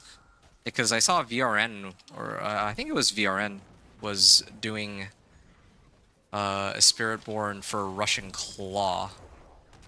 But I don't know... I guess Rake is something different. I actually don't know which one's Rake. Like, I'm not that familiar with Spiritborn. Like, I know all of the,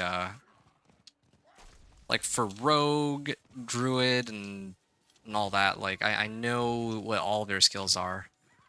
Well, maybe not Rogue, actually. I know Necro. But, I don't know Spiritborn that well, unfortunately. Yeah, there. Oh, you were playing DOK on it, for a bit, then I switched to Twisting Blade. Seems like TB has been nerfed. Really? Why would they nerf TB? Like, were people even playing TB all that much? I don't even remember what the last season's, like, poster boy was for Dance of Knives Rogue. Oh yeah, no, these guys take forever to kill. I'm not dealing with that. Well, I'm actually pretty close, though, to next. Or to opening up one more. Okay, fine.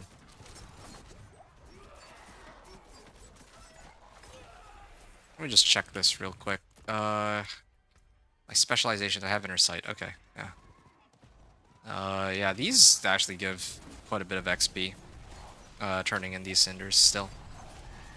Versus if Hell grow angry, can kill another Harbinger. Yeah, okay. Kind of debating whether or not to just commit and finish. I had to find 2 more Harbingers. No, I think I'm just gonna dip out. That's okay. Level 58, 1 Baneful Heart, and I can, now that I'm invisible, I could head on out of here. And then maybe switch it to normal and turn in the remaining strongholds. I think that's it. Not bad. So, doesn't need the Bala Bala plants. Nice. Yeah, I mean, this season, like, Thorns was insanely broken. I mean, it is far and away the strongest build of the season. It's kind of like almost a repeat of, like, Season 6, where if you were playing Spiritborn, it was, like, you're, like, playing, like, a completely different game from pretty much everyone else. It seems that they've gone back to their roots. In that regard. Kyrgyzstan and Dry Steppes. Okay. I'll do... Just... Wait, hold on. So this is Skazglen, Dry Steppes. I just gotta do one in Dry Steppes. Which one's Dry Steppes? Oh, here? Oh, Onyx Watchtower? Or Temple of Ra? Oh yeah, these are easy ones. Okay, I'll do this one. And then... I'm gonna see if there's any other easy ones, but... It's looking to me like I can avoid these, like, slower strongholds this time around.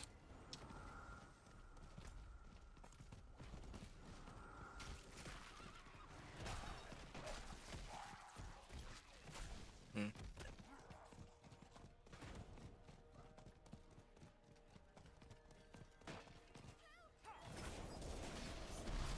Oh, is it on Penitent? Oh, hold on.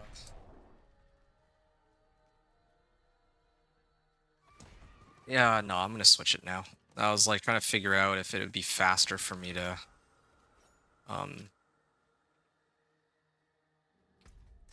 yeah, there. This way is faster. Like, would it be faster to run this on Penitent or to set it back to normal? And I think normal is much quicker. So I'm gonna set it to normal. Especially because I need to set it to normal for the next strongholds anyway. Here. Yeah, so you copied Immortalize's Rake build. Oh, okay. For comparison, I'm playing Azarath TB build. On S9, I can do Pit 80, no problem, exact same setup, and glyphs are high 70s. On PTR, I struggle to do Pit 77, with the glyphs maxed out at 100. Okay. There's something I'm doing wrong with Chaos Powers on PTR, though, because I'm just experimenting. Oh, I hear you there. I'm also in a similar... Well, I mean, I feel like all the Chaos perks are just so strong, though, like the ones that are relevant. Especially the uniques. Yeah, I haven't played enough Rogue, though, so I don't know, but I feel like Rogue... I don't know, I feel like the Barb powers are just so good in comparison to, like, Rogue. And, well, yeah, even Druid, like, Druid's unique power is like for companion skills, but what about, like, let's say if I want to play like a Lightning Storm build, then what? I don't have unique power for that. So yeah, it's kind of funny. Some builds benefit a lot from these powers for sure. Oh yeah, I know it's Mattias who's good at twisting blades on only did 102 on PTR, whereas he did Pit 108 in Season 9. Well, I wonder if that's... is it because they fixed something, or is it because they readjust the pit scaling? Because I don't think that... It doesn't seem to me... Like, the pit scaling doesn't seem any different to me.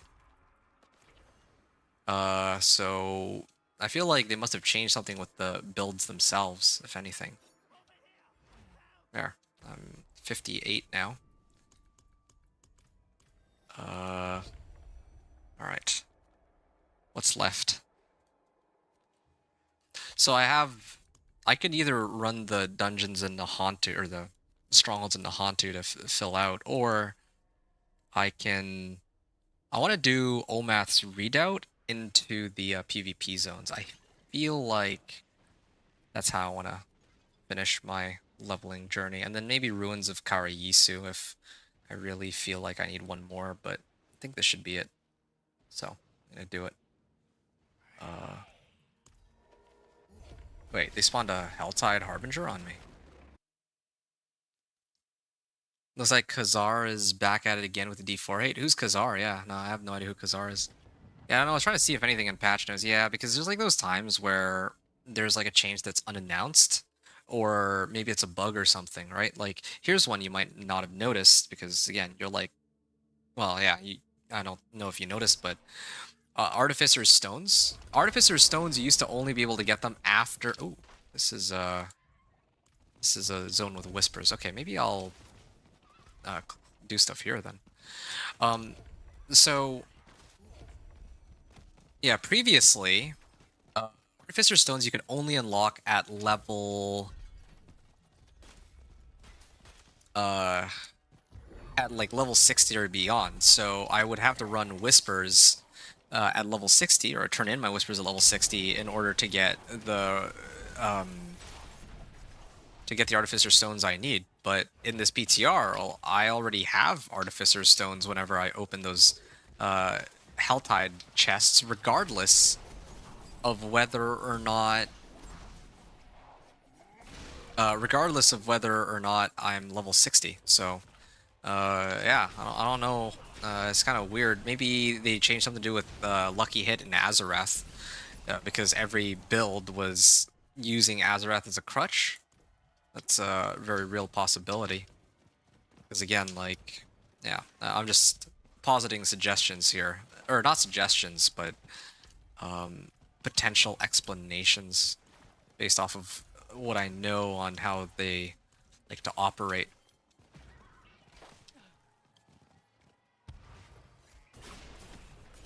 You haven't even done the changed Infernal Hordes yet? What's the Chaos thing like? I've only been messing around in pits. That's fair. What is the Chaos thing like? The Chaos thing. Which Chaos thing? Azeroth is just too good a damage boost to pass up. Yeah, and like that's how it is for me too. Like, I don't even play Rogue, but what I play is... I don't really play that much. I'm playing Knights of Knives Rogue, okay, true, but typically if I'm maining a build in a season, then it's going to be either my Companion Druid, my trusty Companion Druid, or a Sorcerer, right? And whenever I play either one of those two characters, well, no. When I play Sorcerer nowadays, I just make...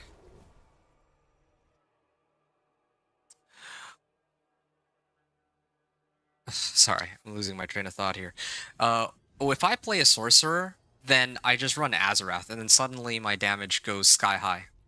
But I don't even know why it goes sky high. It's not like a damage multiplier or anything. It's just the lucky hit chance, I guess. Oh, there we go. I'm level 59 now. I made a pretty big mistake here, though. I should have saved my Whispers. That was dumb. I should have saved my Whispers and turned them in after, but whatever. I guess this will save me a bit of time. I'm gonna run to... Actually, wait, I got something even better. I can just do this. 1, 2, 3, 4, 5, and I'm just like... Yeah, if I had the Nahantu ones, I'd be done, but I don't, so... I mean...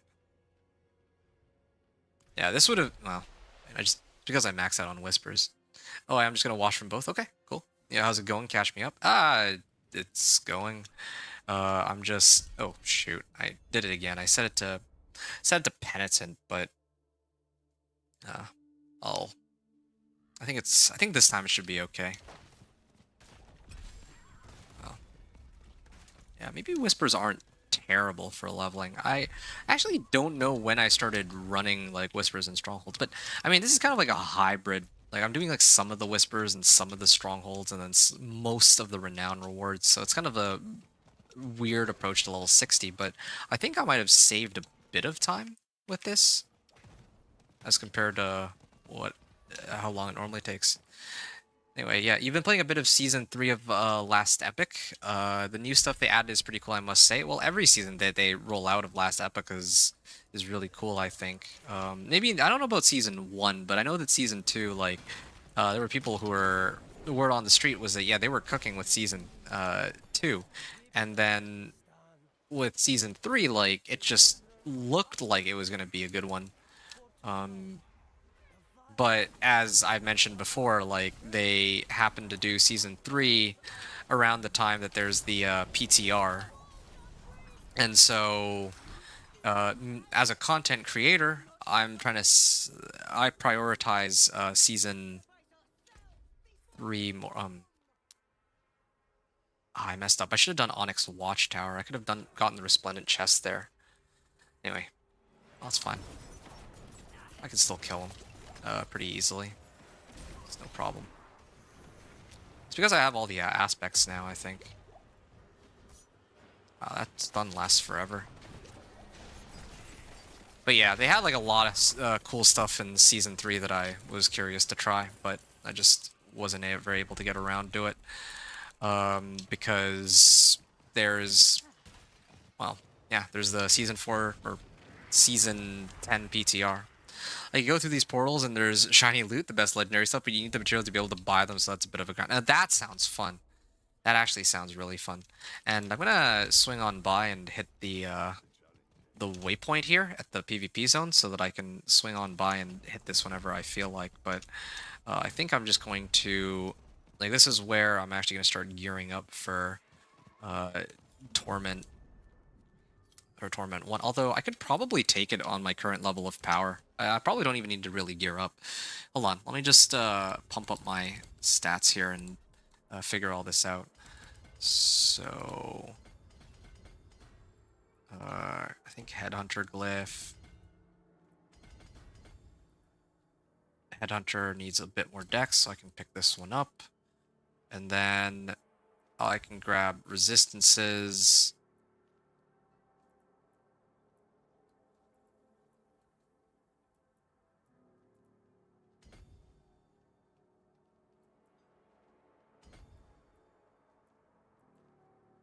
I can grab max life. Okay, there. So that's with Paragon, and then for the skill tree, I got 7 skill points. I will still keep my Shadow Imbuement, even though Cold Imbuement could give me more damage. And then where do my points go? I guess I could get some survivability-based stuff. And what else?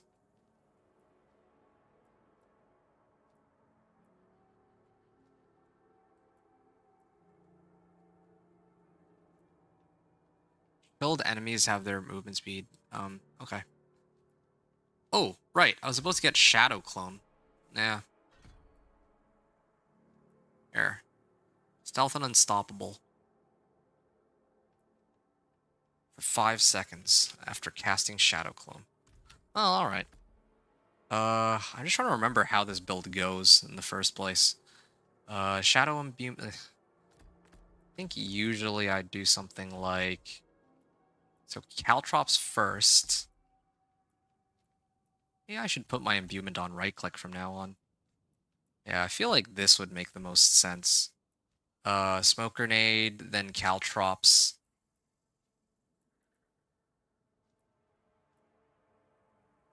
Or, no, this one should be first. So, Caltrops, Smoke Grenade, then Concealment, and then Shadow Imbuement into Dance of Knives. Or maybe Shadow Clone before any of these, but like 4 is always my ultimate button, so I'll kind of leave it as that. Okay, in terms of gearing up, what do I even have? Let me sort out my gear now. Have you tried Razor Wings yet on the PTR? No, I don't intend to. I don't have enough time to. I did my Companion Druid, and then I had to do the build guide. That was a day and a half, and then I did the Thorns Barb 1 to 60, Torment 1 to 4, and then the build guide, that was another day and a half. And then I'm on this thing, and this is also going to take another day and a half. And then the Blizzard Sorcerer will take me a day and a half. So, yeah, Razor Wings, unfortunately, I'm going to shelve. And I myself don't... Like, I find that there are fewer people who seem to care for Dance of Knives, or for Razor Wings. No, Blizzard is tomorrow. I'm gonna try to finish this one today, or, well... Yeah, Blizzard is gonna be my last one on the PTR. That's Sorcerer is tomorrow. Yeah, so that's my plan. This is good. I'll run this. I mean, ideally I would want Dance of Knives, but I don't think I've found any boots with agility on them. So this will have to do for now, and ideally I want to temper with movement speed. Not quite the movement speed I was talking about. Imbuement. Cold Imbuement lasts for 1 cast. Shadow Imbuement lasts for 1 cast. I really just want movement. Okay, good. Good, perfect.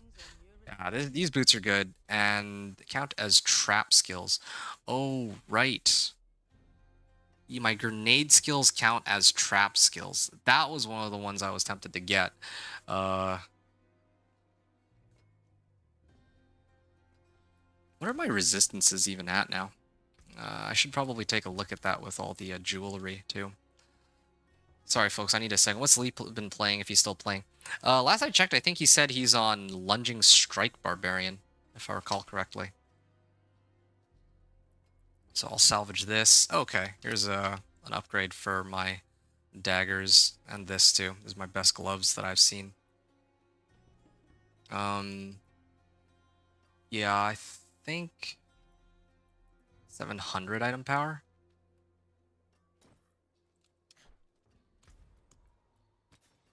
Healing received. May your road be filled with wonders.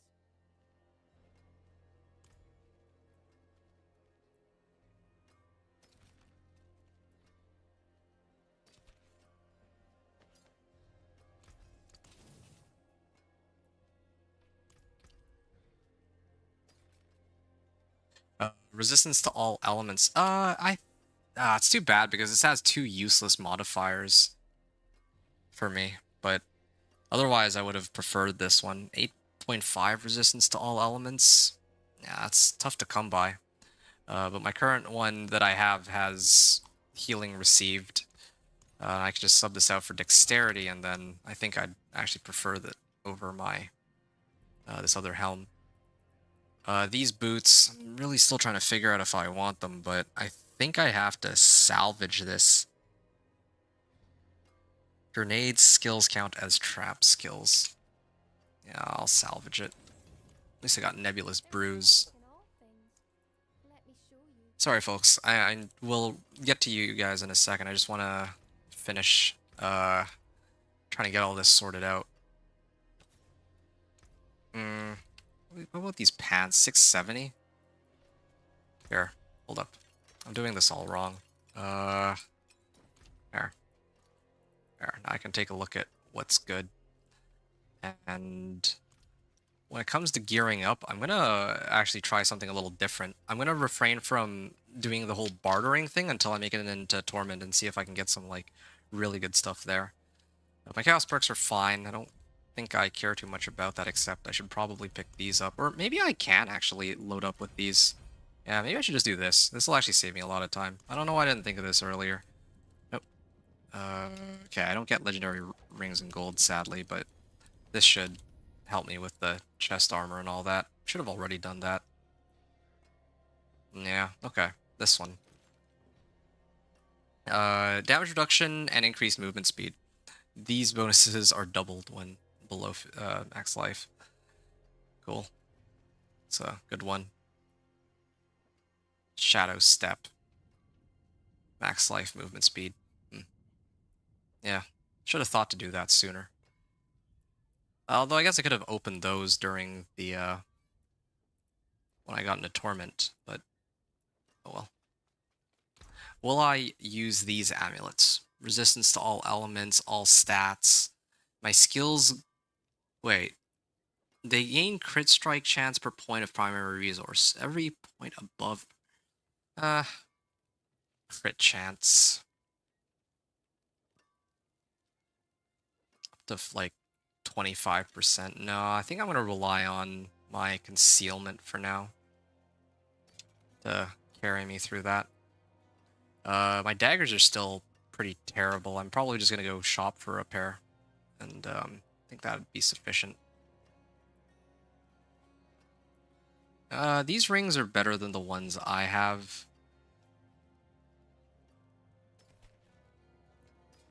No worries, man. Talk to you then. Okay. Wonder if he likes lunging strike. I find it far too boring to bother with. Well, yeah, it's lunging strike. Well, he is playing lunging strike, is my understanding. So, yeah, you can ask him about that the next time you see him, because boring or not, it's by my understanding what he's playing right now. Dex, max life, precision, imbuement. Okay, why not? Sounds good to me. Movement speed, shadow step. I don't need these. By the way, Wicked, I think I had given you the rundown, but just to recap, yeah, I'm playing Dance of Knives, and I'm just trying to gear up and get ready to hit Pit 10. And then once I hit Pit 10, I'll take a short break. I'm just going to upload the gameplay, and then I'll be back within maybe grab some food, and then I'll be back in like an hour to keep going. So, and then I'll keep playing until I'm too tired, and then I'll stop. But otherwise, yeah, I want to try to make like a good push towards Torment and all that.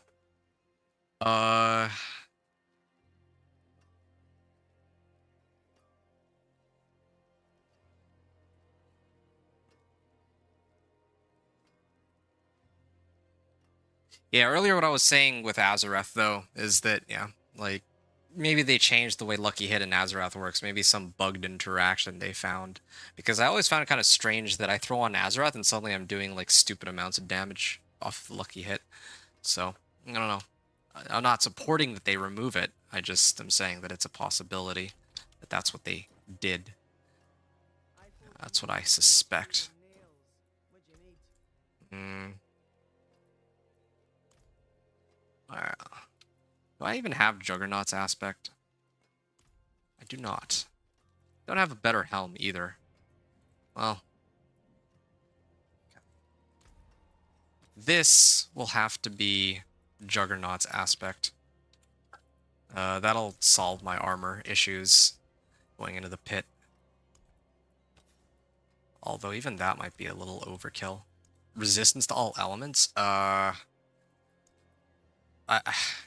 It's so tempting to have, like, a chest armor that has it all, but I think that armor, or damage, is always the struggle for Dance of Knives Rogue. It always is the struggle. Just armor issues. Always. I have skull, or a skull in there. And I could use concealment cooldown reduction, but I have chaotic cooldowns, so that's one less thing I gotta worry about. That's good. And I can try to roll this to total armor too. I can even roll this to total armor, but then I'm like way overcapped. Yeah, and I don't know what I'm supposed to do about that. Oh yeah, and then there's like jewelry too, so I gotta shop for those. Ah, yeah, Dex Max Life, Energy on Kill. It's the 3 modifiers. This one's not bad either, sure. Yeah, I'll buy these.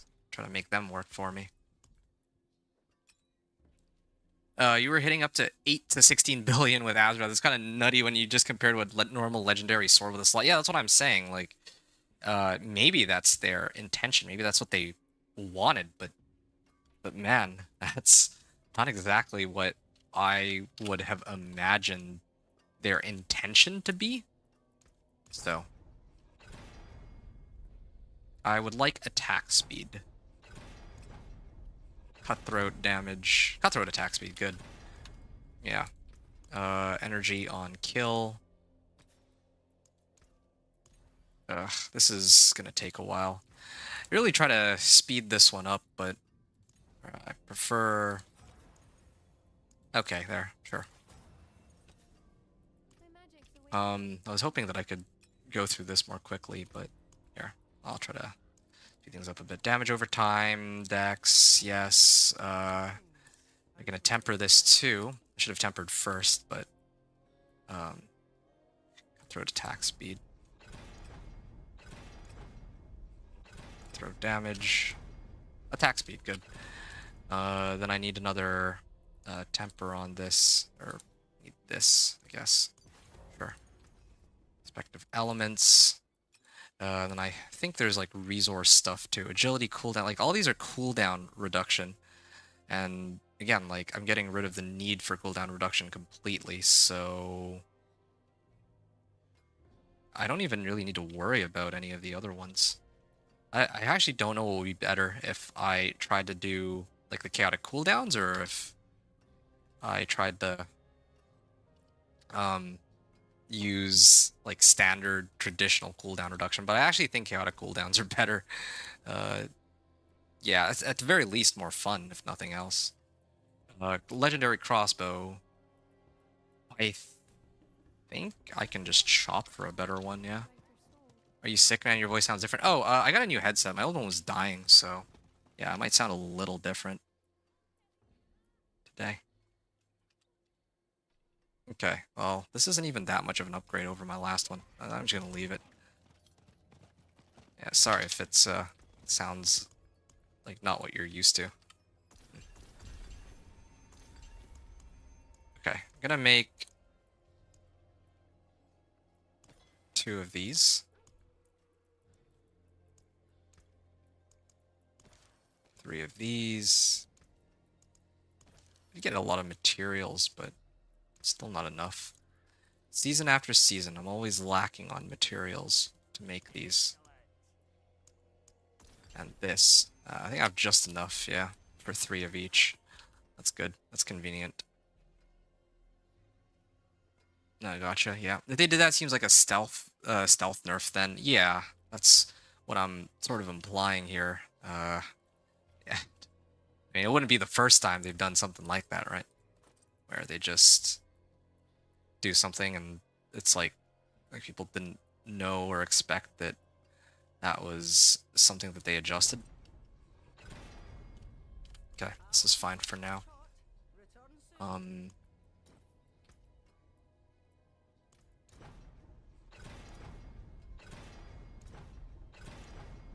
Shadow Imbuement lasts for 1 cast, good. Where's my runes? Crit chance. Okay, drink a healing potion, gain movement speed. I'm still with that. This is fine. This is okay.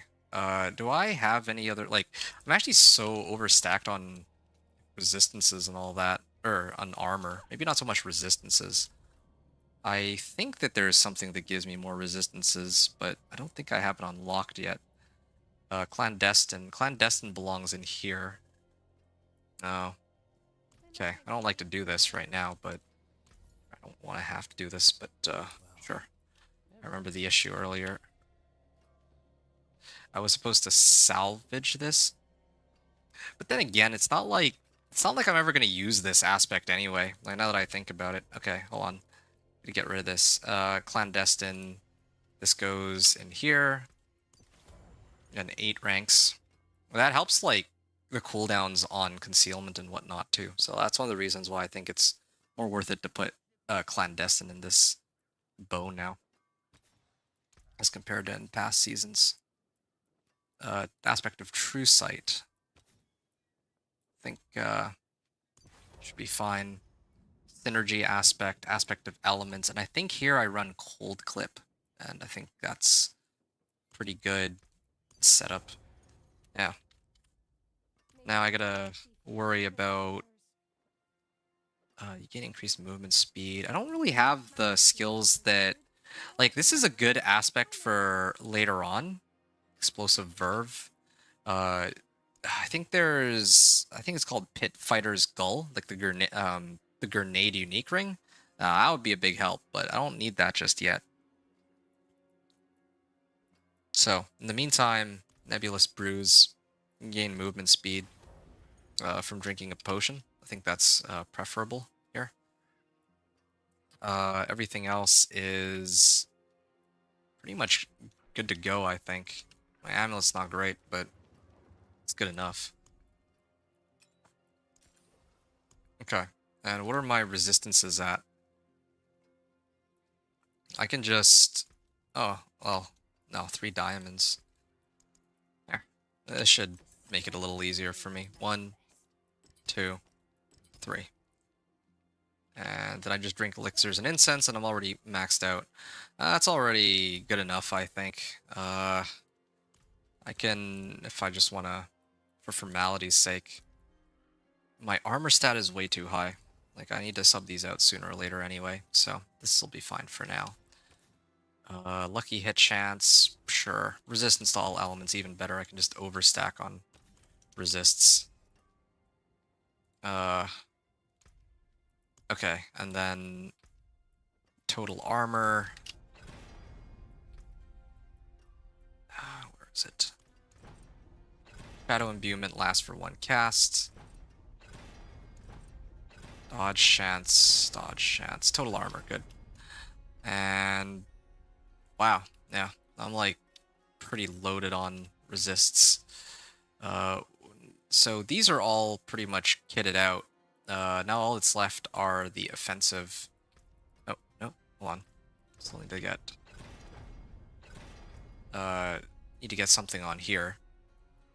Attack speed. It's all gonna be attack speed is the main. Ah, there we go. Cutthroat attack speed. This one, same thing. Cutthroat damage.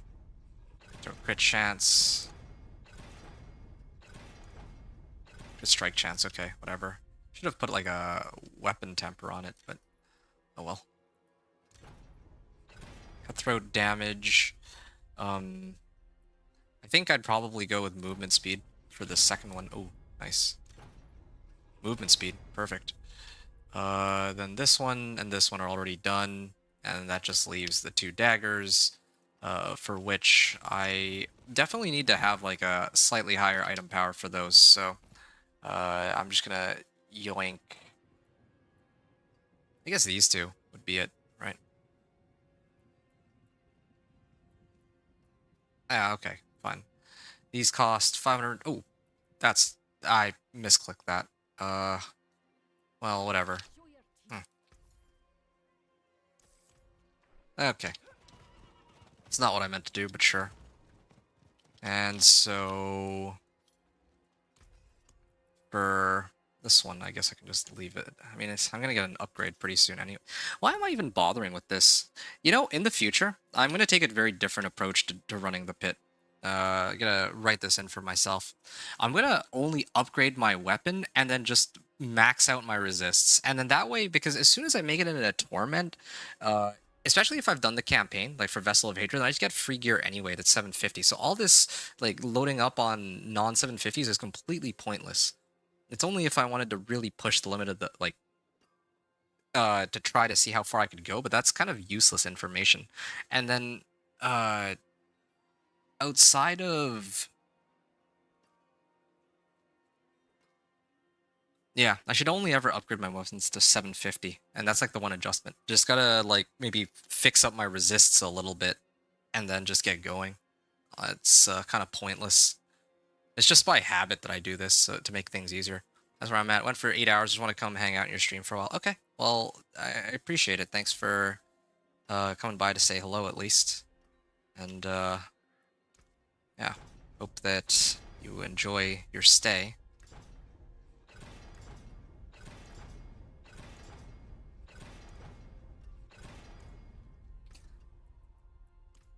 Okay, should have just bought all the swords.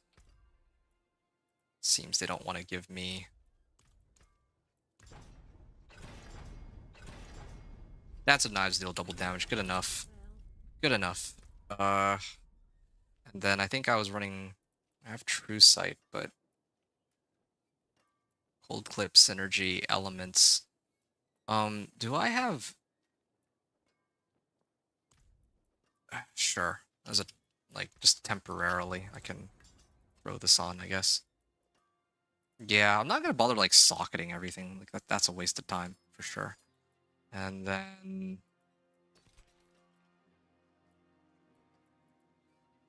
I'll salvage all these. Salvage this. All these armors, I think I'm just gonna get rid of. Actually, don't need them, except for maybe this one. As a just in case. My magics await your return. And then that leaves one empty slot. Sometimes the best defense is to keep them sharp and ready. Sure. And then agile augments for...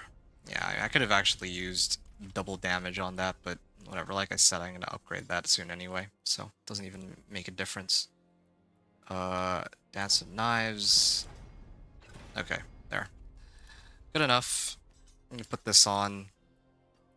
Vulnerable damage for Dex, and...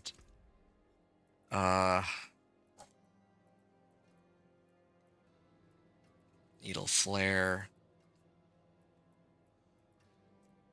I guess in the end I could have used that aspect. The one that made my Shadow Clone. Oh, sure. Yeah, this one. Yeah, it would have to be... Shadow Clones also mimic the imbuements granted to my skills. Yeah, this is the one I wanted. Or... Yeah, no, that's right. Okay. And then for the remaining tempers, I'm trying to roll for attack speed. There. Okay. And attack speed.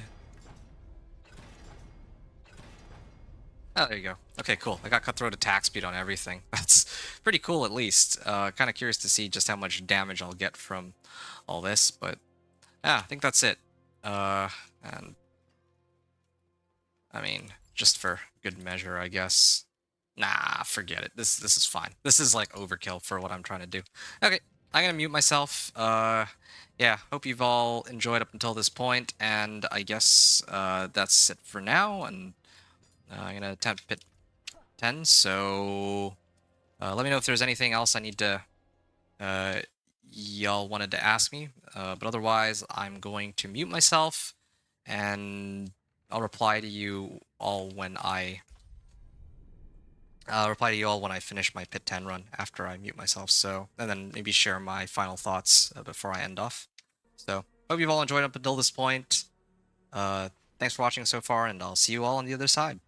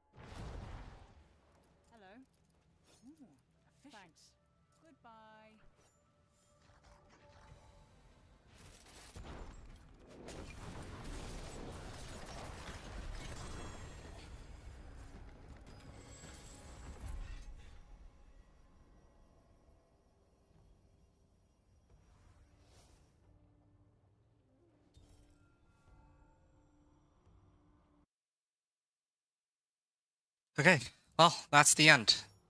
Reach Torment 1.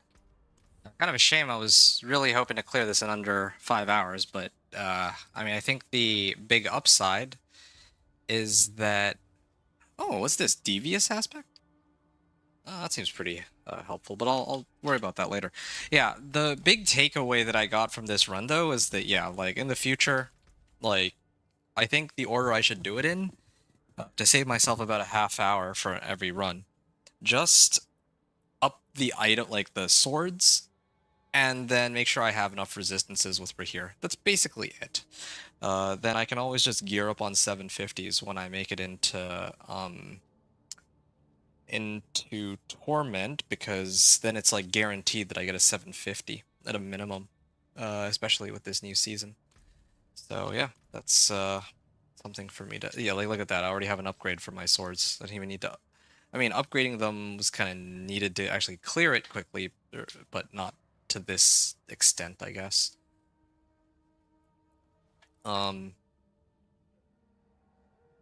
Yeah, so just shopping for a 735.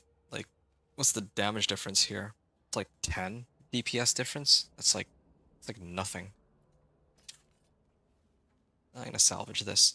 Okay, so final thoughts. First of all, David, you said the D3 DOK equivalent build looks funny, spins around like a ballet dancer shooting arrows everywhere. Wow, sounds weird.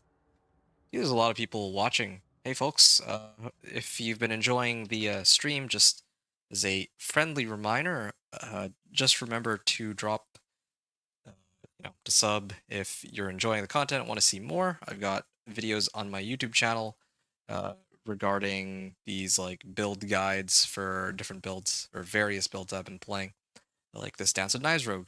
So I'm finishing up this Dance of Knives Rogue, and then next character I play will probably be the Blizzard Sorcerer. So that might be something of interest to you folks.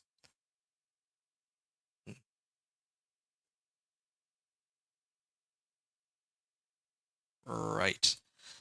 In terms of the overall run, just sharing like my final thoughts on the Dance of Knives Rogue so far, it feels pretty good.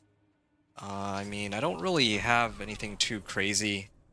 Uh, like there's not really anything about the Dance of Knives Rogue that has changed all that much as compared to past seasons, right? Like, it still feels largely the same. I'm not... How should I put this? It's not like they nerfed or buffed like the early game leveling. I think the two main things to look out for are like the Chaos perks and then Torment.